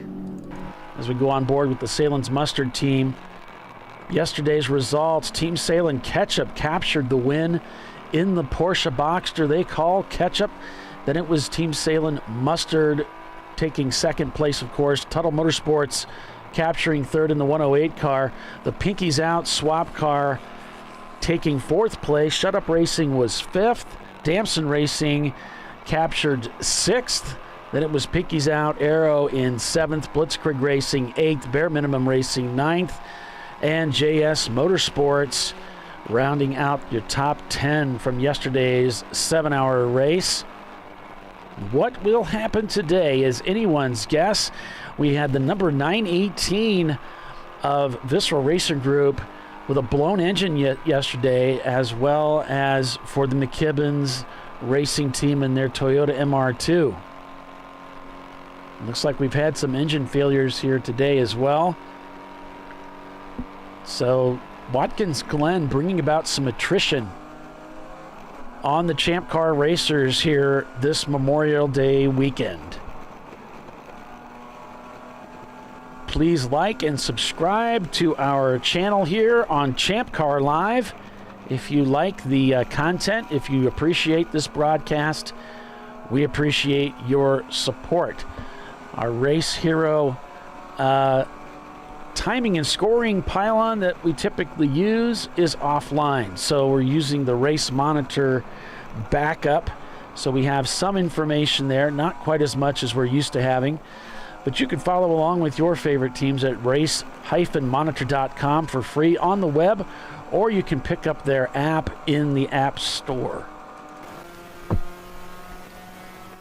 As we go on board with Haywood Racing having brought 2 cars out here this weekend. That's the Brett Haywood team with Brett Haywood. Christopher is his real name, I guess. He said, only my mom calls me Christopher, and only when I was in trouble. John Isaacs is their co-captain. Tyler Haywood, who is Brett's son. Lan Rinaldi, Peter Neville, John Montgomery, and Justin Brigandi. It's his first race this weekend, and they're racing with us here with the Haywood Racing team. They've brought 2 cars out here this weekend. This is a Class A Mazda Miata team. They've had a 4th season. This is their 4th season of competition. He says, if you want to call it that, slowly trying to make our way up the standings. Top 25 will be a win for us at this track. And their sponsors are CT Explosives. They blow things up on purpose. So that's the Haywood Racing Team. Haywood Racing Team. And this is one of their own in-car cameras. They planned on cameraing up both of their cars this weekend, but only this one were they able to get that camera up and running for us. Another team that's here this weekend, it's North by Northeast Racing. They also sent in their form with their bio on it here. Steve Molly is the team captain. This is, let's see, they're out of Rochester, New York, and their business operations is in Boston, Massachusetts. Raced in 3 different countries, the United States and Ireland, across most of the major and minor racetracks. Multinational team made up of former car team owners who have been racing with Champ Car since the early days when it was Chump Car. North by Northeast Racing, previously named Poor Budget, previously named TNA Racing. And that's an E36 1992 BMW 325i that they are campaigning this weekend in C-Class, car number 380. And I noticed at the very beginning of the race, they were up towards the front. I remember calling their name, their team name out. Looking down through the standings here, because I noticed later on in the race that the car had dropped down quite a bit in the event. Who's that, Paulie? North by Northeast Racing. Okay. And I probably blew right by him here. But there we are. They're in 26th actually right now. So good job, guys. We had a little bit of information also sent in from Rod Stagler. They're running an FR500S Ford Mustang this weekend. The car is prepared at our shop, Brian's house, in it's called Trumbull, Connecticut. Trumbull. And Rob is from Rhode Island, where Andrew is just a short drive for Watkins Glen. This is the car's first race, new old stock, built for sprint racing. We made some endurance modifications. These old guys still making waves. As for team sponsors, your name here. Come see us for easy terms, it says. And that's... I try to make waves, but my wake isn't near as large as it used to be. That is car 572. It's an EC team.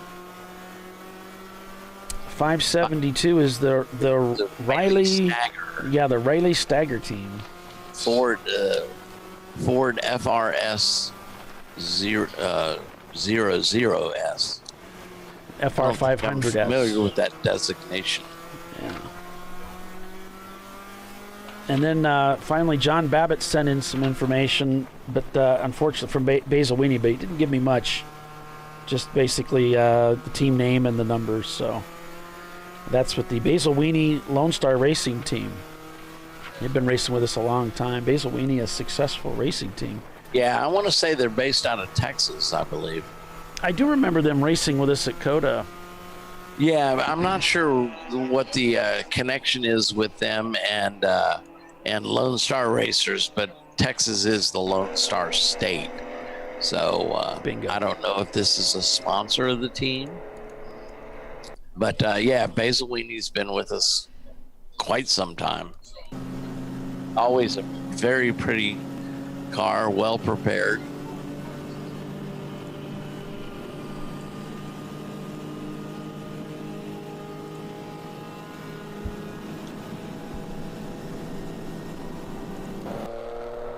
Back on board in the swap car.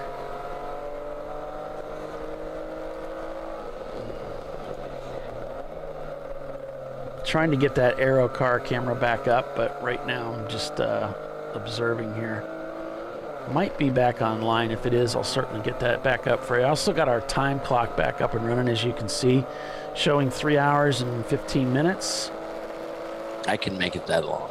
And it looks like that Aero camera keeps going down, so it doesn't look like we're gonna, it thinks it's live, but if you watch it for about 10 seconds, it goes back to a spinning arrow of I don't care. The kind of like the circle of death on it. Yep.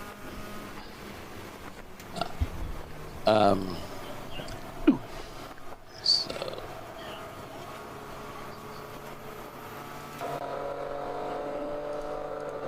one of the more exciting teams to watch is the Triple R Motorsports team. I'm enjoying watching them drive. So Basil Weenie's got a very good record with ChampCar. They've got an overall win at Harris Hill, second place. Their win at Harris Hill, the first one came in probably earlier. My records only go back to 2017, but so they won in 2018 on Sunday. They won again on Saturday in 2019. Second place at NCM. Another win at Harris Hill on Saturday in 2019, the fall race. And then, let's see, a fifth at Sonoma during the Sunday race. Sixth and the seventh on back-to-back AMP, the 8+7 in 2020. So they're much like I'm going to say compare them. It's certainly an outperforming Mazda Miata, much like Moa Champ that races with us, also races with us a lot. But Basil Weenie, like I said, they've raced every year since 2017 when I picked up my duties as the chronicler of the history of finishes and everything. So we thank them greatly. Still showing about a 42% chance of showers here this afternoon. Yeah, it's sprinkling already in turn 6, I believe she said. So chances of precipitation increasing here as we move into that 4 o'clock checkered flag time frame. Great. Awesome.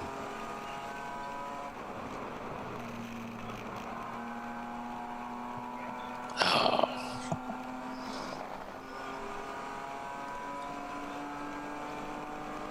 So my son, who's with me this weekend here at beautiful Watkins Glen, didn't check the weather report, didn't bring a jacket or a sweatshirt, and I didn't think to ask him because he's always wearing a sweatshirt, even in this Georgia summer.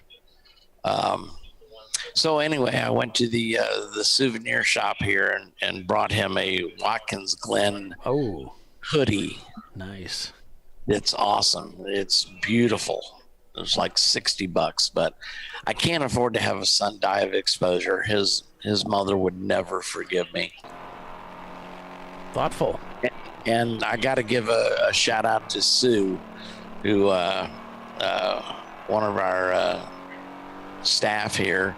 She lent him a windbreaker that is like a lined windbreaker. And that kept him from freezing on Saturday. I can't thank Sue enough. And I believe the team, let's see, what's the team name? The Shies, God, this losing my memory sucks. Weezer Blitz Racing. Yes. David Haynes knows what it means. He commented on it earlier. But that team is named with Sue in mind, as it were. And her husband, David Kickack, is racing with them this weekend. But that team that just completed lap 80 is named in reference to her.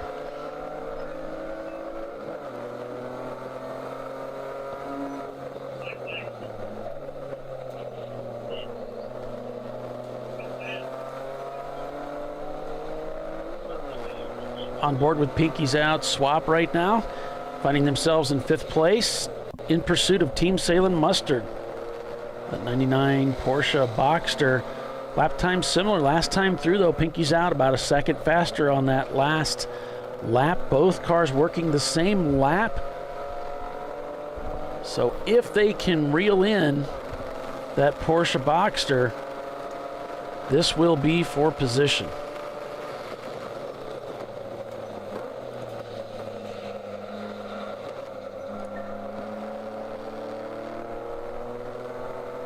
Still over 3 hours of racing remain in the contest today on this Memorial Day weekend.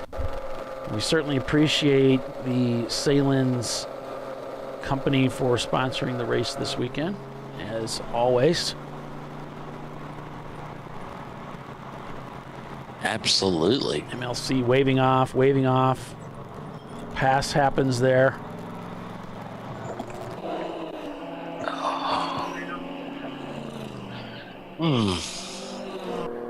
Looking at turn 3 here. I will say Billy Salins was right. Those hot dogs are good.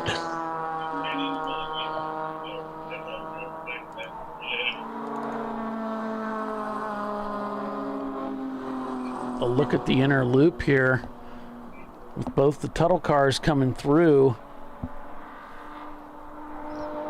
David says the people voted, hence Lime Rock and Long Beach are on the schedule. That's how those got added. Because normally that schedule mimics the ChampCar schedule, and Lime Rock is not on our list. The state of Connecticut doesn't let engines start on Sunday. Yeah. And we've already got a race up in that area at Thompson, so you gotta kind of pick those states where they have 9-month motorcycle insurance rather carefully. So, and Lime Rock is a very popular track, so it's hard to get a date there that would really work for us. And of course, Long Beach is a street race. Not good.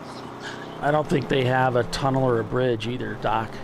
Could be wrong about that, but no, you are correct. The pit road is indeed encircled by the track, and there are no tunnels. That's another thing. Once you're in, you're in. Yeah. There's several tracks like that where we don't race. Hutchinson Island is a I'm going to say a street course in Savannah, Georgia, as is Roebling Road. And both of those tracks, there's no access once the race starts. So it'd be difficult for us to race there. And Roebling Road's a great track, but it's more like an HPDE or a track day track. It's great for practicing on, but I'm not so sure about racing on it. Right. So, but it is a beautiful track. But there's no elevation changes to speak of. So that's kind of boring, as it were. I tested with the team down there many, many years ago.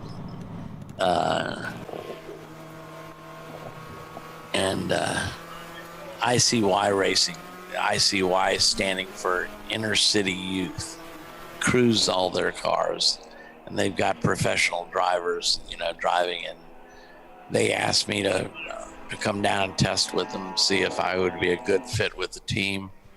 But they had several drivers there to test out, and I was a half second slower than this one driver. I never could quite get the hang of turn one, as it were, and he got the ride and I didn't. Oh, bummer. Yeah. I think they made a terrible mistake, but evidently they believed the stopwatch over quality, over beauty. Yeah. Well, isn't that always the case? It is always the case. It's always something. Stopwatch over beauty. How dare they? I know. Well, what are they thinking? That's kind of like a quantity over quality occasion, It is. Yeah, it totally is. So instead, Polly, sorry you got stuck with me. The course of my whole life could have changed, but it didn't. Yeah. Well, it did, I guess. I wouldn't have it any other way. Thanks, Polly. I know you're lying to me, but I appreciate it nonetheless. I like working with you, Polly. So thanks. And you started this anyway. Yeah, it's all my fault. But once I got into it and I got to working with you, I decided I got to stick with it. Always stick with the winning ticket, buddy. Yeah. I don't know why you invited that Bill guy along. I needed somebody to put the cameras in the cars and all that stuff. Good point. He is useful for things like that. And he's got some good imagination for the asking questions of people. Oh, his pit road interviews are hysterical. I can think of maybe maybe three things maximum to ask, and then after that I lose interest and walk away. But he's always got something to talk about. I miss his pit road interviews. Of course, we don't have pit road interviews anymore. That started out, and his last excuse was COVID. Right. But today it's, New York has lessened their restrictions, as it were. Right. I think today is because Watkins Glen is a fairly long pit road, and it's cold outside. And now it's drizzling, as it were. Well, so there's no way we're going to get him out there. Yeah, and then that really sucks. I wouldn't ask him to anyway. I couldn't, and of course I can't walk very well. You'd have to put a gun to my head and I'd get shot by, I'm going to say, pit 10. There's no way I could walk the entire length of pit road with any kind of speed at all. Well, that's all right. Well, whether he's doing interviews or not, I think we do a fine job of bringing information and making people feel like they've been to the track and get a feel for what happened.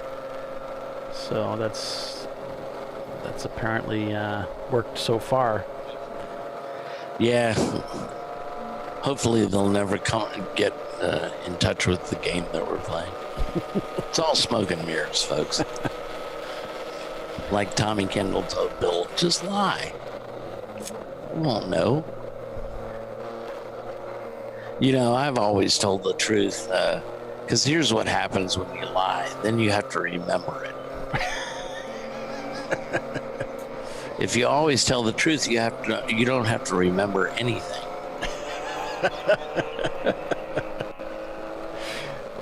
That's interesting. Yeah. My father told me that. That was a good piece of advice I actually listened to.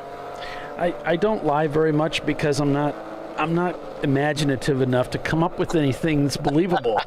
So I have to tell the truth. Oh, Billy Sahlen said, Doc, that gun to your head could be arranged. Yeah, that funny guy. After I said your hot dogs are awesome, you're going to treat me like that? I don't think he gets a cut. How dare you? He's not getting a cut out of that. Yeah, clearly. Doc, that gun to your head could be arranged. Yeah, I'm sure it could. You know some of my acquaintances then, huh? Or are you talking about an outside hit? Those cost money. I'll just let you know, baby. You want to take us out to our top of the hour commercial here, Don? Oh, come on, let me do it. Please do.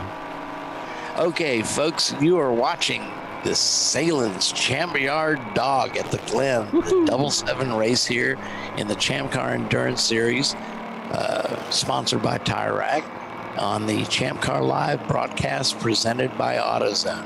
Hang in there, folks. If you've stuck with us for the majority of the race. Stick with us for the next 3 hours. But unfortunately, we got to take a little break here and thank our sponsors. So hang in there, folks.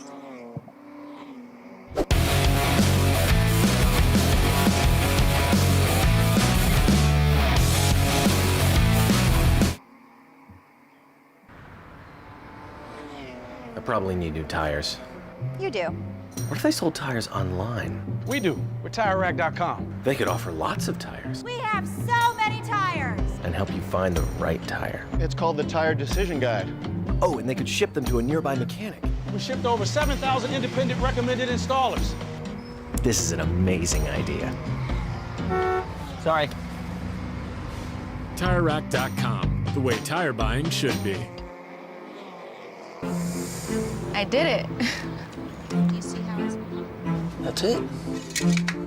We did it. You did it. You can do it. The path to I did it starts at AutoZone. Get in the zone.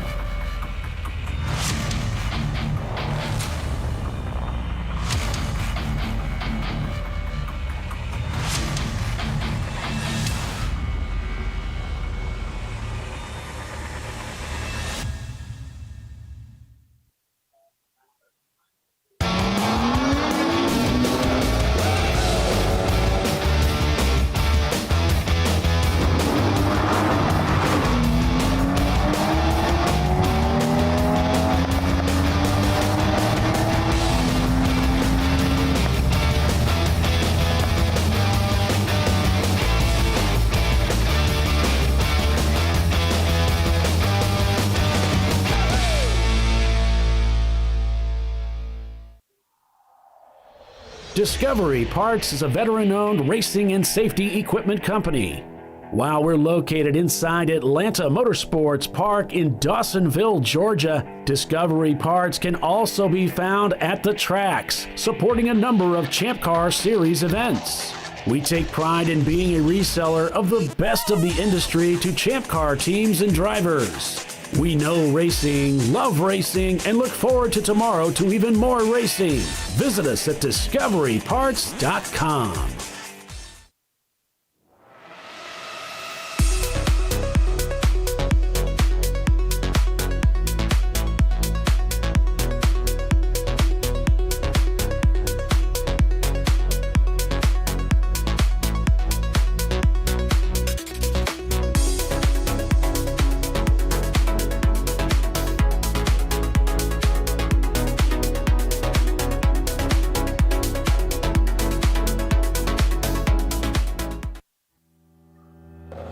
Lifeline USA is a leading manufacturer of onboard fire suppression systems. Lifeline's continuous commitment to research and development ensures that we supply the most innovative and cutting-edge products available. Used by the majority of the world's motorsport championship-winning teams and constructors, Lifeline has a proven history of success. Lifeline offers a complete range of fire suppression systems for all budgets and needs, and we continue to push development and limits on both extinguishment materials and our patented delivery systems to make the race car environment almost as safe as sitting on your sofa at home.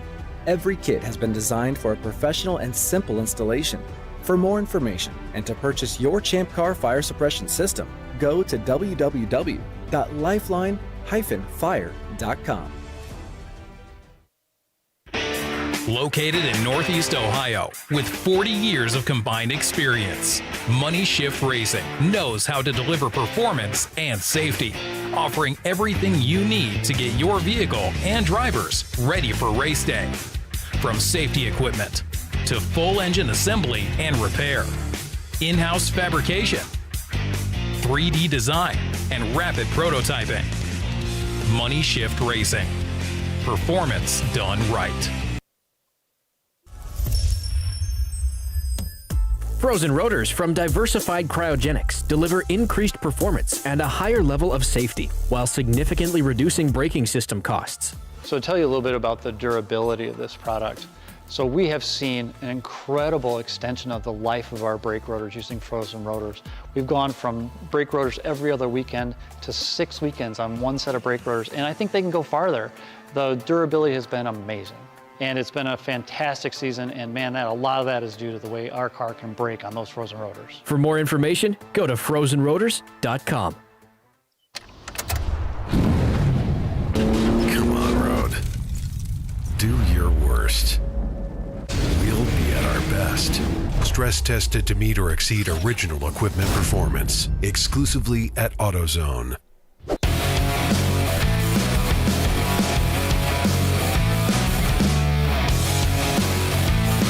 All right, welcome back, everyone, to ChampCar.Live, presented by AutoZone. It's high time we went through the standings here as we have it, according to Race Monitor. It's Visceral Racing Group, shown in the lead of this race with Pinky's Out Arrow in second.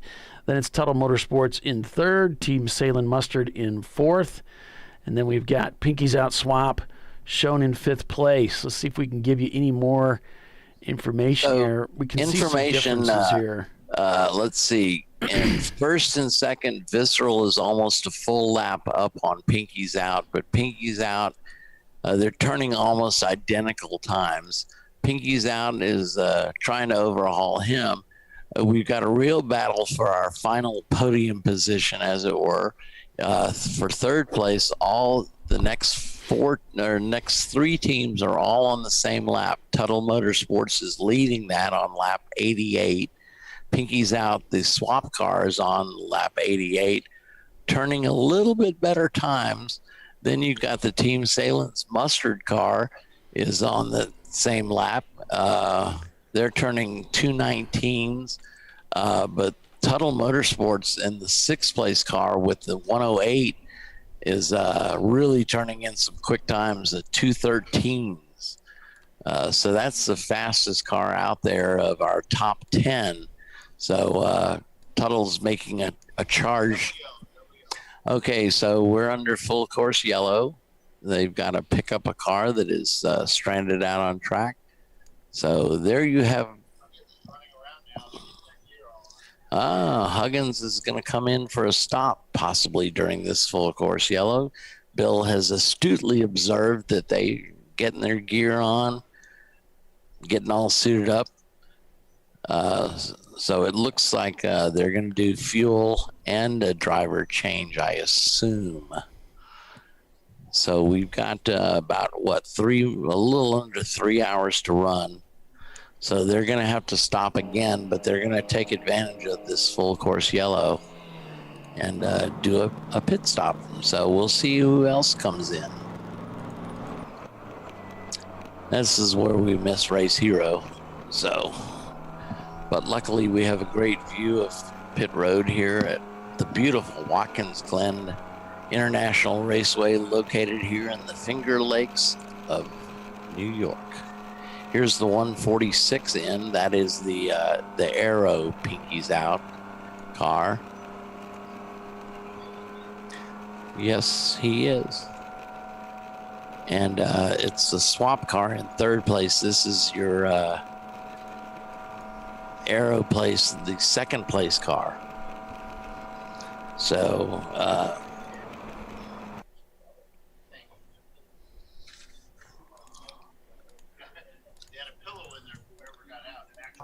it's called a bolster. What is Bill doing? Just talking? He's going to put on his microphone and actually talk to him. Sorry.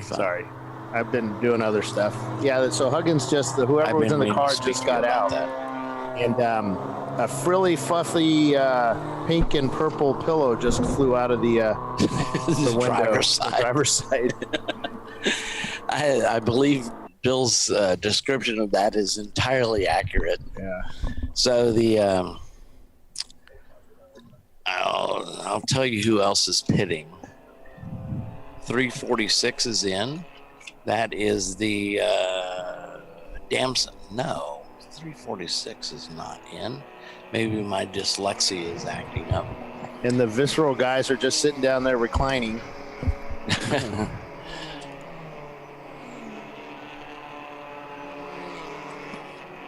So I'll tell you if any of our top running cars also come into the pits. I haven't seen anybody. There's 2 cars that pit in right now picking up their timers. And Bill, if you can give me their numbers, I can tell you who they are. Well, one's a Honda. I think he's EC. So the 240?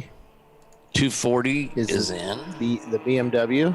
That's Bad Idea Racing. And the 571, which is an EC And the car. 571. And then down at pit in. That is HGW Racing in their Honda Civic. 989 is in.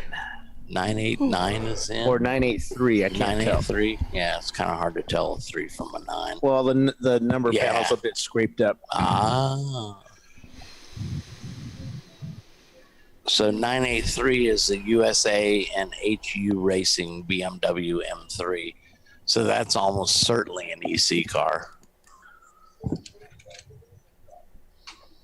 The BMW that pitted, and I can't see the number because the driver's door is open. So they are pitted right in front of the Pinkies Out Aero car. Looks like a nice leisure. Oh, that's Raceworks. Raceworks? 249. 249. I don't have a 249. We know it's not internal struggle in their BMW 248 because I'm not sure. I think they're still back in the garage. We've got an EV driving the opposite direction on track down there at the exit of turn 1. And they're actually kind of blocked off an area here. So they may be looking at the barrier. Yeah, it looks like they're looking at the right side barrier coming out of the pits there. Driver's right? Yeah, it looks as though there may have been some contact over there.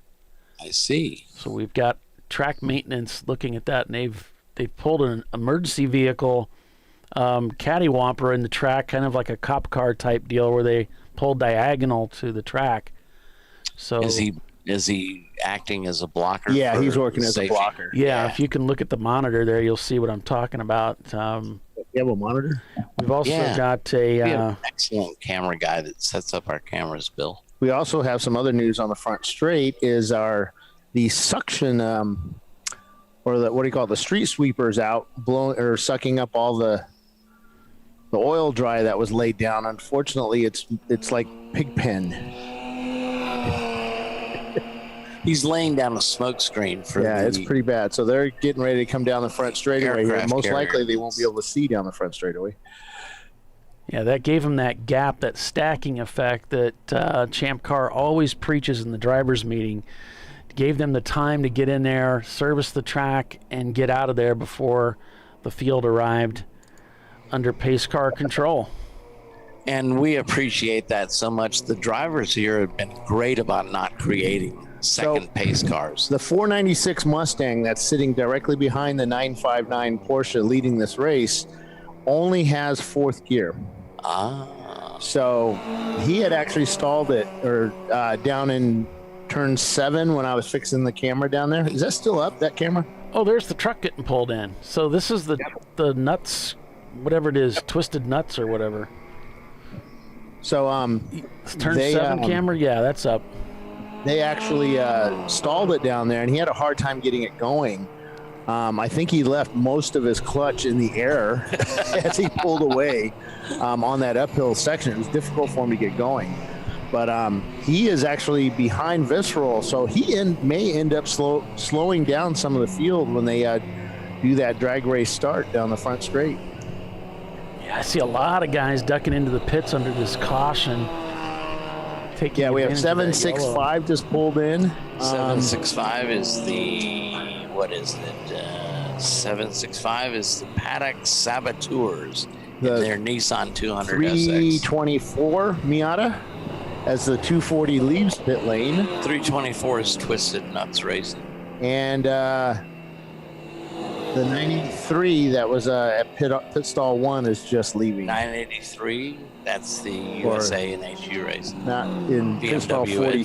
E3. 43, not 1. M3, sorry. That's an EC car. Anything with an M on it is an EC car. Oh yeah, I know. We don't allow the M's to play in our battlefield. We allow them to race with us, but they are not eligible for the overall win.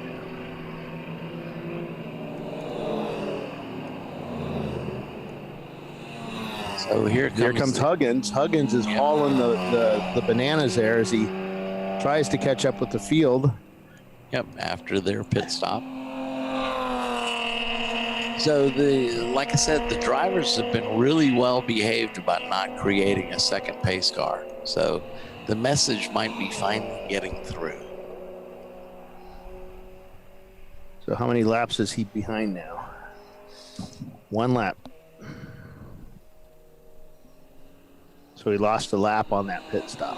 That really helped him out. Who? Huggins. Yeah. He lost a lap. He was right at almost a lap down from. So he's about ready to catch the tail end of the field as he hard on the binders going into the back straightaway. You can see him slow down catching that last car. How do you see that? And it's over there. Oh, I know the track. Oh, you don't? Yeah, because you don't know what you're looking at. So you can see the fence. I don't know what I'm talking about either, buddy. You got the fence. You can see the blue fence line. Did you get that, Paulie? Is that recorded? Yeah, I did. It's recorded. So from the tower here, you can see the blue fence line. Right. And you could see the car. So you can see that car over there. Which car?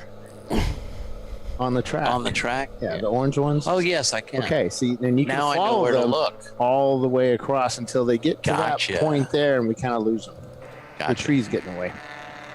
But one thing that's going to happen chop those is trees that when down. we go green, they're going to be backed up at 7. Right. And they all come to a stop and whatever. The guys up front are going to be already racing. Yeah. So this could help Huggins. If he's ready for it, his guys there are going to say green.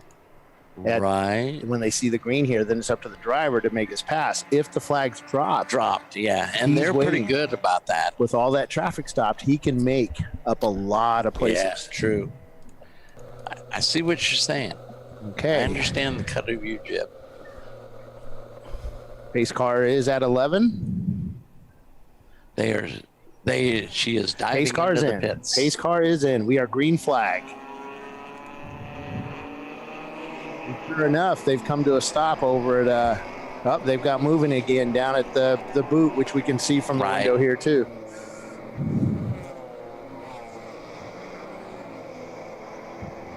So he's starting at the tail end of the field. Yep. There's So I let's think see how there's many- like 2 or 3 cars behind him, but pretty much everybody else in front of him. See how many positions he can make up on this restart. Tuttle 107 cars mired back in the field. as it were.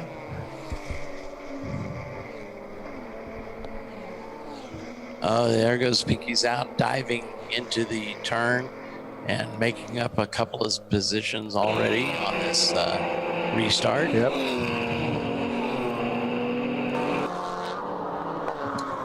Now, if it is Huggins' dad, hopefully, we're glad there's no Opel GTs in the field. I have their driver order, and we know they have to stop again. They do. So I don't know. Let's look down at Visceral's camp down there. I can look through my handy dandy telescope here. And again, they're just all standing around.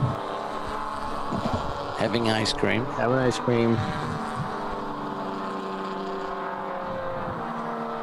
So that's why they didn't come in. I'm going to turn on the AC. It's a little warm in here.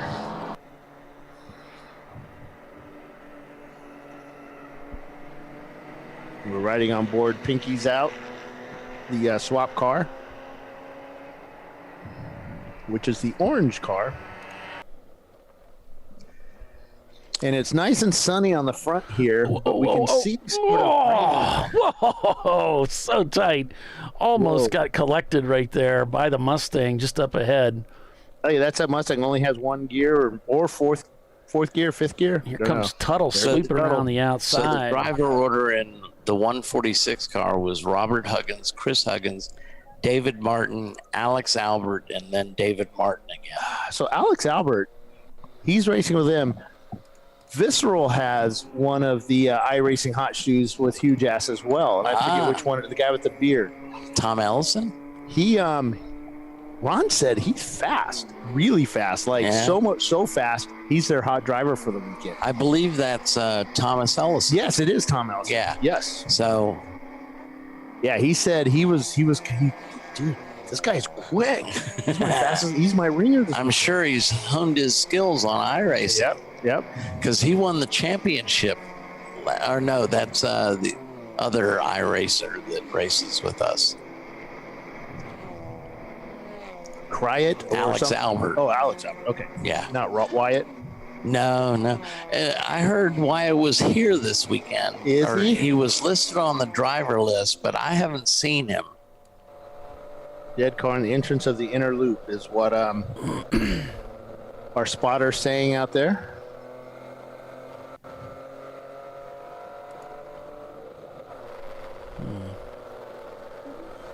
So there you have it. They're trying to get the pace car had actually gone off track. Yeah, here she comes. Now they're trying to get her back out quickly. Here she comes. To save the day. Yeah.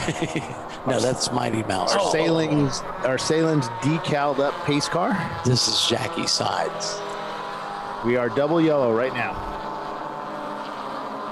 This will give Arrow another chance to make up some time, perhaps on the drag race start. Yeah, but it could. It's decreasing his time to catch. That is true as well. Into every life, a little rain must fall. So let's see what's going down in the Visceral camp. No scurrying around, just looking around. No helmets going on. They can go the entire race, I think, and not take fuel, right? Yeah. Ron's standing over there with his hoodie on. I'm kidding. Visceral Racing Group leading this race over Pinky's Out, Arrow.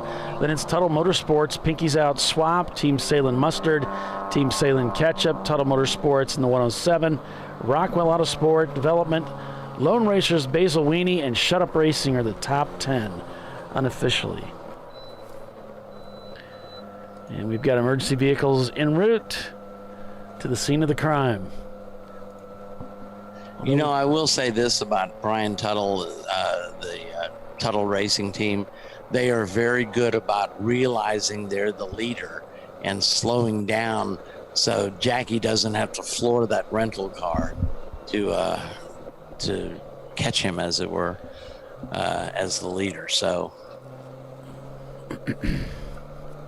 we appreciate it, Tuttle. I know he hangs on every word on the broadcast, so.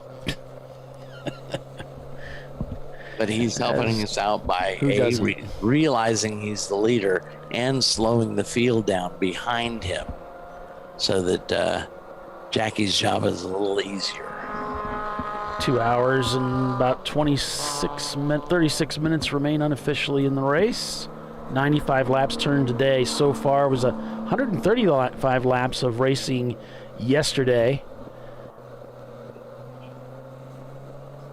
Again, no hot poles here this weekend, so we're going to be seeing a lot of these cautions throughout the rest of the race today, as expected anyway. So, and I can understand the no hot poles here. These guardrails are fairly close to the racing surface, so yeah, on board with the Sahlen's mustard car. Up in 5th place right now, the ketchup car in 6th.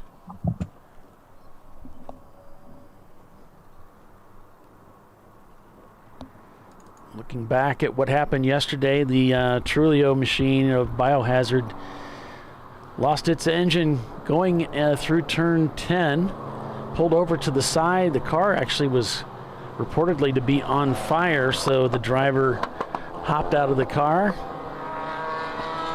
This is from yesterday, and then it was the Visceral Racing Group Porsche spinning there, coming also out of turn number 10.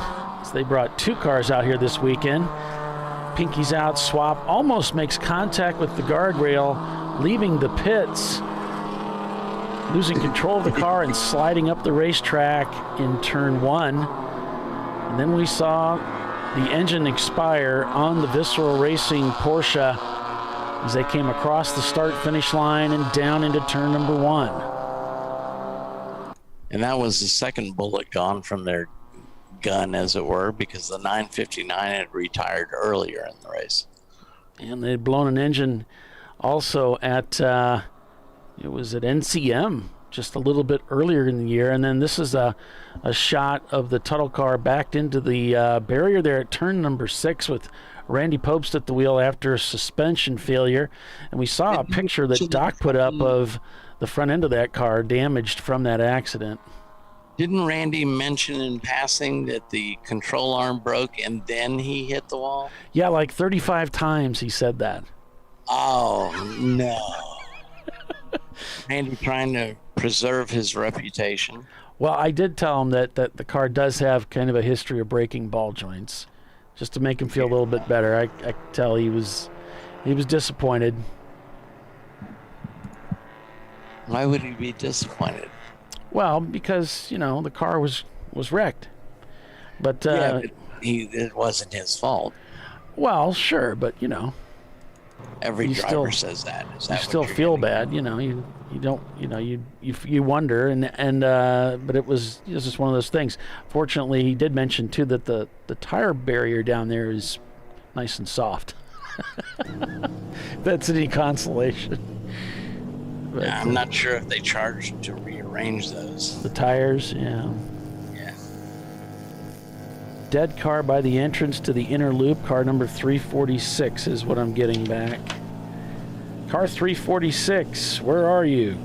Damson Racing. It was Bill's pick that we didn't do picks today. It was his pick for the overall win yesterday. I think we did do picks today, but I got interrupted, so I didn't get to say what my pick was. I'm sorry, sir. I seem to remember we talked about it. I think it was the Damson Racing, because sorry, I got the number wrong. We're back to green, I believe. Yes. 242 was what I was thinking was their car. It's another light blue car.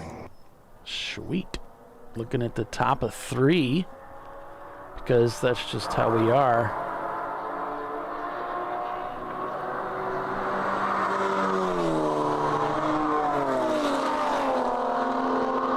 So much fun up here. The Aero car trying to make a pass on 2 cars going into 1. Yippee! Successfully done that and continues on. So he's got the bit between his teeth. He's on a mission.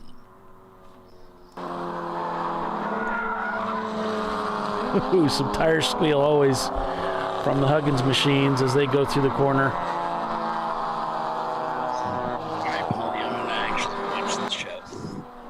And then we've got the charcoal car going through there.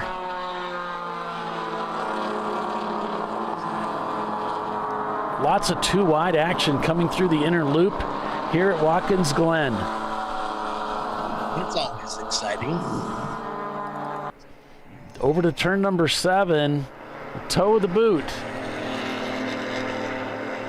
Look how steep that climb is out of turn 7. That's not the angle of the camera. It is a super steep climb up the hill there.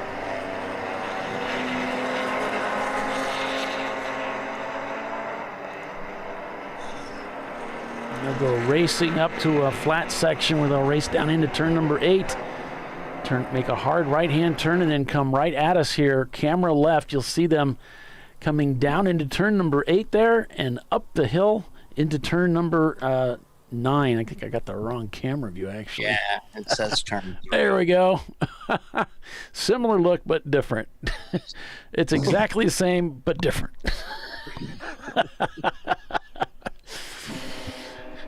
Back onto the turn number 10 here, looking as the cars come at us towards 11. And here they come whistling by the front straightaway to complete another lap of green flag racing here at WGI. It looks like somebody's diving into the pits. That might be the Riley Corvette.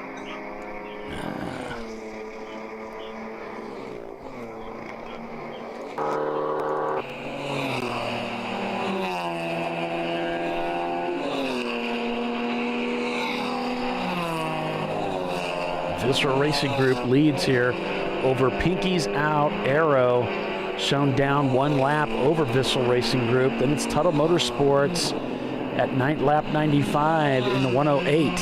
Then it's Team Sahlen in 4th place in the mustard car. Pinky's Out swapping 5th. Yes.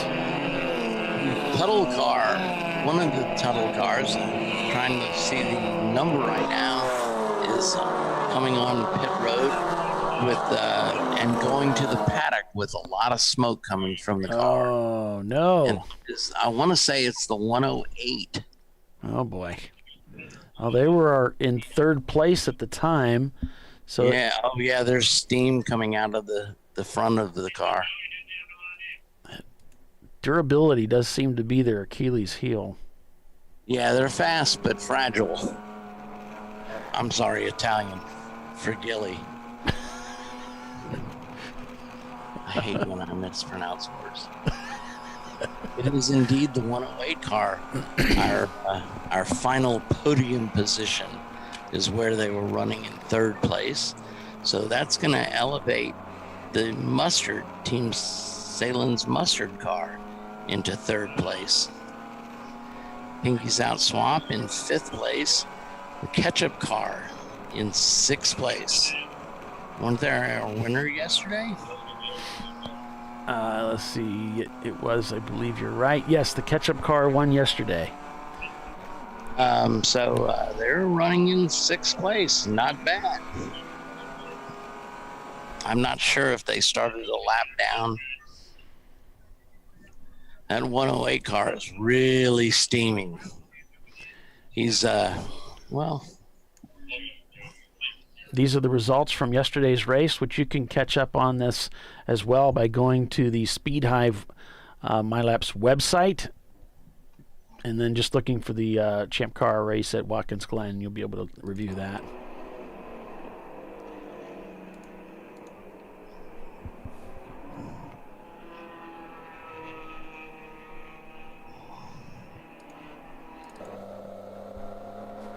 So back on board with Pinky's Out. In the swap car, they've now moved up into 4th place. They just need to take over one more position to find themselves in the podium position today. They've got the Sahlen mustard car ahead of them. And their Arrow car up in 2nd place. So they've got an opportunity to get both cars on the podium if they can play their cards right. We've got a waving yellow in turn number 10. And now it's gone to a standing yellow. got a car moving very slowly as it works its way into the pits. That's probably what that waving yellow was for. Okay, Paulie, I'm sending you a picture of the Tuttle car. All right, we still have a standing yellow garages. They've stopped that car, and there's a fire crew around the car. Oh, boy. And it appears to be residue in the front of that car, so perhaps they had a fire. I see, said the blind man as he picked up his hammer and saw. So taking a look at that photograph. Sorry, it's not quite in focus, but you can get the general idea. Yeah, it tells you a lot. You can see they've got a lot of debris on the ground there, and I'm going to say that's fire extinguisher residue, as it were. Yeah, they may have. There was a lot of smoke coming from the front of that car. Yeah, it could be they gave it a shot. Misty clouds of smoke. Oh boy. And they're still gathered around that car to make sure the fire doesn't flare up again, as it were. Yeah, I'm sure. Because it doesn't take much to, with those hot brake rotors. Yep.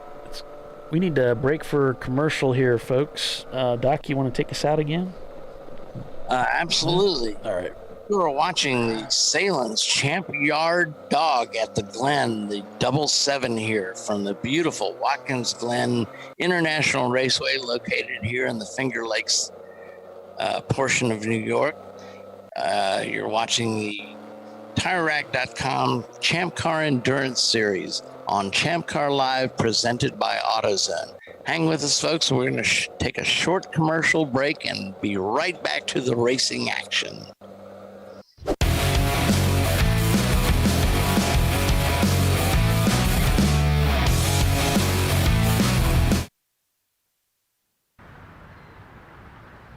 I probably need new tires. You do. What if they sold tires online? We do. We're TireRack.com. They could offer lots of tires We have so many tires. and help you find the right tire. It's called the Tire Decision Guide. Oh, and they could ship them to a nearby mechanic. We shipped over 7,000 independent recommended installers. This is an amazing idea. Sorry. TireRack.com, the way tire buying should be. I did it.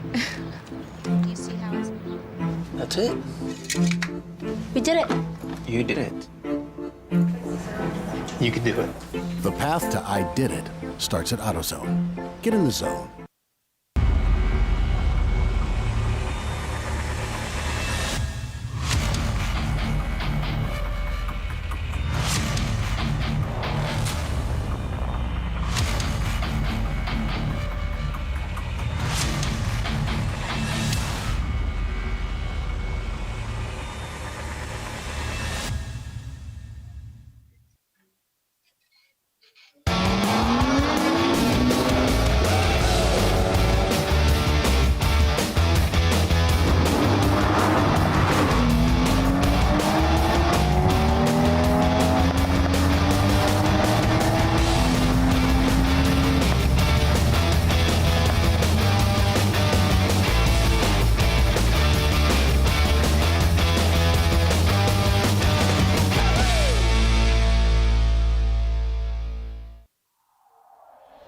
Discovery Parts is a veteran-owned racing and safety equipment company.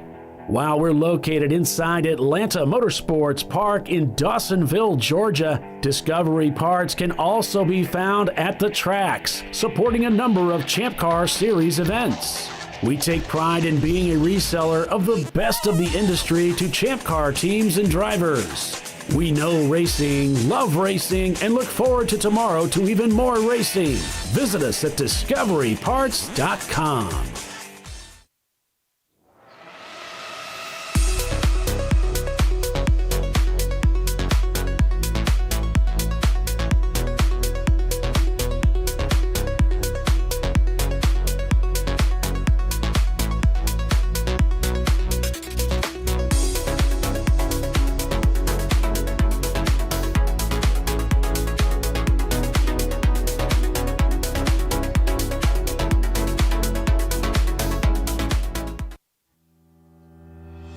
Lifeline USA is a leading manufacturer of onboard fire suppression systems. Lifeline's continuous commitment to research and development ensures that we supply the most innovative and cutting-edge products available. Used by the majority of the world's motorsport championship-winning teams and constructors, Lifeline has a proven history of success. Lifeline offers a complete range of fire suppression systems for all budgets and needs, and we continue to push development and limits on both extinguishment materials and our patented delivery systems to make the race car environment almost as safe as sitting on your sofa at home.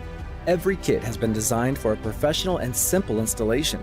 For more information and to purchase your ChampCar fire suppression system, go to www.lifeline-fire.com.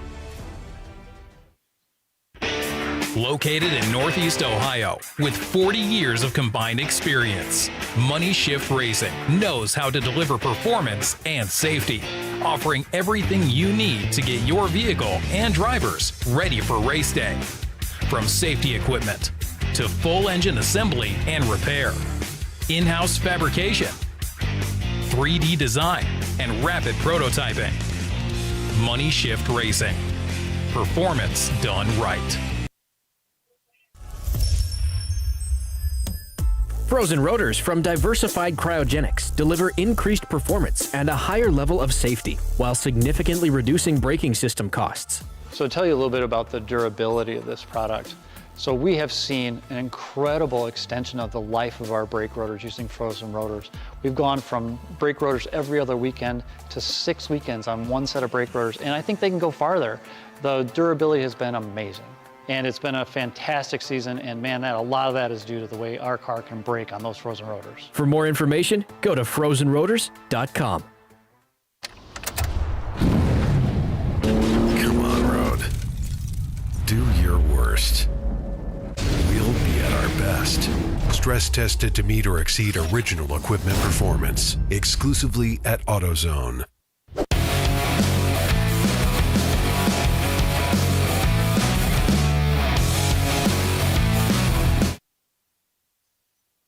All right, welcome everyone to ChampCar.Live, presented by AutoZone.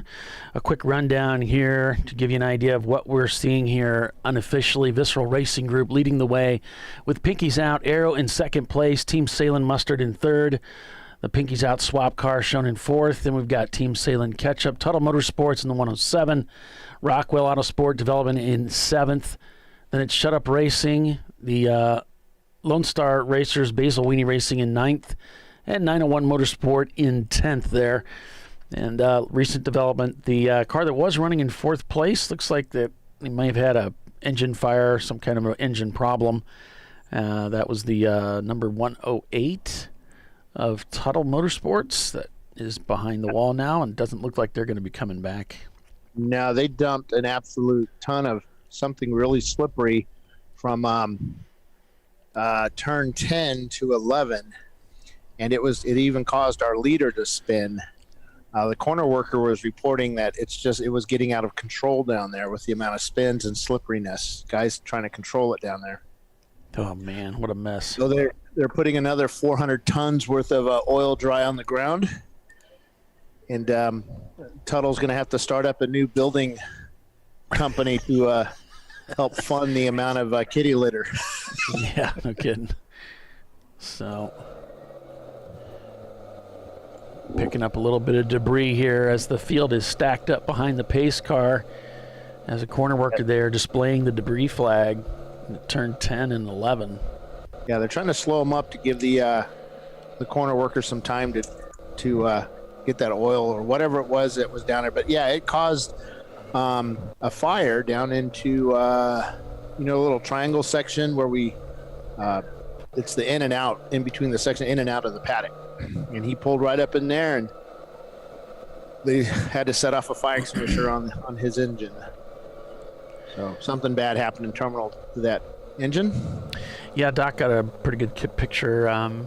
He didn't think it was very good, but I think it was great. I'll show it to you here. Now, this is a guy that used to make millions of dollars selling pictures to Sports Illustrated and Playboy. So I think it was actually Chris Economaki. Or Chris Economaki. Yeah, it's the same thing. One of those guys. He's getting on right now. He's good. What would he There is no way I made millions of dollars off of National Speed Sport News, which was Chris Economacki's weekly newsletter. Well, weren't you the cover photographer for VW Daily? VW and Porsche magazine. Daily. That was an Argus publication. I had one cover, one time. That's more cover than Paulie and I have. Yeah, but y'all have one more trophy than I have. Well, that's true. Would you like to see it? I have it right here. I'd love to see it, Paulie. I'd love to see what a Champ Car trophy looks like. Mine are too heavy. I would need a 350, Ram 3500 to carry all show my them off. Yeah. All the second place trophies you hey, earned. trophies. Yeah, good point. It takes a second place guy to make a winner. I like that. Oh, look at that trophy. Yeah. Yeah, this is the one that awesome trophy for the Champ Car Commentators Cup. That trophy, I think it's out in the garage or something. His wife won't let it in the house like my wife did. It's no doubt sitting in a place of honor. Yeah. I'm sure it's on the fireplace mantle. And my wife. That's a nice trophy there. Very nice. Yeah, I should probably bring it up. This was Premium Dudes. Huh? I don't know which Ninja Turtle it is, but this was from a Premium Dudes race. Nathan was kind enough to give me the trophy. We won out there 2 years ago, so it was back before the world got sick. Very nice, Paulie. And Nathan was kind enough. Obviously, it was a 4-man effort. I just drove that last leg, and on the Donnybrook. And didn't spin the car. No, I didn't spin the car, but brought it home safe and sound, and they were nice enough to give me the trophy. I had to bring you down a little bit. Okay. He wasn't trying hard enough. That's is that it? Paulie's just such a badass driver that he just relaxes. I thought Paulie was very trying. That's what my wife says anyway. I'm confused. I get what you're saying. So we've been hit with quite a few cautions here. A lot of cars seem to be having engine trouble out here at WGI. Lots of engine failure this year. I'm not sure what's going on. Maybe it's the cooler temperatures. We're making more power and it's burning up the engines. We've been talking about this internally. Think about a couple of years ago before we had open ECUs. Yeah. It was pretty much running stock-ish ECUs, and somebody made the decision there was no way for us to police ECUs. And no, you know why that change was made. Well, that's what we were explained. So I see. It's they lied. It's one of those things that you have guys that should never touch an ECU. And I'm one of them. Yeah, me too. I won't ever do it. I just don't Bill, have it's the top teams that are blowing up engines. I got people to do that. Some teams make it work and make it work really, really well, but there's a lot of teams that don't, and they end up doing this, thinking that they have to. Hold on a second. Jim Matthews in the car, the owner, by the way. Jim Matthews, the owner. So I had to let Dana know. They want to know who's in the 427 because he's probably going to get black flagged again for passing under yellow. And they want to know who it was. It's Jim Matthews, the owner. But the ECU issues, I mean, they've got a lot of guys that just either they're tuners or themselves tune it for max horsepower. Well, that's not exactly the best thing to do for endurance racing. And things go wrong, and the stock ECUs tend to put a lot of reliability into it, and it adjusts to fuel types and bad fuel, good fuel, whatever. And some of these ECUs, they tune with good fuel. They get to a place like this where maybe the gas isn't, or a track where the gas isn't the best. You go to Florida, you get a lot of water in the fuel. Yeah, you do. And things go boom. I can speak to that. Things go boom. So there's a lot of issues, and my buddy, I say the same thing to him. It's like, you've got these engine issues. What's the common denominator there? But I got you on camera there, Bill. If you can move in a little bit, I got you in. There you go. God, he's closer now. He likes. We're up here eating pistachios. Of course, the only Bill's the best pistachios. I love pistachios. Pistachios. So the ECU issues. I mean, that's a big thing. The main reason we opened up the ECUs, Bill, was because we allowed a lot of cars that have OBD2s.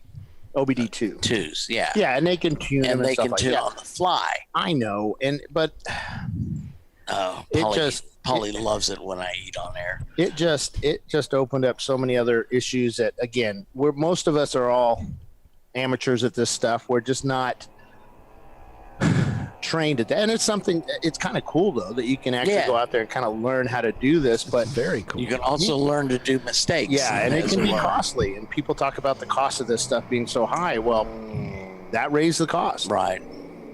Not just with having to buy the hardware, but the learning curve. So, I mean, I could be totally off and wrong. No. But that's my opinion. That's my opinion of racing in this series for 10 years and pretty much going to every race for the last 4 years.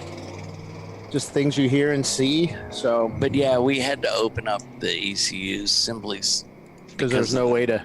The cars that didn't have a programmable or OBD2. Right. Well, why'd you open up the brakes? You're asking me. I'm asking the hard-hitting questions. Yes, as a good reporter would do. As well you should.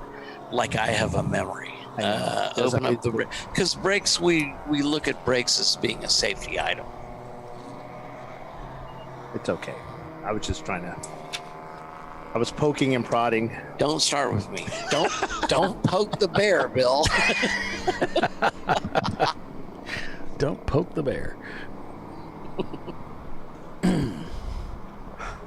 So there's a little activity going on by Visceral's tent down there. Let's see what they're doing.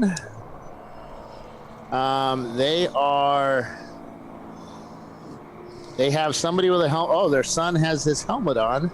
So it looks like, everybody has their helmet on. We are approaching 2 hours to go, so I expect to see Visceral in the pits in, I don't know, within the next few minutes, as it were. Yeah, we were kind of discussing up here when I was away from the show about when we thought some of the teams would need to pit, what we think their strategy is going to be, so we can make certain that everybody's following the rules and doing everything within the time limit. Well, Visceral certainly doesn't want to pit in the next couple of minutes, because then they'd have to stop again to change drivers, because we have a mandatory stint limit of 2 hours. Yeah, so they're going to have to hold off for another 8 minutes. So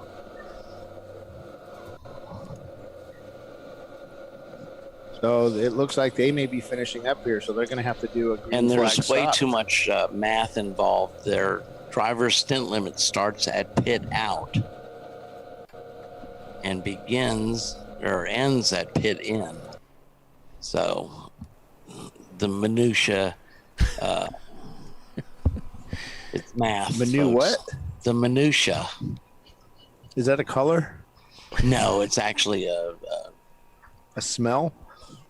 No, I'm trying to think of what minutia is. The small details. The details. And of course, the details will kill you. And he thought that up without even having to put it onto Wikipedia. Yeah.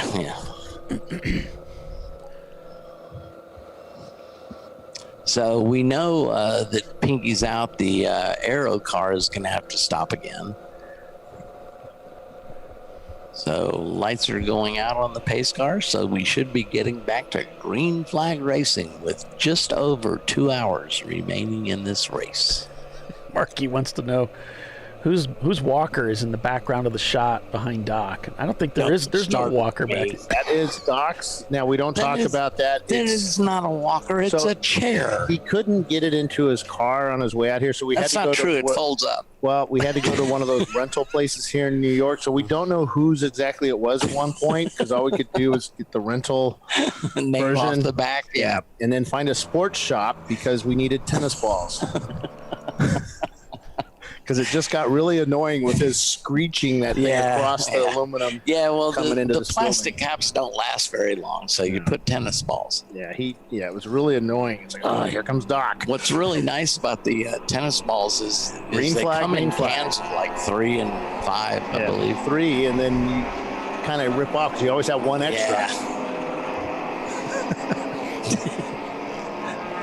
I'm telling you, what scares me here most is the elevator here. Yeah, it makes all kinds of really scary like old noises. people noises. Yeah, it's scary. And then you have Doc's knee popping every time it like stops. It's like, oh, he's gonna break. You know, nobody can sneak up on you here in the timing and scoring area because you can hear the elevator coming. Yeah, it's so you'd have to take the stairs. I dread it, because I'm Dana's lackey today, so he keeps sending me on missions, and it's like, no, I don't want to take that elevator again. And then the stairs, they're wet and slippery, and oh yeah, I wear bifocals, so I can't see anything. I hate the stairs because Well, I made the mistake of sticking a camera at the top of 62 steps up and 62 steps down. Oh, that would on kill the grandstands. me. Great shot. That's the turn 10 camera, turn 11 camera. And but 62 steps would kill me. I'm short sighted when it comes to the thing. I have to actually go up there and turn it on, turn it off. Right. Collect So you're nearsighted, as it were. Whoa, things getting tight out there with Pinky's out, getting the jump on the Sahlen's car. He's trying to make up as many places as he can. Well, I think he just made a pass for position. I'm not completely sure. Yeah, the swamp car, I think he passed the mustard car. Again, this is in big delay, so that might be why we're seeing the standings with Pinky's out ahead of the Sahlen's mustard car. So now both cars in podium position for Pinky's out. They're looking to try and pull the VIR Classic finish. A beautiful pass.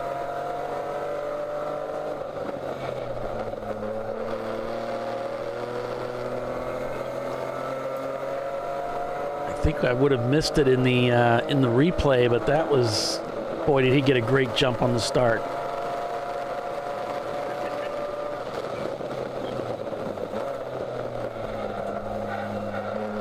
Mitchell's on pit lane. So the leader is in the pits. 99 has pitted. Our Huggins guys are getting their fuel ready for whatever car is going to be coming in. Our leader is pitted. The swap team, Pinky's out swap, they're looking like they're going to make a pit stop here fairly soon. They got their fuel jugs all lined up.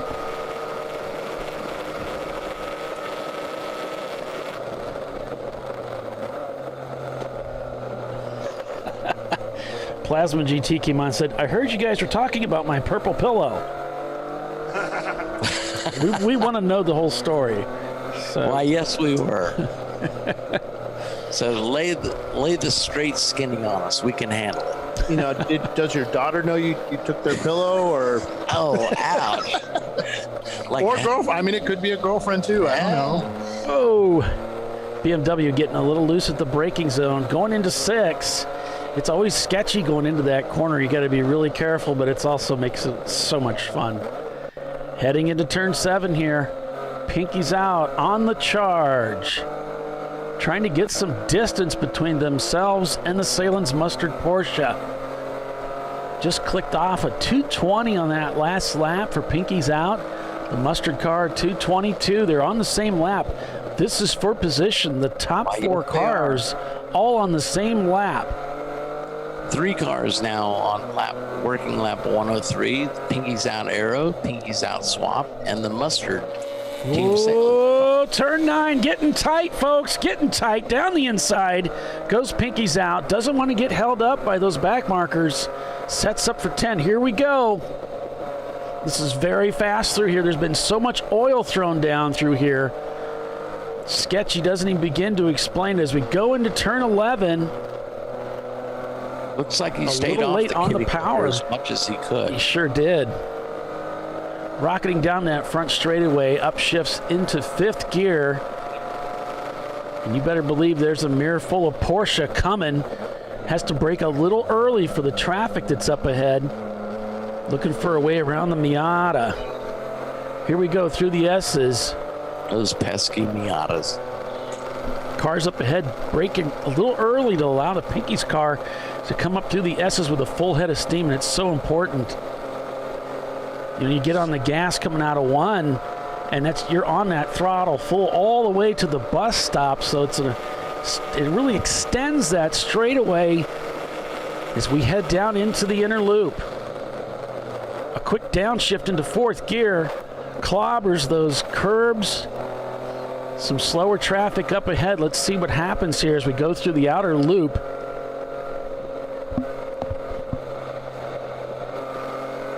Getting on the power right away here as soon as he can, using all the racetrack and a little bit more. There's a little corner of grass that's out there at the exit of the carousel.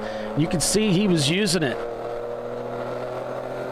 Here we go down into 7. That Miata lines up to the left to let him through. Hard braking down here. Trying to get back to the gas as soon as possible. Back on the power here as he rose up through the gears, heading down towards turn 8. Looking for the inside line. Look out, Neon, here I come. BMW just up ahead, also trying to find a way around. This is gonna cause some congestion in the track here. Another part of the racetrack that's got oil down. Turn number 9, here we go. And Visceral's done with their pit stop. They're headed to pit out. Miata stays to the right, giving him room. Saw him coming. Pinky's out, lines up for turn 10 again. Again, this is an area that's had a lot of oil thrown down. Adds some brake here. No downshifts as he heads into turn 11, back onto that front straightaway. Swings out to the right. He's going to come back to the left here and line up for turn number 1 again.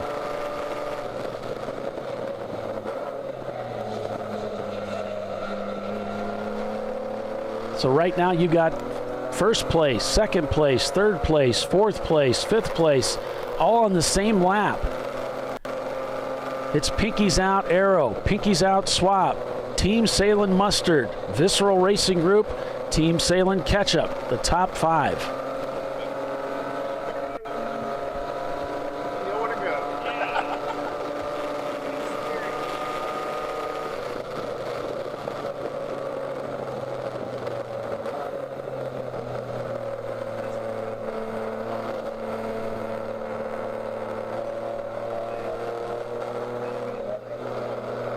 So a great start off of that last caution.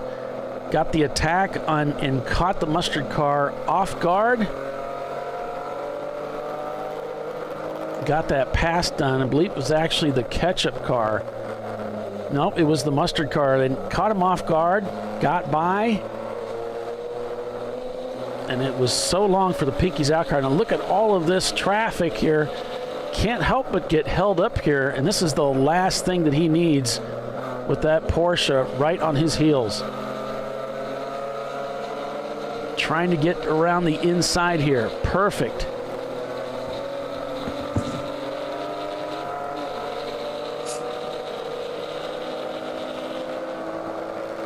Trying to get in here to make the pass without them coming down on top of him. The 602 Porsche Boxster.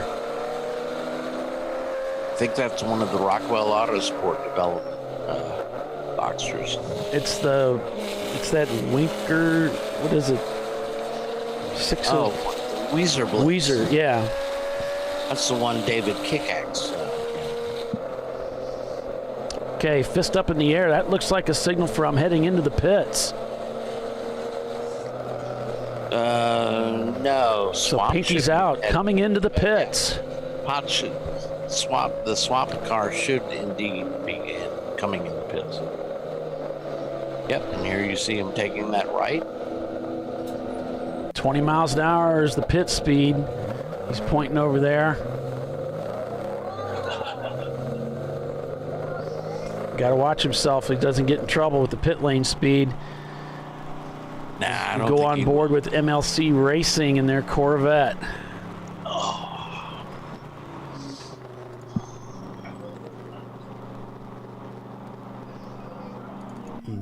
Check in with the mustard car.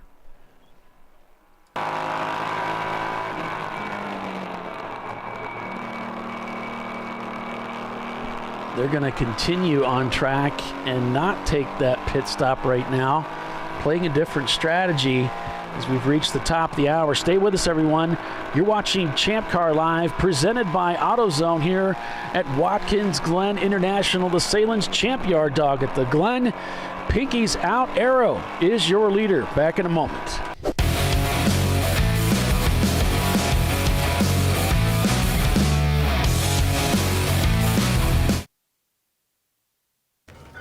You know, I'd buy tires online, but then what? We've thought about it. We're TireRack.com. They should let you ship directly to a mechanic. Actually, we call them independent recommended installers. They should have like 1,000 mechanics. Try over 7,000 installers. Then you just make an appointment.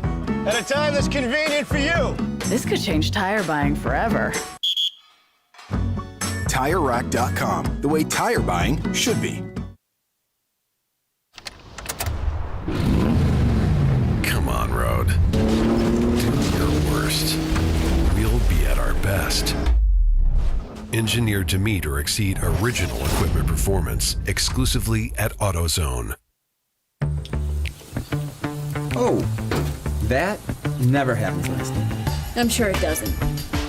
But that explains why you're dressed like a train conductor. Nice bodysuit. When do we start jazzercising?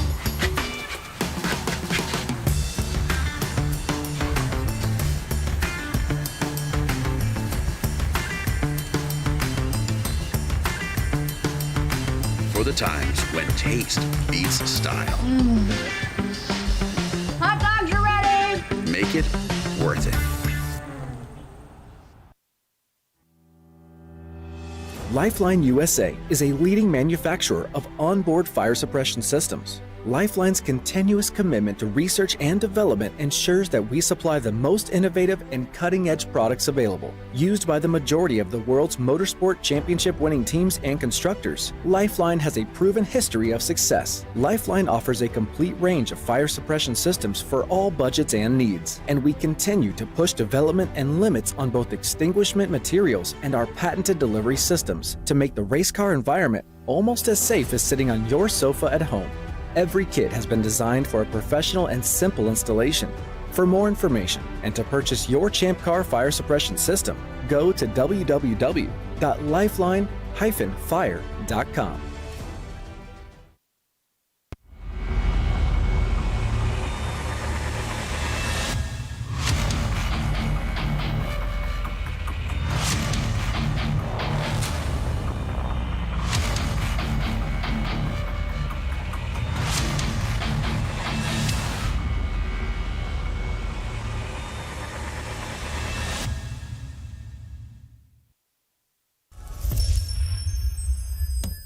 Frozen rotors from Diversified Cryogenic. Safety, while significantly reducing braking system costs. So to tell you a little bit about the durability of this product. So we have seen an incredible extension of the life of our brake rotors using frozen rotors. We've gone from brake rotors every other weekend to 6 weekends on one set of brake rotors, and I think they can go farther. The durability has been amazing. And it's been a fantastic season, and man, a lot of that is due to the way our car can brake on those frozen rotors. For more information, go to frozenrotors.com.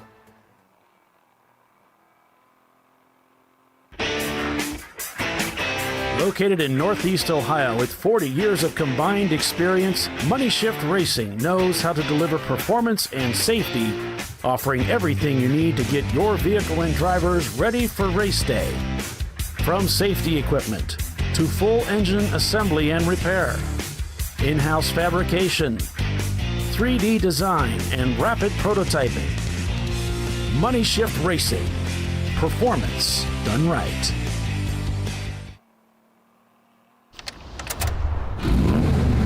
Come on, Road. Do your worst. We'll be at our best. Engineered to meet or exceed original equipment performance exclusively at AutoZone.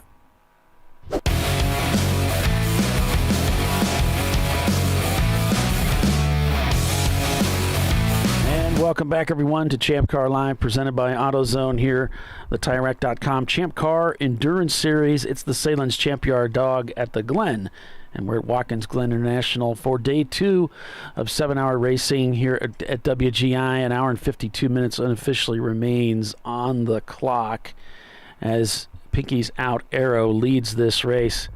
I think we got the pretty good skinny on the pillow thing over on our YouTube channel. So I was reading through that as we were on break here.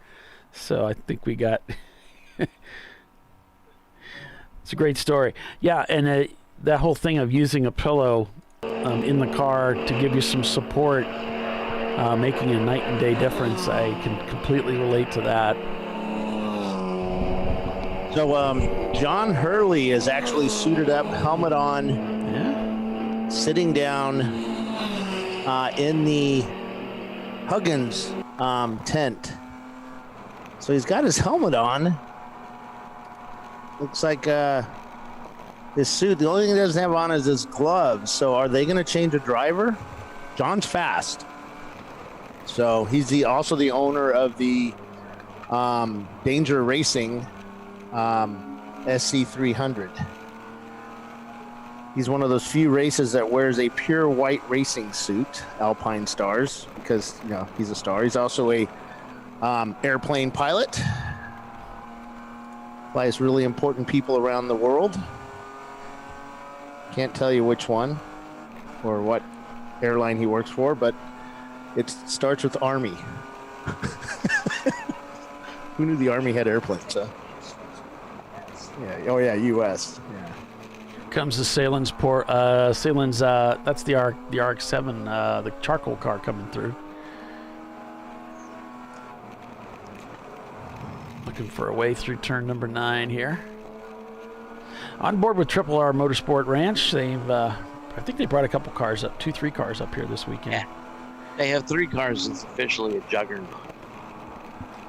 Hence the name Triple, maybe? I don't know. No. I think the Triple. Wait, is that with 2 P's or just 1 P? Stop. Paulie, I'm telling you. Seems like there should be 2 to me. Paulie, I wish to apologize for the knife in your back that I delivered earlier. Oh, what? What? I made some remark, and you said, "Oh, that hurt." It's like, hey, at least I didn't throw the lime in. Well, I don't think he understands it. We really don't listen. We just respond to certain tones of voice. Well, same with me. What? How many? Yeah, funny guy. 2. Was it 1 hoof stomp is yes, 2 hoof stomps is no? Yeah. I'm looking down at the Tuttle pit lane, and they're all sitting around eating ice cream. So they can't pit. Sahlen's, their guys are suited up. One of their drivers is suited up, and the crew is standing by to do something. So it looks like one of the it might be, it's not Wayne, I think it's the other maker. Who's the other one? Will. I think that's Will. Well, they look alike because they're brothers. Yeah, well, it's gonna happen occasionally. Yeah. So frustrating. So when are they due to come in? It's too bad we don't have somebody from the Sahlen's team that comment on the show. Wayne is actually there. No, it's Wayne. You know what's a real shame? Because Wayne has the red, white, and blue helmet with the stars on it, doesn't he? Isn't that Wayne Nonemaker? We don't have a pit reporter here as well. Well, yeah, correct. But we know you can't press buttons. He doesn't need to press a button. Don't start. We know Bill's really good at pushing buttons. Yeah, he pushes a lot of my buttons. So which Nanomaker has the helmet with the stars on it? Red, white, and blue. One of them. Because that's the guy that's waiting to get in. I think that's Wayne. Well, there's also another driver, too, has his Hans on. So they're going to bring in 2 cars. Oh, yeah, they have 3 cars. So yes, they're a juggernaut officially. Like Triple R Motorsports Ranch. Well, it's normally the crew of that team wears all black, where the drivers wear black pants with red and yellow tops. Ooh. So That's so they get recognized as drivers, right? Yeah. You know how you tell a driver? They'll let you know. Yeah, exactly. They're like fighter pilots. How can you tell a Navy fighter pilot? Look in the distance He'll there, tell Doc. There's a lot of rain falling in the distance. What do you see on your radar, Paulie? Well, I'll tell you what, we'll bring that up. Because that can have a serious effect on this race. I noticed there's not a lot of easy ups disappearing from pit road. No, there's still a lot of people in this race. So after your last pit stop, you start cleaning up your pit stall so you can get the hell out of here. Unless you're in the top. Yeah. And then you kind of worry because you don't want to jinx yourself. Yeah, exactly. We got this. No, you don't. No, you don't. Checkered flag hasn't fallen. Because as soon as you put those tools away, you're going to need them. Yeah. You always leave a spare tire, at least. So there's your radar. And as I told Doc earlier, I think you were away at the time, Bill, there's about a 42% chance of showers here at Watkins Glen as we work towards that checkered flag. So yeah. I don't know which direction's which. Is that Canada that way? Well, the North Tunnel is right over there somewhere. Okay, now where's the South Tunnel? Because that would really help. The South Tunnel, I believe, is the one we enter the track at. The North Tunnel is the one we use to get over here from the infield. Oh, so that's north.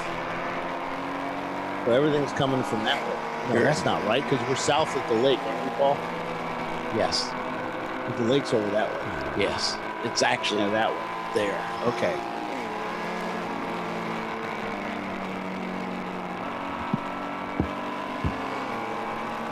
So looking at the live timing coming off of Race Monitor, it shows Pinky's out, Arrow leading with Team Sahlen Mustard in second, Team Salem Ketchup in third, Visceral Racing Group is up in fourth, Tuttle Motorsports is fifth, Shut Up Racing is sixth, Rockwell Auto Sport Development in seventh, Lone Star Racers is eighth, 901 Motorsports is ninth, and Pinky's out swap down to 10th for that pit stop that they just took. So 901 Motorsports is my pick for today, Paulie. Oh, and you chastised me for not even getting your pick. I'm so sorry. Who's your pick, Paulie? And now be honest. Salen's is always my pick. It's real simple. I always pick Salen's. What's that? I always pick Salen's to win. Ah, yeah, certainly here. That's all. It's easy for me. I just pick them. You're cherry picking. I'm sorry, did I say that out loud? It sounded like I did. Well, when you pick your winner, isn't that what you're doing? You're picking who you think is going to be the winner. Yeah, well, they won yesterday. Come on. Yeah. So you're going to say you picked the winner yesterday. You know that we record this show, right? So I can check. Yeah. It's all truth. It's all truth. So Bill, on his beautiful sound console, name is in the one spot, which it should be, because I am Doc Walker. He crossed out he didn't cross it out. He just wrote over it. He wrote a T. So it now says, instead of saying Doc, it says DTC. What's that an acronym for? Anybody help me? DTC. I know what TDC is. That's Top Dead Center. Maybe it's detective. I don't know. That may work. He's up to something. He's always up to something. Like I said, I know he's really good at pushing buttons. Why, yes, he is. You'd think he'd know which ones to push by now. He certainly knows all my hot buttons.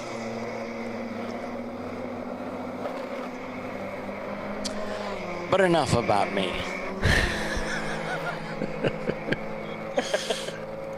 No, stop, seriously. No, really. So there's our top 10. I'll scroll through the pylon here so that we show you 10 at a time if you want to look through the groups. Rosemar Racing, Cotto and Brothers down there in 20th spot. Triple R Motorsports Ranch in the 497 and 28th, and their teammate, there's another triple car, 499 and 27th. Team Sahlen Charcoal in 26th place there. So I'm going to do some race analysis, as it were. Ooh, cool. Ooh, can't wait. It's about time you joined the broadcast, Doc. That's what you're thinking, isn't it? You just didn't want to say it out loud and hurt my feelings, right? No, I'm excited. I'm excited because they are our leader on lap one, working lap 112, but they have to stop again. Team Sahlen's Mustard is also working lap 112. They are turning 2:21.6 lap times, and Race Hero isn't cooperating today, so I can't tell you what they're averaging, as it were. Yeah. Team 942, Team Sahlen's Ketchup's winner from yesterday in our first half of this 7 race, is also on lap 112. Neither one of those cars have to stop again. Visceral Racing Group does not have to stop again. They're not quite as fast as the Ketchup car, but they're a little bit quicker than the Mustard car. Okay. So that's our top 4. Tuttle Motorsports in the 107 car is running in 5th place, but they're a lap down. Now the Aero car, like I said, the Pinkies Out Aero car, their Team Sahlen's Mustard car is now on the same lap, but they're about 48 seconds behind Pinkies Out Aero. But again, the Aero car has to stop again. Now, whether or not they take fuel is the only issue. I don't think that car, I believe they stopped at about 15 minutes beyond the 2-hour mark. So perhaps they can gamble and just change drivers and not take fuel, because if you don't take fuel, you don't have to abide by the 5-minute rule. Okay. Right. So that's a real possibility if they think they can short shift or not use as much fuel. But his last lap was a 2:16.520. So that's getting around here with certainly getting with the program. So he is not in a fuel conserve mode. He's in a let's do as best we can and not give up the lead mode. He's in a racing mode. And he's got to be concerned about the Team Sahlen's Ketchup car, because they are turning only a 1/10 of a second slower laps on the last lap. So the game's afoot. Oh, yes, it is. And you've pretty much got what you got. Right. But the question is if Aero gambles going 2 hours and 15 minutes. I know our E30, when we get to the 2-hour mark, even to get to the 2-hour mark, we got to have some caution help or something like that. So there you have it, folks. Well, thanks for doing all that. Oh, Doc, no appreciate problem. it. Pinky's out leading this race, and if you look at the pylon there, 100 working lap 115. The first 2 cars have already crossed the start-finish line and started their 115th lap out here at WGI Watkins Glen International this Memorial Day weekend for the Sahlen's Champyard dog at the Glen. Team Sahlen Ketchup, Visceral Racing Group, also working lap 114 together.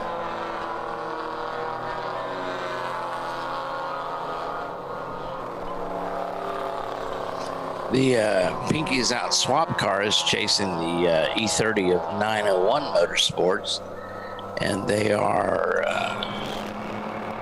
they're working the same lap, and the difference is 1 minute 59 seconds. So it's quite some time. But and 901 Motorsports has got good pace this race. Although Frank assures me he's down on power. So we'll see if he can overhaul them for 9th place. Tuttle is on pit lane. I assume you mean the 107 car, because the 108 car was retired to the paddock with a fire, apparently. Yeah, that'll do it. Yeah, yeah. It's pretty well final, wouldn't you say? What's that? I'd say it's pretty well final, wouldn't you say? It's pretty well It's final. certainly fatal on today, but I'm sure Brian will reach into their engine management company and order another VQ30, I believe. I was giving you a Basil Fawlty quote. Oh, were you? Yeah. And I missed it? It's okay. It's obscure, but it's the Kippers where they find the guy corpse dead. Of the Kippers. Yes, and it's pretty well final. Wouldn't you say? I'd say it's pretty well final. Yes. I now know. I missed it. I can't believe it. I must punish myself. John Cleese Randy is Post getting into the 107 from what Bill says. Okay. Well, he's out there right in there. Their hot shoe pro driver. Yeah. Desperate gamble to make up the time. Here he comes now.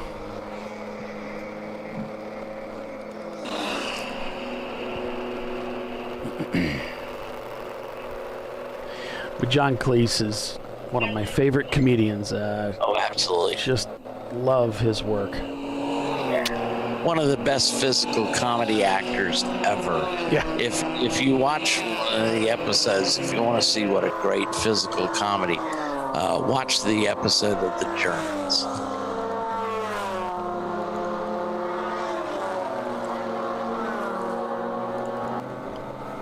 I can't think if The Germans or Communication Problems with Mrs. Richards is my favorite. Both the Sahlen's boxers are in the pits right now. Looks like Wayne. Final stop. I'm sorry. Wayne Nonamaker getting in the mustard car. That's the word. That's our 2nd place car. Catch-up in, and so Visceral is going to move up to 2nd place as a result of Team Sahlen's double pit stop with the boxers. All right, so Wayne Nonamaker's getting into mustard. I'm sorry. That. Oh, you did. Oh, you just saw that. Welcome I'm sorry. to the broadcast. No, I said that. And so Will's going to be getting in the catch-up car. As well. What'd you say, Doc or Paul? I said that Will's going to be getting in the catch-up car because I was getting the information from. Yeah, I didn't know if anybody was looking at that. So. Oh, okay. Sorry. Good point. Only just convinced me to watch the race. Well, good. And now I'm watching down in Huggins' spot, and Hurley's still just pacing around, has his helmet on with the visor down. That's. Well, both their cars have made their stops. Why would he do that? Perhaps he's cold. Visor's up now, so. Perhaps he's chilled. Chip is looking at his text messages. Huggins, where is Huggins? Huggins. There's his dad. I think that's his dad. Where is Chris? Is Chris in the car?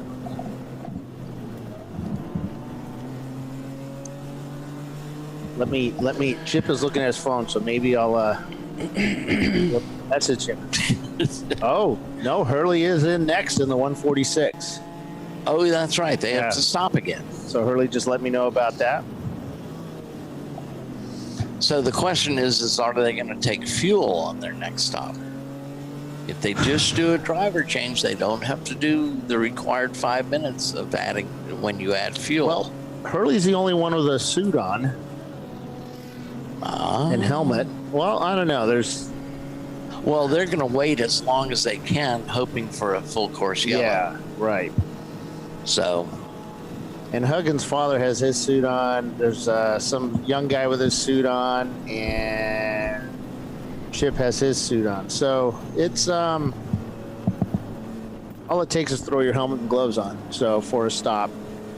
And then down at Visceral, we have, they're just standing around, no helmets on. No, they're not eating ice cream. They are, it looks like they're discussing options. Ron is standing there with his phone in his hand with race monitor working overtime. I wish they would fix their wiring. It bugs me. Oh, the hood is up on Tuttle's car.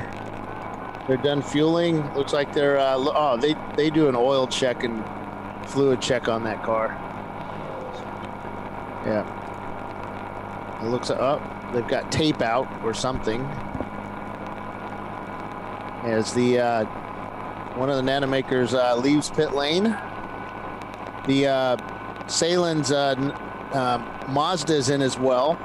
They're double stacked on pit lane as one of the Boxsters leaves.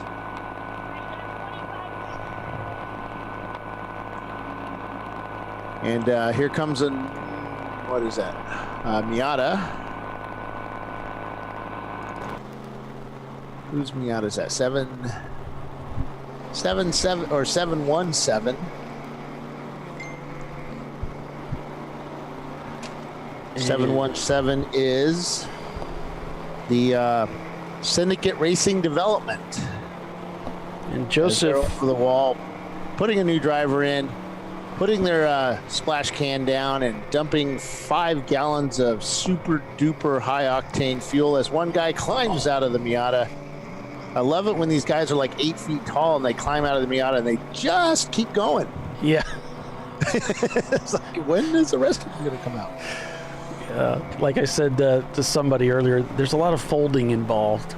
Yeah, no kidding. Billy's telling us that Joseph getting in the charcoal car for the stint. And Bill, we need to go to commercial. Do you want to take us out to our commercial break? Good idea. Okay. You guys can do that. He's exhausted. I'm delegating. You're delegating. All right, I'll take us to commercial, Bill. You're watching the Sahlen's Champyard Dog at the Glen here at beautiful Watkins Glen International Raceway here on the TireRack.com Champ Car Endurance Series. You're watching ChampCar.Live presented by AutoZone. So hang in there, folks. We'll be right back for the exciting and extraordinary finish of this race.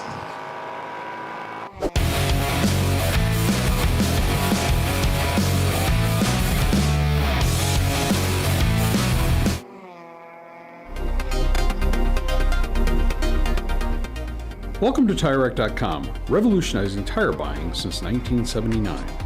With our unmatched selection of branded products, finding what fits your vehicle and is right for you and how and where you drive has never been easier. Through helpful online shopping tools that include our professional hands-on reviews done at the introduction of a tire and consumer reviews that give real-world feedback over the life of the tire, you can make the right tire choice and find exactly what you need. And if you prefer to talk to someone, our tire testers, our sales team, are available on the phone. And that's how we get you the right tire for you and your vehicle for where and how you drive.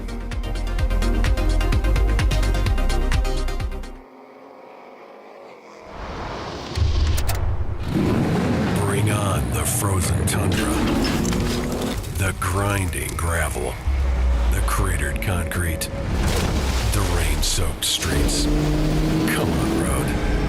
Do your worst. We'll be at our best.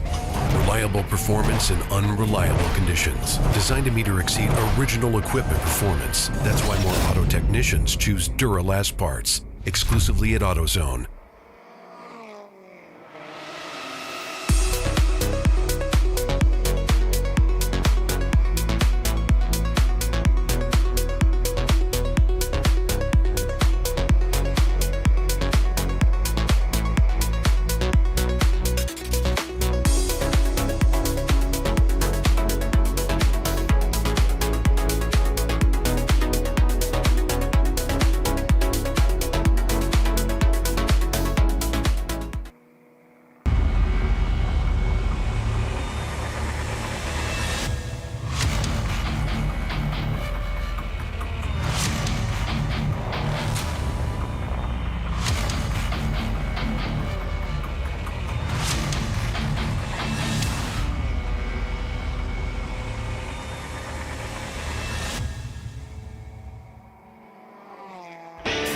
Located in Northeast Ohio, with 40 years of combined experience, Money Shift Racing knows how to deliver performance and safety, offering everything you need to get your vehicle and drivers ready for race day.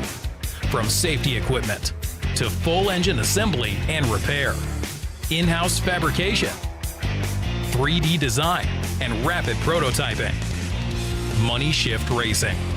Performance done right. Discovery Parts is a veteran-owned racing and safety equipment company. While we're located inside Atlanta Motorsports Park in Dawsonville, Georgia, Discovery Parts can also be found at the tracks, supporting a number of Champ Car Series events. We take pride in being a reseller of the best of the industry to Champ Car teams and drivers. We know racing, love racing, and look forward to tomorrow to even more racing. Visit us at discoveryparts.com.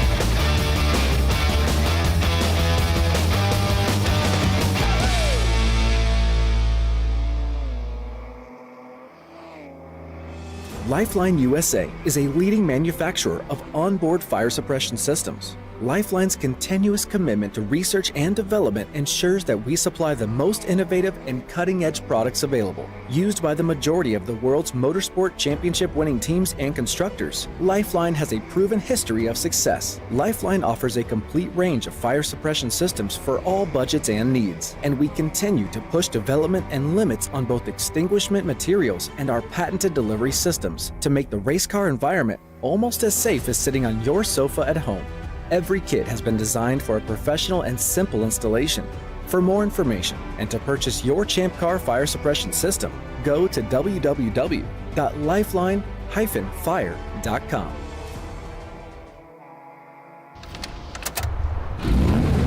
Come on, Road. Do your worst. We'll be at our best.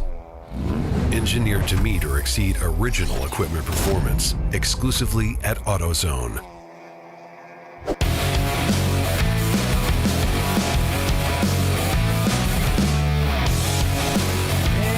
And welcome back, everyone, to Champ Car Live, presented by AutoZone. It's the TireRack.com Champ Car Endurance Series. I'm Paul Veltum, along with Doc Waldrop and Bill Strong, calling race for you this weekend. Welcome back, everyone. Got a car moving slowly on the track. Maybe lost the clutch. Nah, they're saying it's running on one cylinder, it seems like. One cylinder. So it's not at full song, as it were. And Mary asking about, is the scrolling function going to show everything beyond top 10? No, there's no scrolling function other than my finger. Because our usual app is broken down. So, Mary, if you can tell me which team you're rooting for, we can show you where they're at in their standings. Certainly give you that information. So Visceral is still just standing around, talking, doing crossword puzzles, things like that.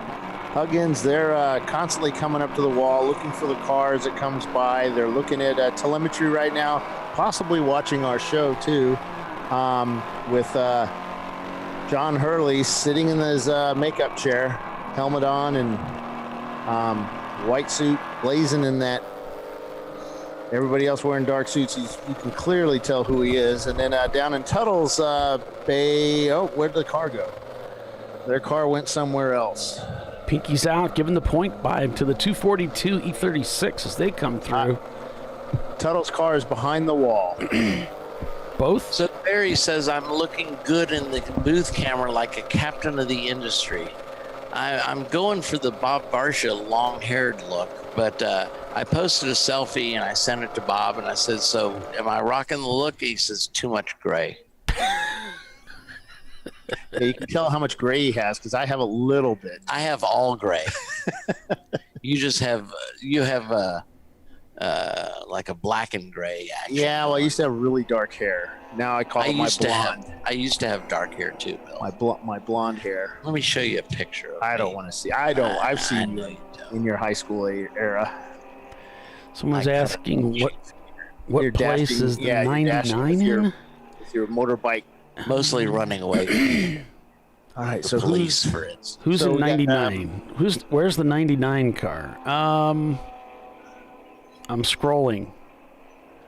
Scrolling.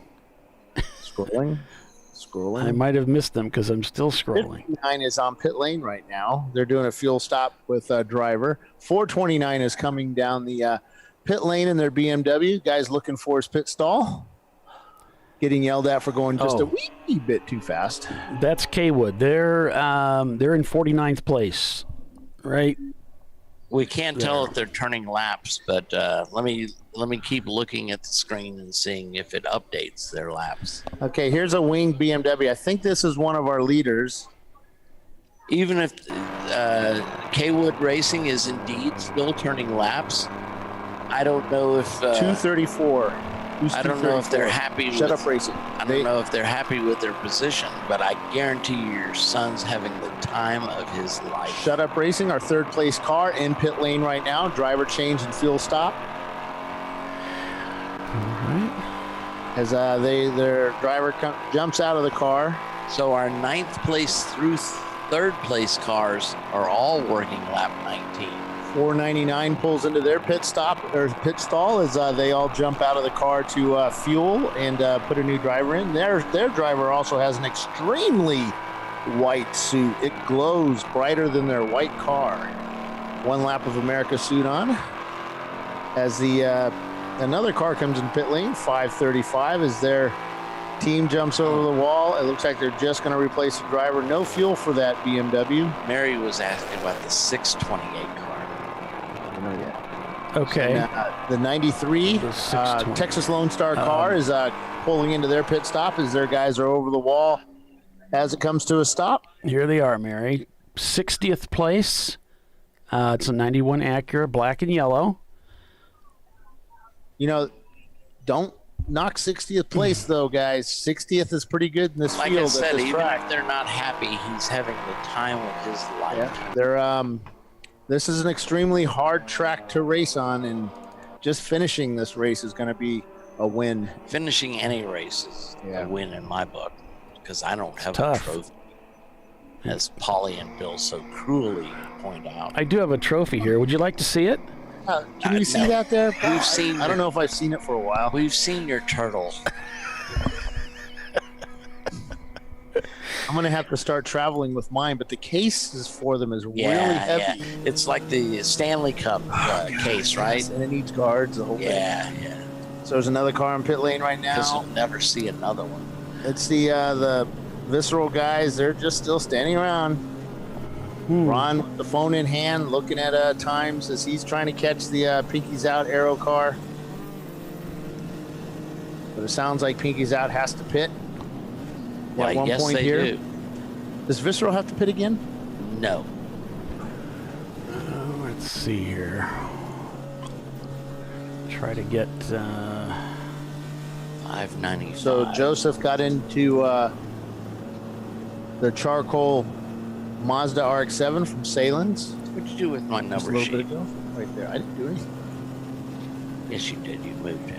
Anybody remember how to get the class standings in Race Monitor? I thought there was a button up here for it, but I don't. I haven't used it in so long. I don't know. But I know there is a way. I thought there is hang one. on, Ollie. There's definitely a way when you finish. Oh, wait, let me look. Are you using the app or the web? Wait a minute. Let me look. Yeah, let me look. Oh. Here we go. The sort mode in the app. I thought it separated them. I'm just not sure how it's... I can't... I'm not reading where the separation is. So it's sort mode. What about info? Nah, that didn't do me any good. 595. Larry R is asking for their position. All right. That's a 5. Guys, you know, you can go to Race Monitor. They have a web version of it if you don't have the app, and just look for the Champ Car series. $5.95 is All Roads Racing, and they are currently shown in 60th position. That's an A-class. All Roads is indeed a BMW E30. So lots of activity on pit lane right now, with drivers putting teams putting in new drivers along with fuel to finish up this 7-hour race. Yeah, when you go to race Hero Monitor, Rollo Racing pointed out, okay, the Race Monitor info is available for free for anyone with a computer. Just go to their website and click on this event, and you'll see our logo on it, I believe. Yep. Okay, and he says to see if a car is still turning laps on Race Monitor, click on the car to see their laps and see if the position for the most recent lap matches their current position. And you can see that on the main one too. We appreciate that info. Yeah, thank you. Because I personally don't use Race Monitor until I have to, because I believe Race Hero gives us more information and their interface is easier to use. You know what's cool is we'll have our own system here soon. Why, yes, we will. Flagtronics. No, we have another system. Flagtronics will come later, but right now we will have our own intermittent system, our own system until it probably will be intermittent. Yeah, it'll be intermittent, just like everybody else's. That's funny. Until it's not. We'll let you guys know on that development. We're going to work on this for a few years. Are you hiding this from your board? There's a lot of things I hide from you guys that you don't need to know operation stuff. We have no control over operations. That doesn't mean we don't want to know. I see. It's a need to know basis. Need to know. I understand need to know basis. It's all proprietary. I get it. I understand. I'm not gonna say no more. Say no more. So what we use for timing and scoring on the side for some races, that will be available for a lot of people. I see. So you're letting the cat out of the bag paw by paw. It's okay. Liquid sunshine falling in pit lane, says Billy Sahlen. I don't see any umbrellas yet. No. Even the people pushing and toting pit wagons. 765 with their green and white cars in pit lane. Over the wall with their fuel canister. Coming down to that final hour. Why, yes, we are, Polly. Very astute observation. Huggins pit lane still quiet. Some people standing around. The next driver in, John Hurley, is sitting in the director's chair, just relaxing, legs crossed, probably visualizing his laps. Nobody up viewable in the Porsche pit lane for Visceral Racing.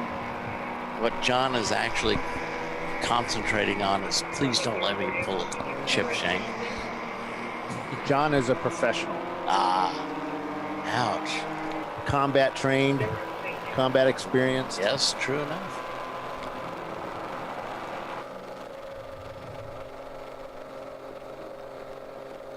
He's used to flying around in something a little bit faster than a Champ car. I think we're about due for a caution. There's teams on pit lane that would love that. Yes, there are. Pinky's out in particular. MLC's in the pits. University of Colorado, I think they've called it quits. They spent most of the day in the garage, their cameras offline. I'm not sure that that's their doing, but it doesn't look like they'll be rejoining the race today, folks. So had a better week, had a better day of it yesterday. Yeah, and it's hard, like we say. Unfortunately, the garages here run perpendicular to our viewpoint, not parallel. So. Oh, here comes Huggins. Is that Huggins? No, that's 901 Motorsports. They all look alike. No, the E30s do not all look alike.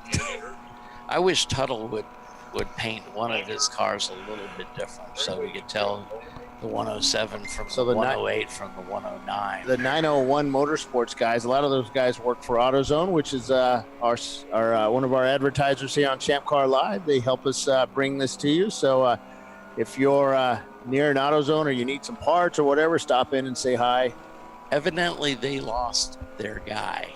Their AutoZone guy? Yeah. They just lost him? No, they know right where he is. He's just not with them anymore. He's not in his former position anymore. Oh, at AutoZone? Yeah. Oh, no, he left. Yeah, that guy left. That guy, he's working in another part now. Yeah. But some of the other guys sometimes run with those cars. They have two. Well, they had 2 cars. Yeah, until they wrote one off at NCM. NCM. Yeah. And what happens when you write a car off? That means it's... I will tell you this. He's building 2 new... Peter cars? E36s or E46s? He's building an E46, Ooh. one of his cars. And I said, Matt wants to build an E46, but E46s just don't win. And he told me the same thing Matt told me. He says, I didn't build it. Lots of guys sitting in their pit lane with their helmets on, suits on, gloves on, ready to get in the car when it pulls into pit lane. The Huggins crew still standing around. John sitting in the chair. He's a little more upright now, less relaxed. Huggins' father looking at his, favoring a shoulder. I think he's giving war stories about what happened to the rotator cuff. I'm just making this stuff up as I as I look through the binoculars here.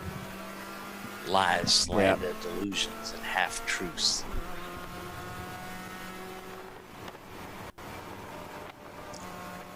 They're jacking up the left side of the 901 Motorsports E30. So probably for a tire change. Yep, they're changing the left It looks like they're swapping the tires. They're going to move the front tires to the back and the back tires to the front. Try and get a little more life out of them, as it were. Cords work better in the back, I heard. Yeah. Billy said, stop talking about the C word. They don't want any more cautions. I bet they don't. They want to take this to the end. We have water hitting the front window here in the Watkins Glen studio. It's a driving rain, too. No, I'm lying. It's being driven by the rain. Rockwell goes into the pits. Driver getting out. New driver getting in quickly. The 607 car going up into the air. They're looking at that left front tire, spinning it around, looking for cordage or flat spots. And as this track gets slippy with the, I don't even know which one it is. As this track gets number on the wall. 34. As the track gets slippy, you're going to see a lot more. What do you call that? Pit stops. No, flat spots. Scrappy Doo Racing, the 607. Pinata's out in the pits. The Corvette's in the pit as well with the 47 car, the 47. Whoa, Pinky's out. That's good looking. Where are they going? They're going into the garage. Ooh. Pinky's out, swap. They're behind the wall. Pinky's out, swap has not only come into the pits, but they've taken the car behind the wall. They're in the garage area. Are you sure? Yeah, I'm watching it happen. Is that recent? Oh, yeah, he's got the in-car on. He's way back there. Maybe he missed something. We're looking at... Unless this is yesterday's footage or something. Or when they would have gone to impound yesterday, right? I don't see them coming down I don't see them. That's got to be another time. Look outside the window. I will. I'll take a look at that, but... No, not you. No, I'll look at their... I don't see them, and I know where the Sahlen's haulers are parked, and I just saw them go back around that, the Sahlen's cars paddock area, and I didn't see them. Nope, and they did not go into the garage, so... Because I know where their garage is. Nothing's there, and all their guys are still down here in the pit lane. Eating ice cream. Well, it could be that I was looking at something old, but driver's gotten out of the car. The Aero car is definitely still on the track. No, I'm looking at the swap car, not the Aero car. So this would be the, this is the feed that came from Roger's camera. Going in 6th place. It's the orange car. Yeah. Right. I will look here visually out our window. And if it drops, that means it was it. But we honestly did not see it. No, I didn't see Their guys are all still down there. Back to the paddock.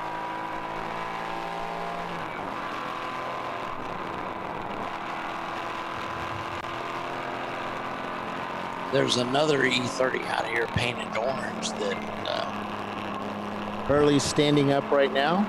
Still doesn't have his gloves on. Yeah, I'm trying to confirm on that feed for swap right now. Billy guys. says that, our spotter says that can confirm swap went behind the wall. Huh. He snuck in there when we weren't looking. Interesting. How dare you? Yeah, I didn't see. I forgot. That's what, 30, 45 seconds behind. So yeah, we were looking up. He may have already gone in there. So that would be terminal if the team's not running over there. Nah. So they're still sitting eating ice cream. They've reached in and they're turning off their camera. Hood's not going up. That's never a good sign. Somebody did ride over on a bicycle, though. I haven't seen Huggins on his flying carpet all weekend.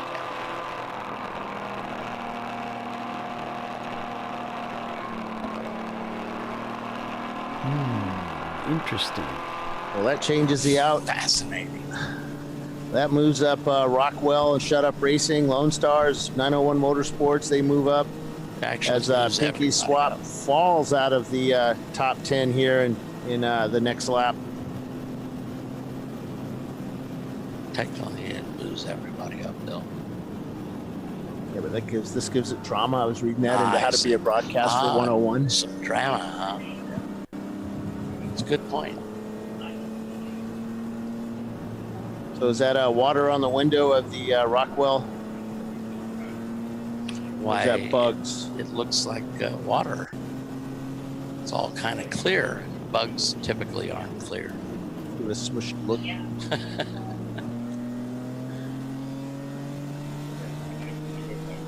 All right, looks like the Aero car, their guys are standing around with water jugs in hand. They're all standing now. Nobody's sitting. And that's probably why they haven't sent anybody to the paddock to look after the swap car, because they're anticipating their pit stop here and they need all hands on deck. Yep. Especially if they don't take fuel. So it's Pinky's out, Aero leading over Visceral Racing Group. The two Sahlen cars, Mustard and Ketchup, covering 3rd and 4th, and then Rockwell Autosport Development in 5th place right now. So Lone Star back on pit lane. It appears all of Chris Huggins' eggs are in one basket now.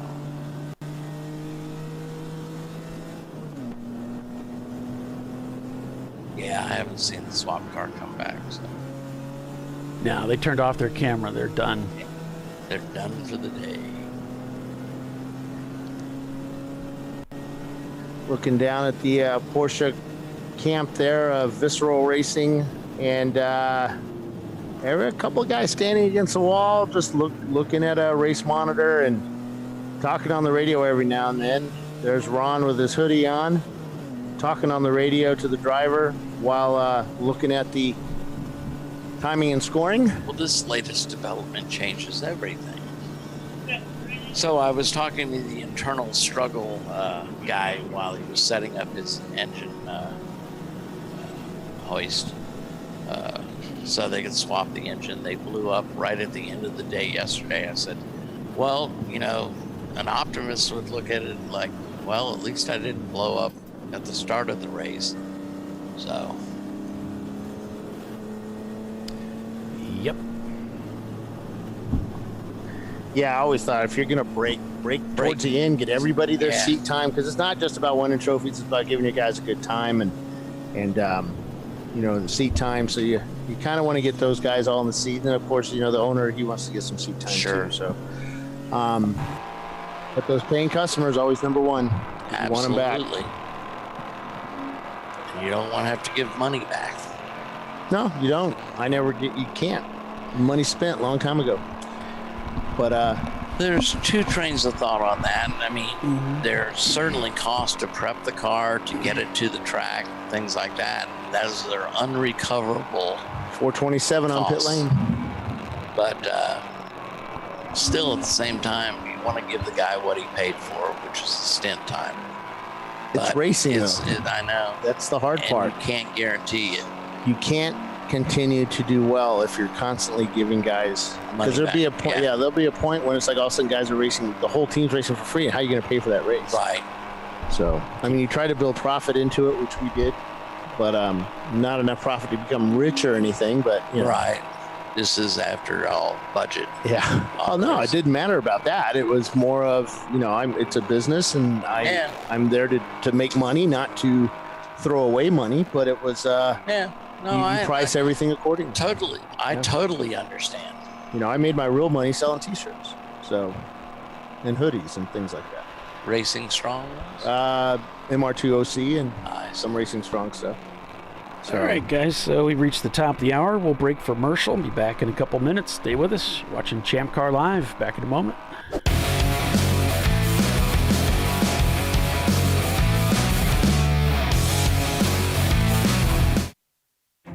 An important decision is afoot. This man is about to buy tires on TireRack.com. Tire Rack is the leading online retailer of tires in North America and a repository of advice and expert reviews. And it's done! All that's left is to arrange for safe, easy installation at one of our independent recommended installers. Well, I guess he did that too. TireRack.com, the way tire buying should be.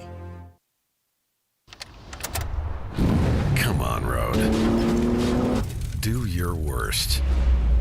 We'll be at our best. Engineered to meet or exceed original equipment performance exclusively at AutoZone. He shared school space with his best friend, Norm Peterson. Who was Cliff Clavin? That is correct. The board is yours. Yes. So you don't want to hear about my sister's vacation? No, not really. What are you doing? What? What is it you can't say these days? YOLO? Dad, nobody says that. YOLO! For the times when the joke's on Dad. Make it worth it. You guys could have warned me about this stuff. Oh my God.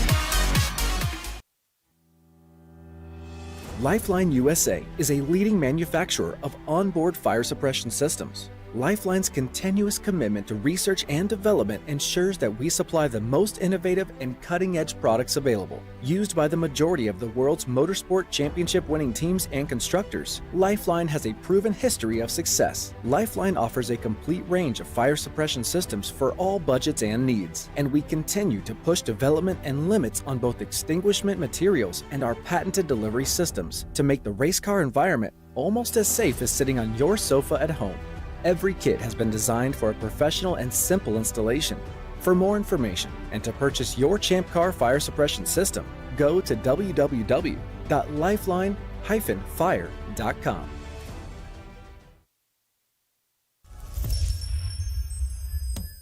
Frozen rotors from Diversified Cryogenics deliver increased performance and a higher level of safety, while significantly reducing braking system costs. So to tell you a little bit about the durability of this product, So we have seen an incredible extension of the life of our brake rotors using frozen rotors.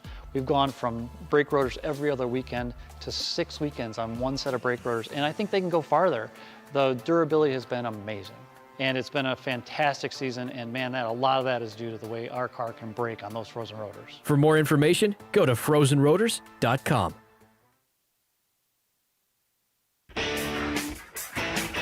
Located in Northeast Ohio with 40 years of combined experience, Money Shift Racing knows how to deliver performance and safety, offering everything you need to get your vehicle and drivers ready for race day. From safety equipment to full engine assembly and repair, in-house fabrication, 3D design, and rapid prototyping. Money Shift Racing. Performance done right. Come on, Road. Do your worst. We'll be at our best. Triple tested to meet or exceed original equipment performance exclusively at AutoZone.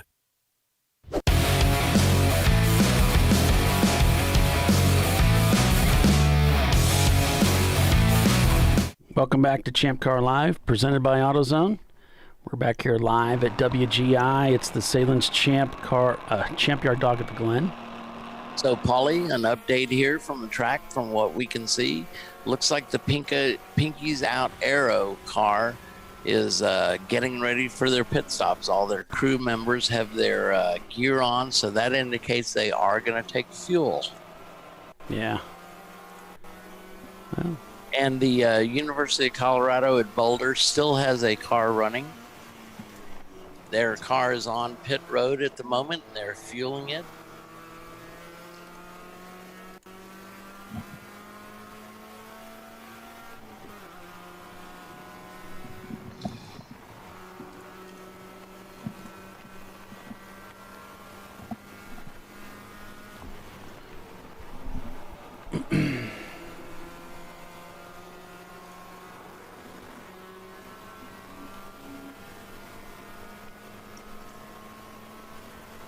So we're on board with the Haywood Racing team. We'll give you a quick rundown here on the standings. Pinky's Out Aero leads the race over Vissel Racing Group. They're working lap 121. Shut Up Racing is in third. Rockwell Autosport is fourth. Lone Star Racers, Basil Weenie Racing in fifth. 901 Motorsports in sixth. Team Sahlen Mustard seventh. Pinky's Out Swap is eighth. Team Sahlen Ketchup ninth, and Weezer Blitz Racing is in 10th place. So, Paulie, Pinky's Out is pitted in pit stall number 25. There is a car in pit stall 26, and they are very close to the front line of their box. So I'm sure Pinky's Out hopes they get out of the way, so their pit stop is not compromised in any way, but pit stalls here are about 25 feet long, as it were. Right. So they can get in, but I'm sure they're looking at the 294, 291 car with interest. 294, mostly motorsports. Gotcha. So I'm sure they're keeping an eye on that car. They are finishing up their service because the gentlemen are not dressed in a full kit. So they should be leaving fairly soon. Makes sense. Well, it makes as much sense as I can make of anything. I have been doing this for a while, after all. You'd think I've learned something by now. If anything, you'd learn that not to keep doing it. Not to what? Keep coming back. Oh, yeah, I haven't learned that lesson. They keep paying me to come to these races. They do. Well, then I would keep coming if that's the case. Yeah, sure. That's a good deal. I always maintain you can really take me anywhere, Paulie. You just can't bring me back.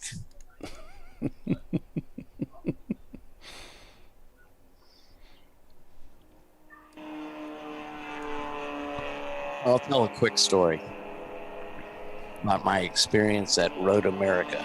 Now, this is the first time I've been back to Road America in 30 years, right? Yes. So I've been isolated on the lake for quite some time, so I like to see friends and I like to have fun with my friends. And double yellow, we're going full course caution.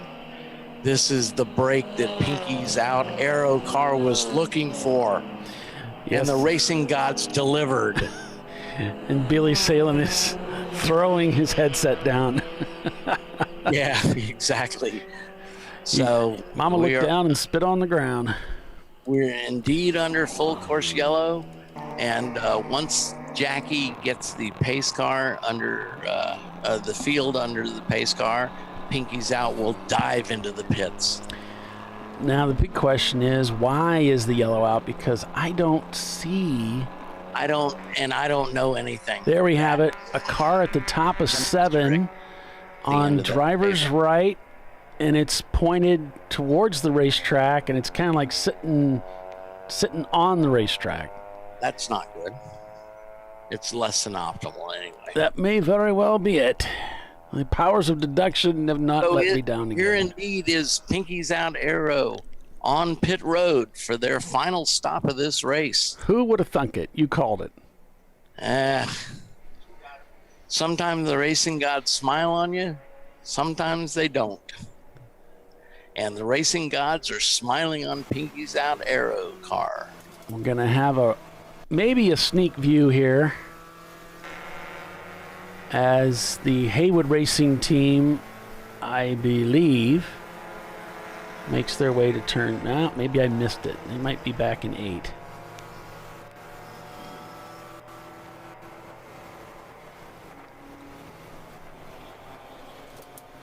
Yeah, I missed it. So I'm trying to find a car that's back there.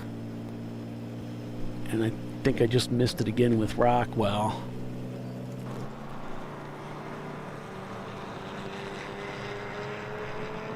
So it just so happens all my car cameras are about in the same spot of the racetrack. Okay, here we have Triple R. Triple R's heading into 6, so we will get a view. The car is still sitting there, as you can see in the P&P down there on the left, lower left, so we might get something here.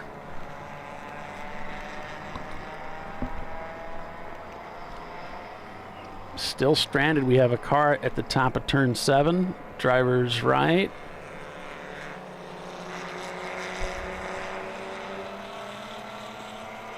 Not sure what happened to the poor. Oh, no, he's just parked there. It's not sideways.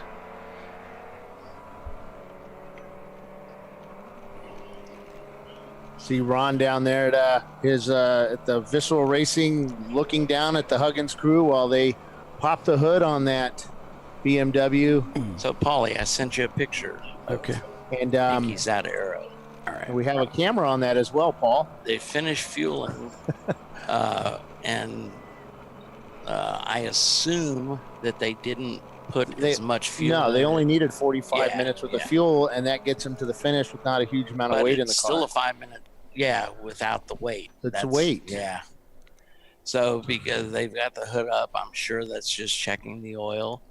So the driver's side door is closed, so they have finished buckling in that driver. So that's not John Hurley going in there. It's somebody else. I'm trying to find out who it is. They'll probably let me know here once they're done. Once they're darn good and ready. Yeah. And now they're doing a Chinese fire drill. Haven't seen that in a while. I wonder if Chip Schenk is not gone in No, the car. there's not Chip. Because Chip's cleaning the windshield. Yeah, as he should. As well he should. He's being punished, of course, for his spin at pit out.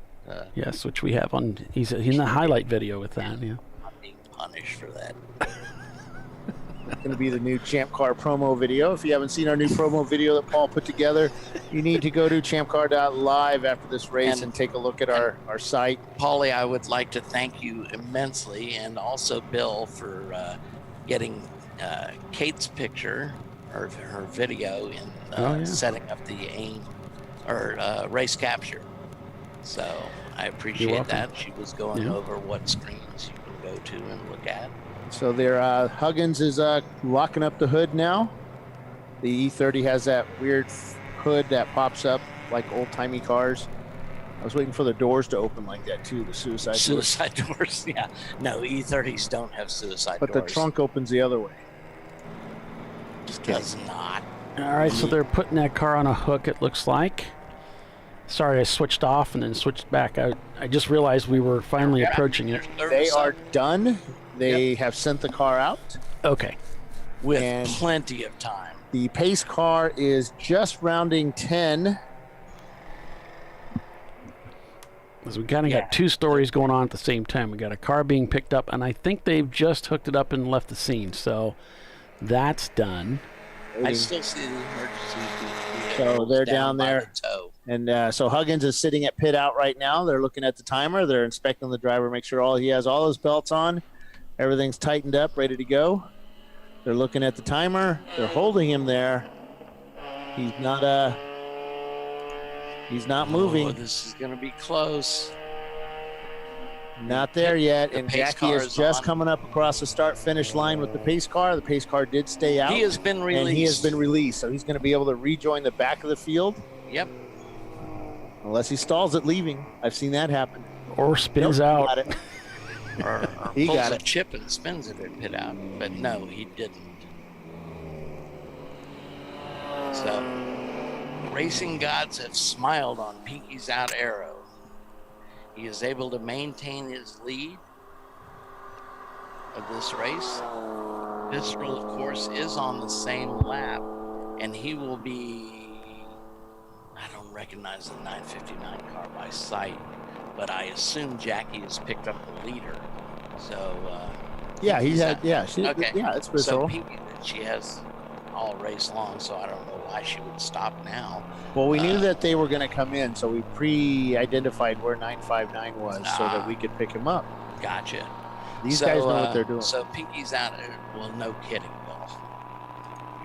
Are you trying to say that I don't? No, I'm just saying. Okay, they know what they're doing. Just checking. You So Pinky's out arrow is going to rejoin this race at the tail end field.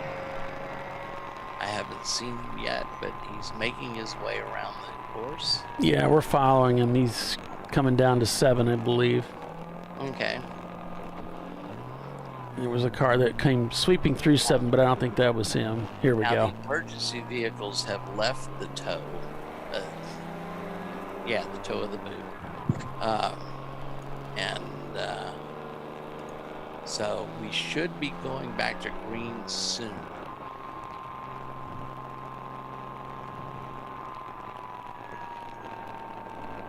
Yeah, the Pinky's car should be working its way down to turn 8 here. We've got our turn 9 camera switched on in our P&P, and we'll see. We should see him come through here shortly. I'm saying that Visceral's trying to push the pace car forward more.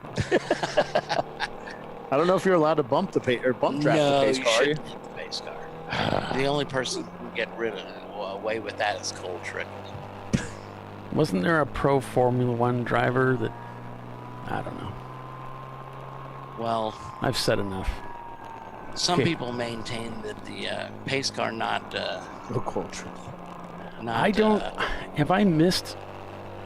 Reaching. Did I miss him? Who? Cole Trickle? No. Pinky's Chris out. is in the car. So Chris is driving the Aero car. Yeah, I was lined up for 9 to see him come through, and I didn't see him. Yeah, 959 got picked up by the pace car. No, he said he didn't see the Pinky's out arrow car. We were following him around the back part of the track. There's turn 1. Okay. Yeah, he slipped by me. He just got through turn 1. See, I'm following him around the track, watching him catch up with the pack. Right. Oh, he's way up there. So now he's up in 3. So it's Chris Huggins in the car. So you know he's going to lay it all on the line to try and catch Visceral Racing.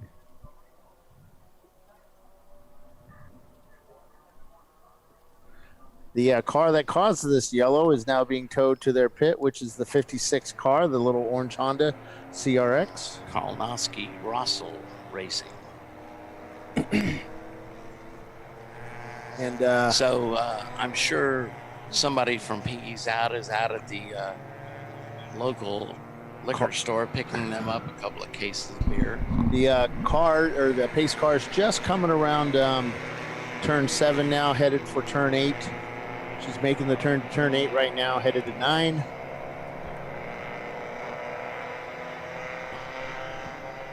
All right. I believe they're going to bring the pace car in this But lap. we don't know that yet. Yeah, for certain. I was just eavesdropping. You know how people talk. Yes, they do. People talk, you hear things. What place is Visceral? Visceral's in second place right now, according to Race Monitor. The 959 car. So And evidently, they didn't Chip is have a- telling me that Pinky's Out is still in first place, which they are. They're still Why, showing yes, first they place. are. They're our leader. They've rounded it. They're actually at the back of this pack here, but still leading the race as they got out of the pits just before the pace car reached pit out. A little close. A little closer than they would like it, probably. How lucky do you get to get a yellow like that? Oh, like Troy Trulio gets. I'm catching him. Oh, no, I'm not. So And the pace car's in. We're back to green. Flag racing here. And the advantage that Visceral has is that Visceral has a clean track. Nobody in front of him. Yep. While Chris has the whole field. The whole field in front of him. But he'll make do. I mean, Chris has a lot of experience racing with really big fields of cars. And in the rain. Yeah. And Chris is a very accomplished driver here. So, and there he is. He is He's got the bit between his teeth. He has made the pass on 2. Now working on the second car right now, hunting down a BMW E46 in front of him. He just passed the Colorado University of Boulder. Oh, he late braked like crazy to really gain on that E46. Taking the course wide into turn 1. Are we following along with him? Yep. Going up the hill. He's working that traffic, man. He is working it. Some of the traffic trying to move out of the way, which kind of messes him up a little bit as he goes up through the S's. Cars making themselves wide going through there. He makes it through the top. He's now drag racing, gonna catch about 3 or looks like 4 cars as they go into the stopping, into the inner loop there. He should come out ahead about 4 cars if he can late break him, and there he is. Hard to see on our frame right here, but I think he went past 4 cars as he goes through the inner loop.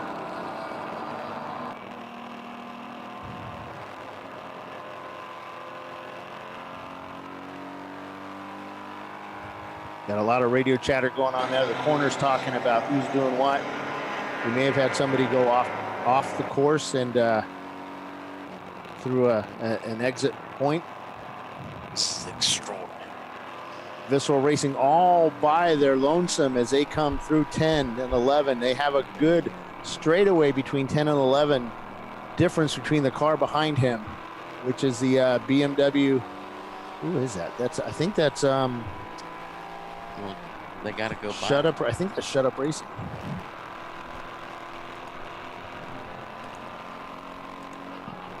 Two, 3, 4. Yep, Shut Up Racing. Currently shown in 7th place. Rockwell slowing on track. No, where is he? He's not on the racetrack. No, that's the one they were talking about on the radio. That he took one of the escape roads. Took one of the escape roads and brought the car to a stop. So Rockwell was 5th place contender, has brought their car to a stop on the racetrack. I think he's looking for an entry. There goes Huggins, held up by Lone Star. As Lone Star tries to do 3 wide. They're 4 wide across the start-finish line. As Huggins is now drops down to 3 wide. Huggins on the inside as they go into turn 1. And he makes the pass on about 7 cars into turn 1 with Lone Star. Miata on the outside. Huggins passing a car onto the yellow as he goes through 1. Going up through the S's. The Lone Star, Miata is tied on his tail.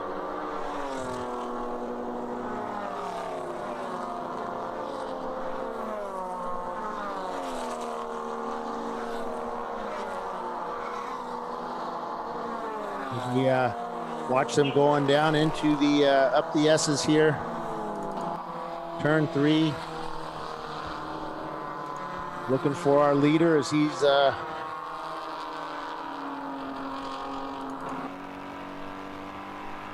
coming up over the hill into 8. Visceral Racing.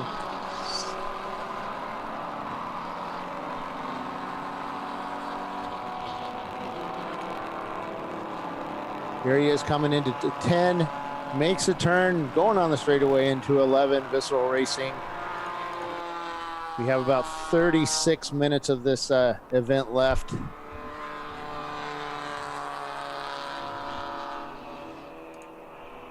.224s is their time right now for the 959, whereas Visceral, sorry, Pink, no, sorry.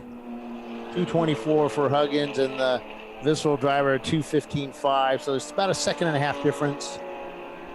Yeah, and no, a 224 versus a 215 is about 9 seconds. Oh yeah, I'm sorry, I'm looking at it wrong. Screen. Yeah, no, I'm looking at this one. That's the last time. Don't look at that. Double yellow, double yellow. So another full course caution. Full course caution.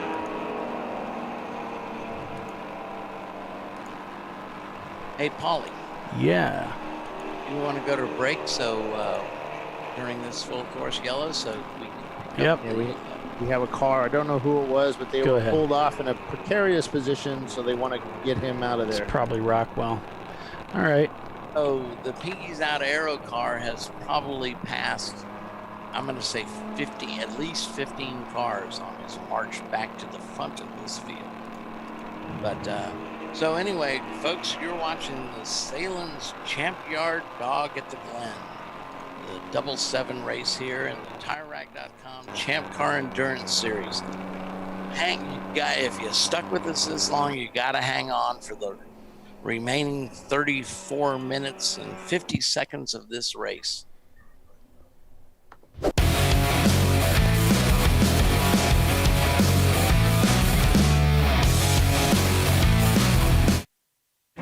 An important decision is afoot.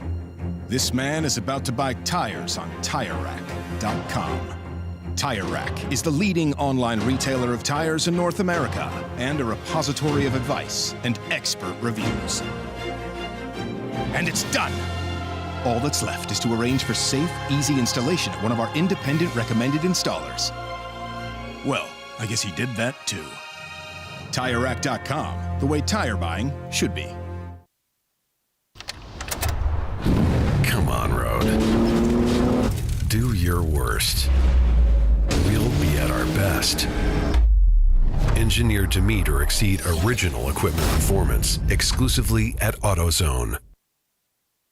He shared school space with his best friend, Norm Peterson. It was Cliff Clavin. That is correct. The board is yours. Yes. So you don't want to hear about my sister's vacation? No, not really. What are you doing? What? What is it you kids say these days? YOLO? Dad, nobody says that. YOLO! For the times when the joke's on Dad. Make it worth it. You guys could have warned me about this stuff. Oh my God.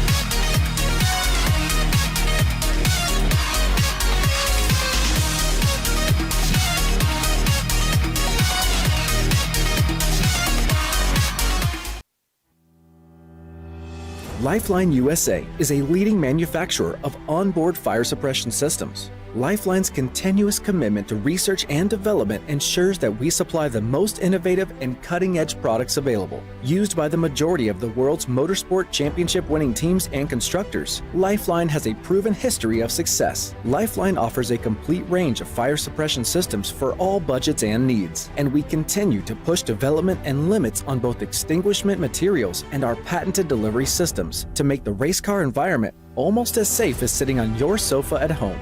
Every kit has been designed for a professional and simple installation. For more information and to purchase your ChampCar fire suppression system, go to www.lifeline-fire.com.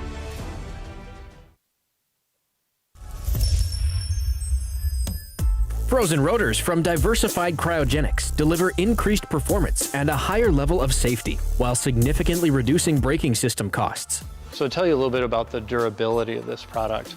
So we have seen an incredible extension of the life of our brake rotors using frozen rotors. We've gone from brake rotors every other weekend to 6 weekends on one set of brake rotors, and I think they can go farther.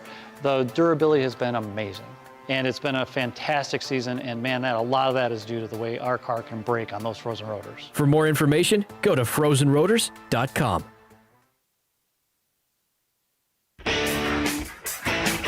Located in Northeast Ohio with 40 years of combined experience, Money Shift Racing knows how to deliver performance and safety, offering everything you need to get your vehicle and drivers ready for race day. From safety equipment to full engine assembly and repair, in-house fabrication, 3D design, and rapid prototyping. Money Shift Racing. Performance done right. Come on, Road. Do your worst. We'll be at our best. Triple tested to meet or exceed original equipment performance exclusively at AutoZone.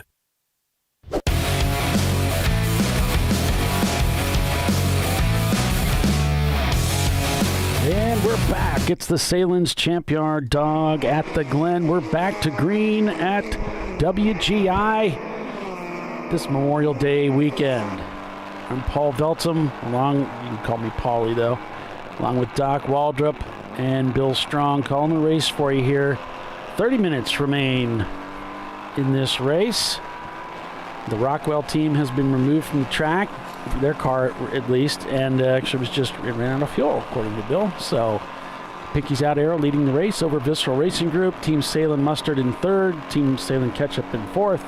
Lone Star Racers, Basil Weenie Racing in fifth. Shut Up Racing is sixth. In ninth, we're showing 901 Motorsports, then Rockwell Autosport. Then it's North by Northeast Racing. Team Troxel Racing rounding out the top 10 unofficially from Race Monitor. We're on board with the Sahlen's Mustard car. You can see just how busy it is with all of these full course cautions really stacking up the field. Huggins working that steering wheel, fighting through no traffic because he's got a clean track. It's his race to control now. There was a car that left pit lane as he was going into turn one, but he was able to get around that car fairly quickly as that car moved out of the way for him.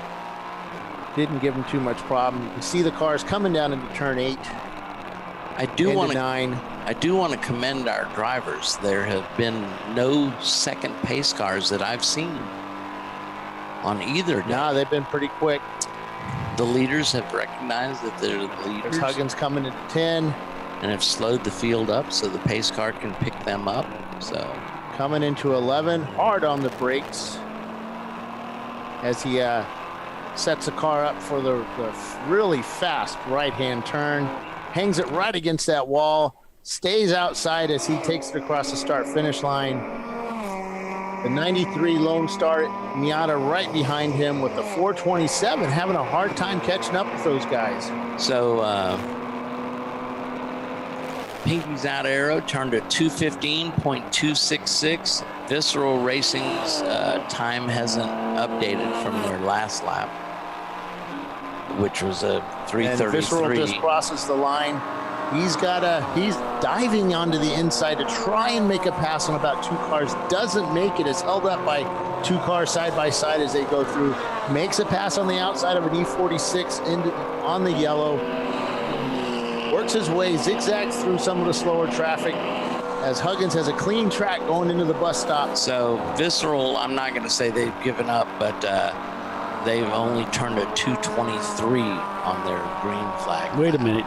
You're not going to say they're loafing, are you? No, they're not. So that's what happens when you have a clean track versus not, because remember, he had a clean track earlier and he was putting down the 215. Yeah, and Visceral's got a faster time of the race than Pinky's Out Arrow. But I'll tell you what, Chris with an open track, he's got the skill to do it. So yeah, what Chris can't do is take any chances. Don't make risky passes. Well, right now he doesn't have to worry about passes. Right. He just needs to stick Well, to his you line. I thought you just said he passed, or he was coming up to a couple of cars. Well, they moved out of the way. Right. Yep. So he's got a clean piece of track. The easy ups have slowly started to disappear on pit road. It's not raining. It may be spitting, as it were. There's a look at turn 9.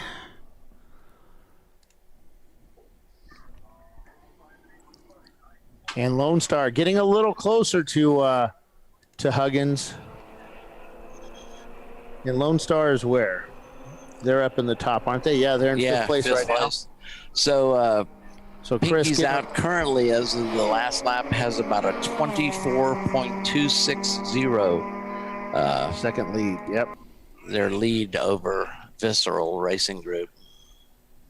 And they're pulling away from the 427. Maybe they still have their rain tires on at 427.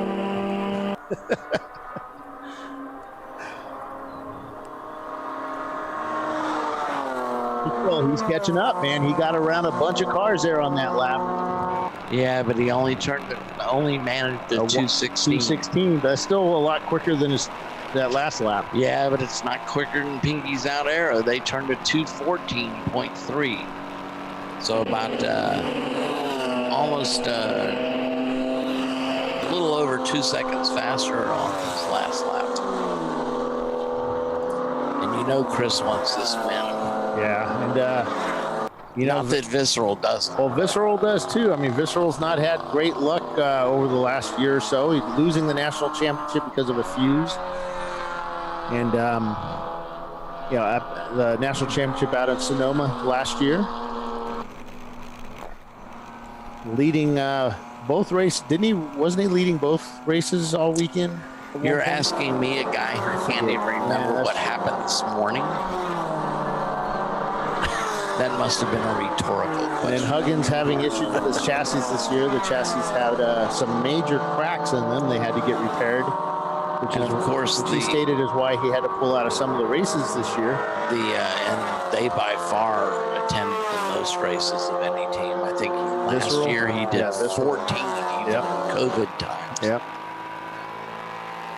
So Visceral, this of course is his new build, the 959. The Lone Star car has caught up with Pinky's Out Arrow as they go into 11. I forget what track I'm at. He's 4 laps down to the leader. So yeah, but he's pushing Chris. He's hoping to trying to make a pass here, going into 1, trying to get a lap back, and he's beside Huggins as they go into 1. In that pesky Miata. Huggins laid off the brakes just a little more. The Miata had to brake more to make the turn.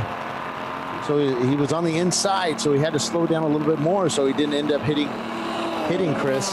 As Chris is now a 4-car lead as they go up into the S's, pulling away. Actually, the Miata pulled back just a little bit. Maybe he's trying to get a run on him. I guess that's the way that works. Well, in a Miata, you should be able to outbrake an E30, so right? It's a lighter chassis. Further back in the field, Team Sahlen's Mustard in 3rd place, the catch-up car in 4th place, and then the Lone Star car that's racing with Chris Huggins and the Pinky's Out car in fifth place. So Lone Star is trying to catch the catch-up Sahlen's car, our winner from yesterday. Have you noticed we don't have any EC cars or D-class cars in the top 10 here? Those guys have to stop a lot on this track. This is a fuel-eating track, so they have to pit a lot more than some of these more fuel-efficient V6s or under. Have we figured out how to do a by-class breakdown? Or did they just go by? Where's Pinky's out? I missed them. They're just coming out of 7. Hey, Paulie? Yeah. Have we figured out how to do a by-class? No, I'm not sure. Not sure what the plan is there. Worry about the race right now. We got Pinky's out. Well, that's part of the race, Bill. No, it's not. We're overall. Champ Car is about the overall position. Oh, boo. You lie like a rug. It's endurance racing. It's not that other stuff. No, this is class racing. That's okay. I will try and give you a by class. Not the rundown, but at least the leaders. I love our company. We get to use our opinion. So our C class, well, you do. You do, but you shouldn't. Start finish line, and he now has about a 8-car lead over Lone Stars. Like them. Watch the race and stop sending. I'm trying to update our viewers. Sending messages to all your. I'm not sending messages, Billy. Oh, don't start with me. I've about had enough of you, sir. Where's Visceral? Visceral just crosses the start-finish line. And he's picked up a little bit of place. Where is he now? 26 seconds back? Or did he lose some? He lost some. He lost some. 26.8. Yeah, because he was 24 seconds. Yeah. You know, Ron's over there. Oh, because Huggins just did a 2:13. That's why. Yeah. It's a pretty quick lap. All right, so leading C class is Pinky's out in their aero car. He is also, by coincidence, our overall leader. Leading B class is Lone Star Basil Weenie in B class. It's Basil. It's Basil. No, Basil. Don't start. God, like Bill. messing with him. You're always messing with me. Don't poke the bear. You done plowed up a snake, son. 2 cars into the tire wall. In A class, your leader is 2 cars into the tire wall. I heard We you, heard Bill. you, Bill. In A class, Rosemar Racing just overtook the JS Motorsports car for the lead in A class. Our E class leader is Fast Hog in their BMW. And our D class leader is Good, Bad, and Ugly in 27th place before you remove the EC cars. All right. I believe there's just one EC car. So it looks like 5, 6. Oh, they're. Yeah, there's just one they're in EC pit car. lane right now.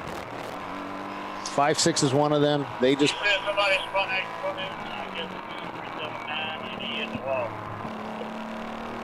So he's on pit lane, so they're not going to affect.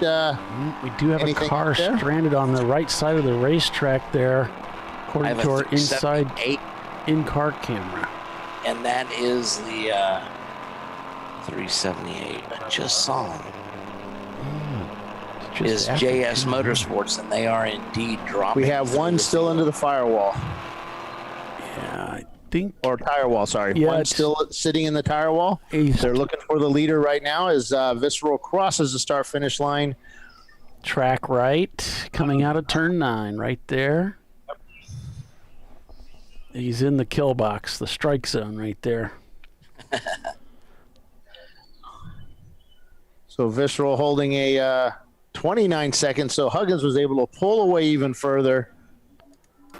By virtue of faster laps. How will this affect, how much closer will this allow Visceral to move up under yellow? Kind of all depends on the cars in front of him. The double yellows are in the guy's hands. It looks, we are double yellow right now.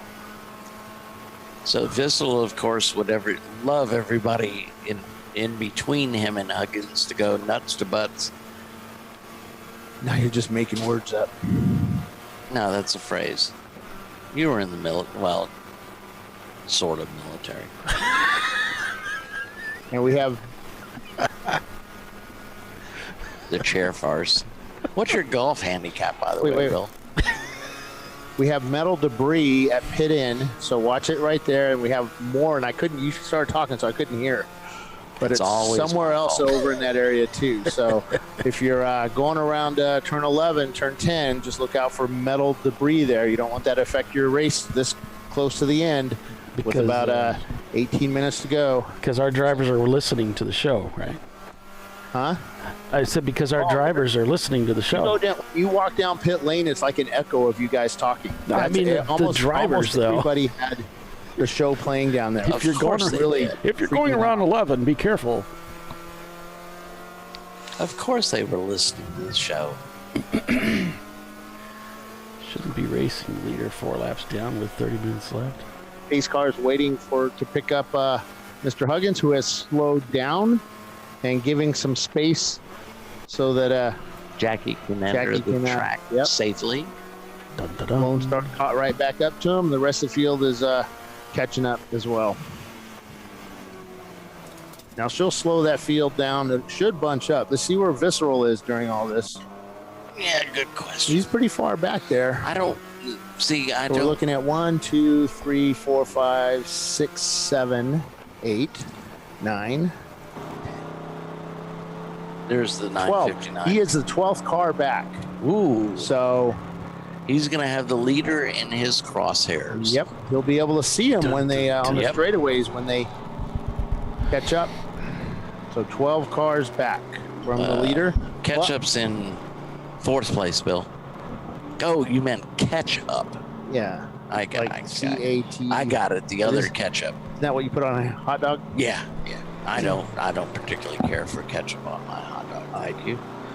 I tend to go with there's mustard. those hardcore people. Even Sahlen's guys get yelled at me for putting ketchup on it. It's supposed to be mustard and stuff like that. Exactly. But I do like a Chicago dog. Just big chunks of cheese, the cheese, grated cheese and all that. Chili.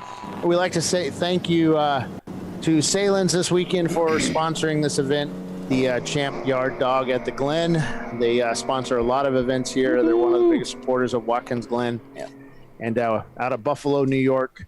Their hot dogs are available here in this region. I try to pick them up, and they are very good hot dogs. They are. Somebody told me that they do mail order, don't they? One of the major chains like Kroger or Publix or Ingles carries them.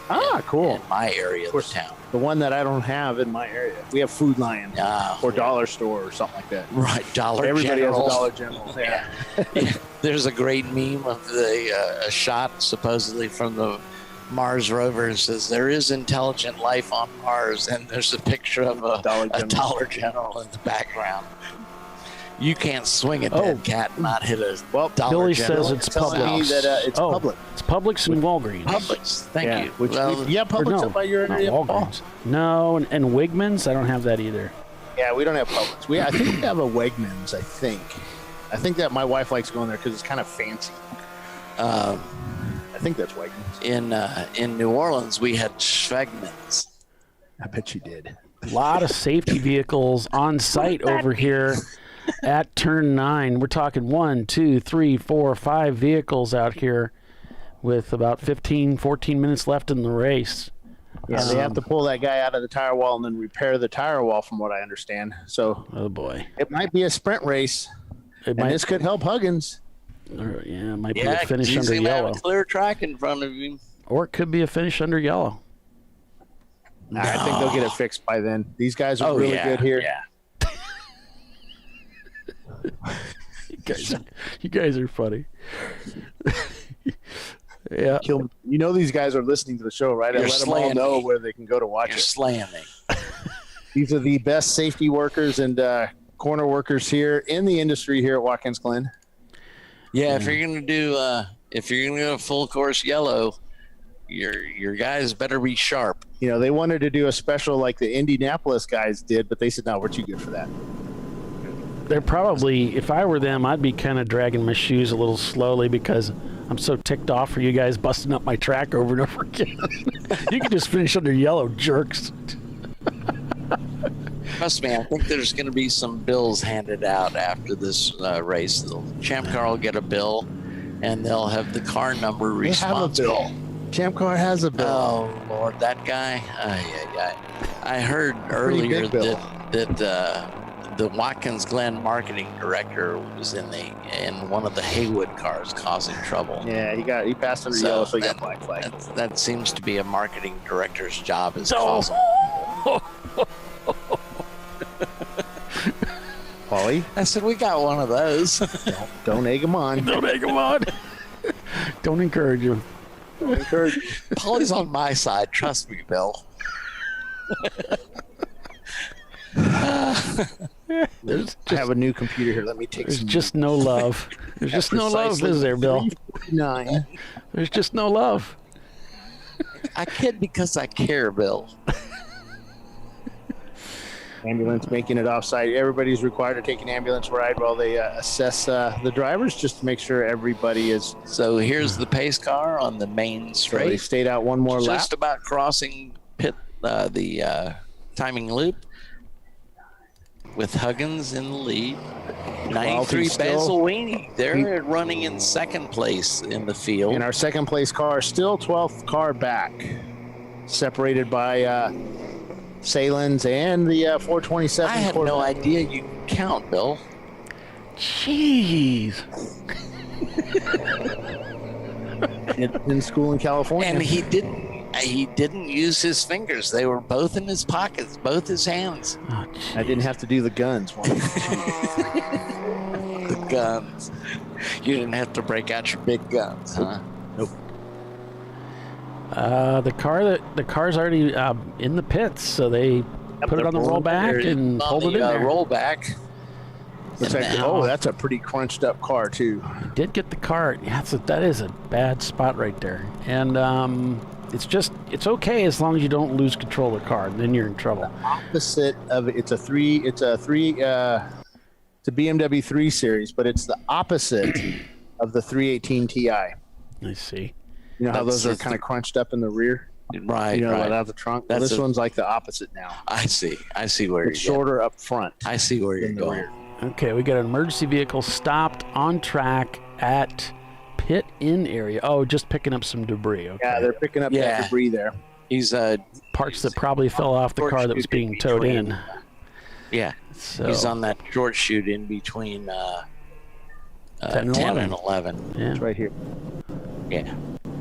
Oh, thank you, Bill. Yeah, Doc's looking 4 doors down for the track map, and it's like up right on the screen next to the one he's looking at. Don't start with it's me, all right, Bill. Doc. I'm about headed with you. I think he's already started. Emergency workers Just making my their way out. opinion, There's but 1, 2, 3, 4, 5, 6 emergency vehicles as they head towards their position.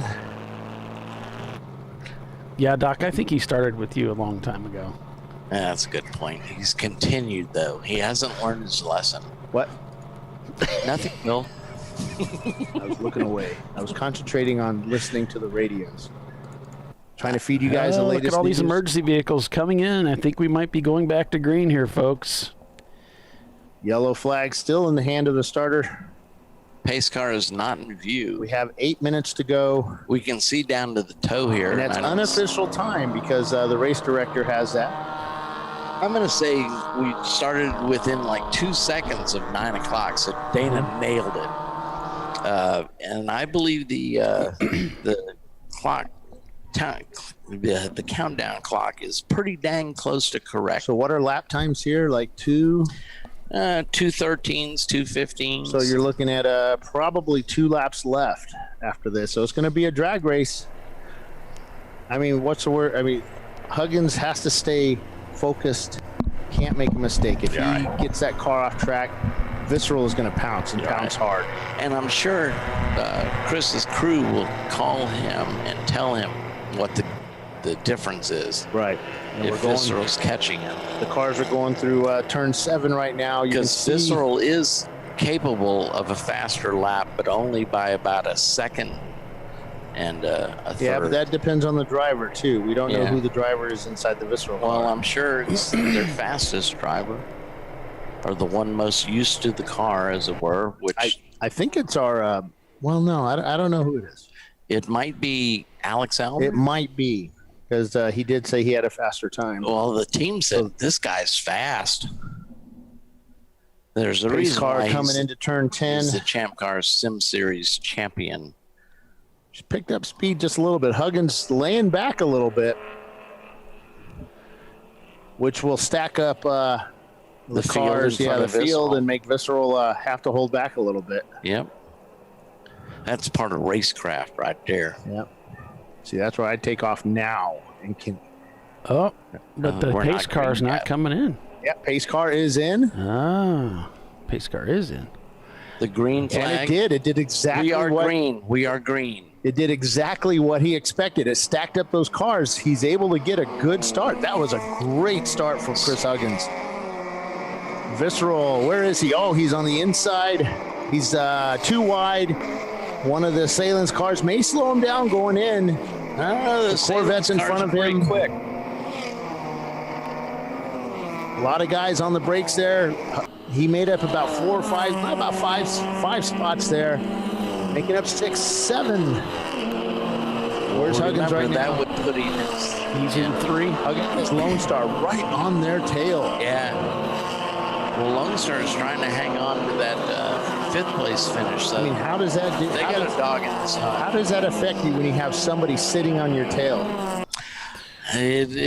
It doesn't worry me, but it kind of distracts me. It does. So that's one of the things Chris has to stay focused on what's in front of him. Yeah, he needs to focus on the windshield and not the mirror. And that can screw up your race. Yeah. Yeah, we know he tends to get out of the car, and he says it was really stressful. So I think this stuff really does mentally get to him, being under the pressure. Well, his post-race interviews aren't that long.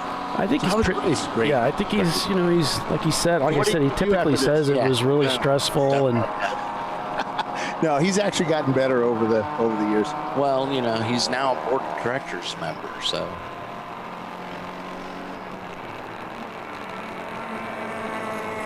Still hanging on to the lead here is the Pinkies Out team driver. Just hit a tire wall. 5 minutes. Waiting for a car number. You have a car into the tires. Okay.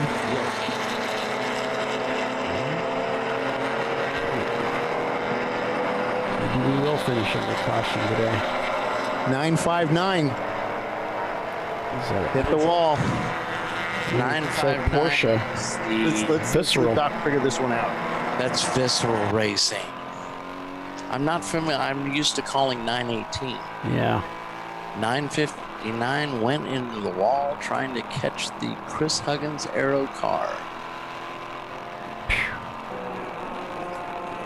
So the sigh of relief you heard was the Chris Huggins camp, if they know which car went into the wall, because Chris Huggins won't be able to report to them who it was because that car was behind him. Yeah, I was behind him at the time. So you can imagine. He's still moving. He's on the racing service. They're just going to cover him with yellow and let these guys continue racing. So we got Pinkies out. Okay, where's Mustard? Mustard is on the same lap. So as long as Visceral is not in a precarious position, this race will finish under green. Okay, we're on our second to go lap, so next time by is going to be 1 to go. You can hear those tires squealing from the Huggins machine as he goes to the inner loop. 242 just pulled into pit lane. Don't know why, but their guys are standing there like, why are you here? Actually, none of their guys are there in the pit lane. Of course, as soon as Chris Huggins passes, So I'm sure Chris will back it down a little bit if he recognizes the 959 car into the tire barrier, because there's no reason he should push at all. He might be moving now, but if he is, he's moving very slowly. Limping. Notice I didn't say loafing. That's good. Yeah. That did get us in trouble. That's what happens. I mean, you push. He had to push. He had no choice. And sometimes you just push just a little bit beyond that limit of you and the car, or just the car, or maybe something broke on the car. It's your only chance to win. We don't know what happened, but this is good news for Pinkies Out. And I'm sure as soon as Chris passes the scene of the crime, he will give a big, heavy sigh. And there he is. Of relief. Looks like Sahlen's actually got by as well. So the Sahlen's Porsche is right on the tail as they go through turn 11. Is it Mustard? I don't know. We'll find out here in just a second. Mustard's a lap down to Chris. Okay. It One is to go, indeed folks. the Mustard One class. to go. About an 8 car lengths behind Pinky's Out Arrow. So he's got to kind of hope for a miracle because he is a lap down. But you can't really tell your driver to slow down either because you end up making when dumb you slow mistakes. down, you throw off your rhythm. Yep. And the Mustard, then the Sahlen's car makes a pass on the right as they're going up the S's, gets past Pinky's Out with Lone Star Miata still on the tail. The Sahlen's Mustard car has to rely on the racing gods now that Pinky's Out blows up or something. It kind of looks like we have rain falling because some of the guys are coming down the lane here with their wipers working. Well, most of the tents have disappeared unless they are a front-running car. And here comes the bulk of the field, all kind of packed together, about 10, 12 cars all together. There's no sense pushing it on the... Chances are you're a couple of laps down to the car you're chasing. Well, remember, a lot of these guys, now everybody's being allowed to come out to the wall. There's a lot of folks out here that really don't know that what place they're in. All they know is they have to push the car as hard as they can, try and get where they're going. Let me videotape this.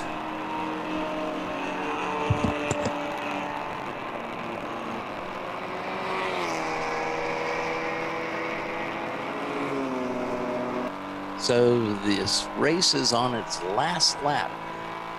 And of course the broadcasters are on their last leg. Got that right. I've lost track of where the leader is, but I assume he's, coming through 7, 8, 9? Probably on the track. I don't see any cars. I see some cars exiting the toe of the boot, so. All right. There we go. They're coming through turn number 9 for the final time. Was I right? Was I right? Oh, you're always right. Here we go. Rounding the corner, it's the Mustard team. Yeah. Leading our leader, Chris Huggins. Still going to be a lap down. Heading down the front straightaway to take the checkered flag. And it is Pinky's Out, taking the win here at Watkins Glen International. You know you forgot to turn off the alarm. Thank you, sir. That thing is loud.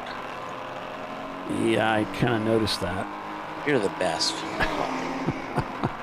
You are indeed the wind beneath our wings. Thank you. So it's Pinky's Out Arrow taking the win here today. Visceral Racing Group coming in second place. Shut Up Racing shown in third. Rockwell Autosport in fourth. Lone Star Racers in fifth. You showing something different? Yeah, I'm showing Pinky's Out Arrow with the overall win. Mustard car. Oh, yeah. Is Mustard in second.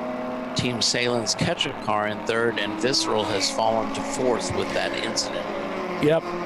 That's what I'm showing too now. Lone Star's Basil Weenie in fifth.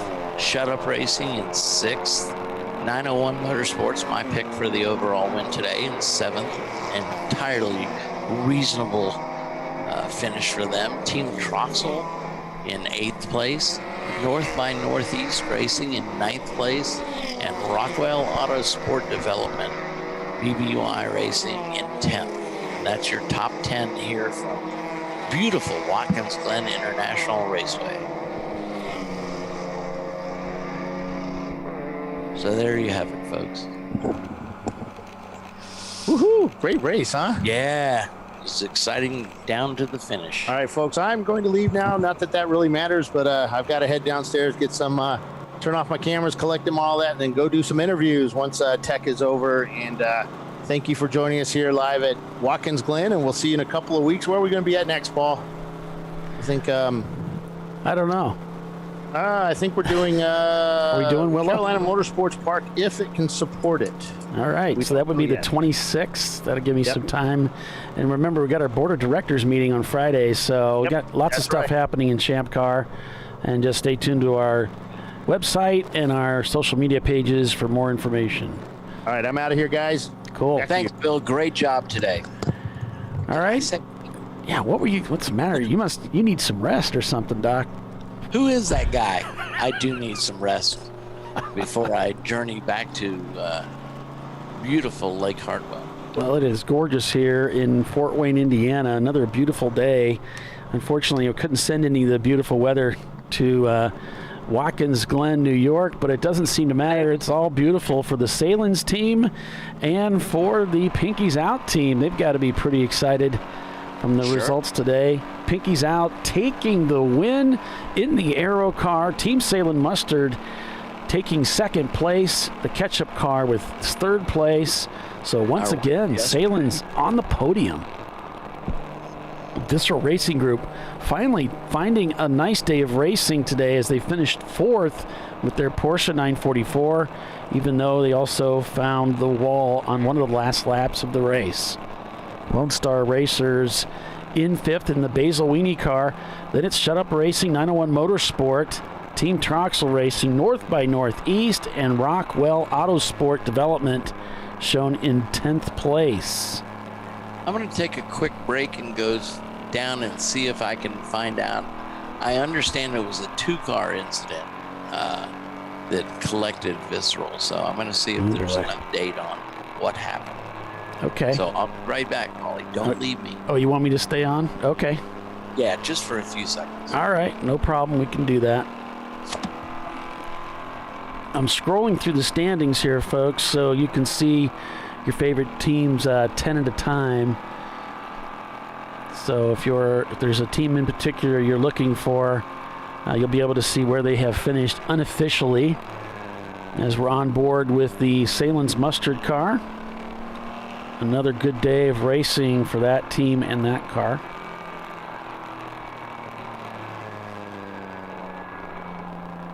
Tuttle Motorsports looking pretty strong today, but just couldn't keep the cars on the racetrack with mechanical issues. That spelled the end of their day. Yesterday it was the Ketchup car winning, and today it's the Mustard car. And so the cars will come into pit road, and then they will be stacked up for the top 6 or so will be brought in for impound, and then the rest of the cars will be sent back into the paddock area. So the way the rules work in Champ Car, these cars will be put up on jack stands. The wheels have to come off for the final tech inspection, I guess you might say. If there's any protests, those will be considered. And then at some point, the race will be called official. What's that, Doc? I said I'm not going to bother them. They're all busy, and I've been used to getting yelled at by Bill, but I hate to get yelled at by Dana. So you can go ahead and sign us off. All right, folks. So just want to say a final thank you to everybody for joining us on this Memorial Day weekend race at Watkins Glen International here on ChampCar.Live, presented by AutoZone. The Sahlen's Champyard Dog at the Glen 2021 is being brought to a close. And we just have to say again, thank you to everyone who tuned in to watch, and all of our members, everyone who supports the TireRack.com Champ Car Endurance Series. We'll be back for another show at CMP and 8+7 on the 26th and the 27th of June.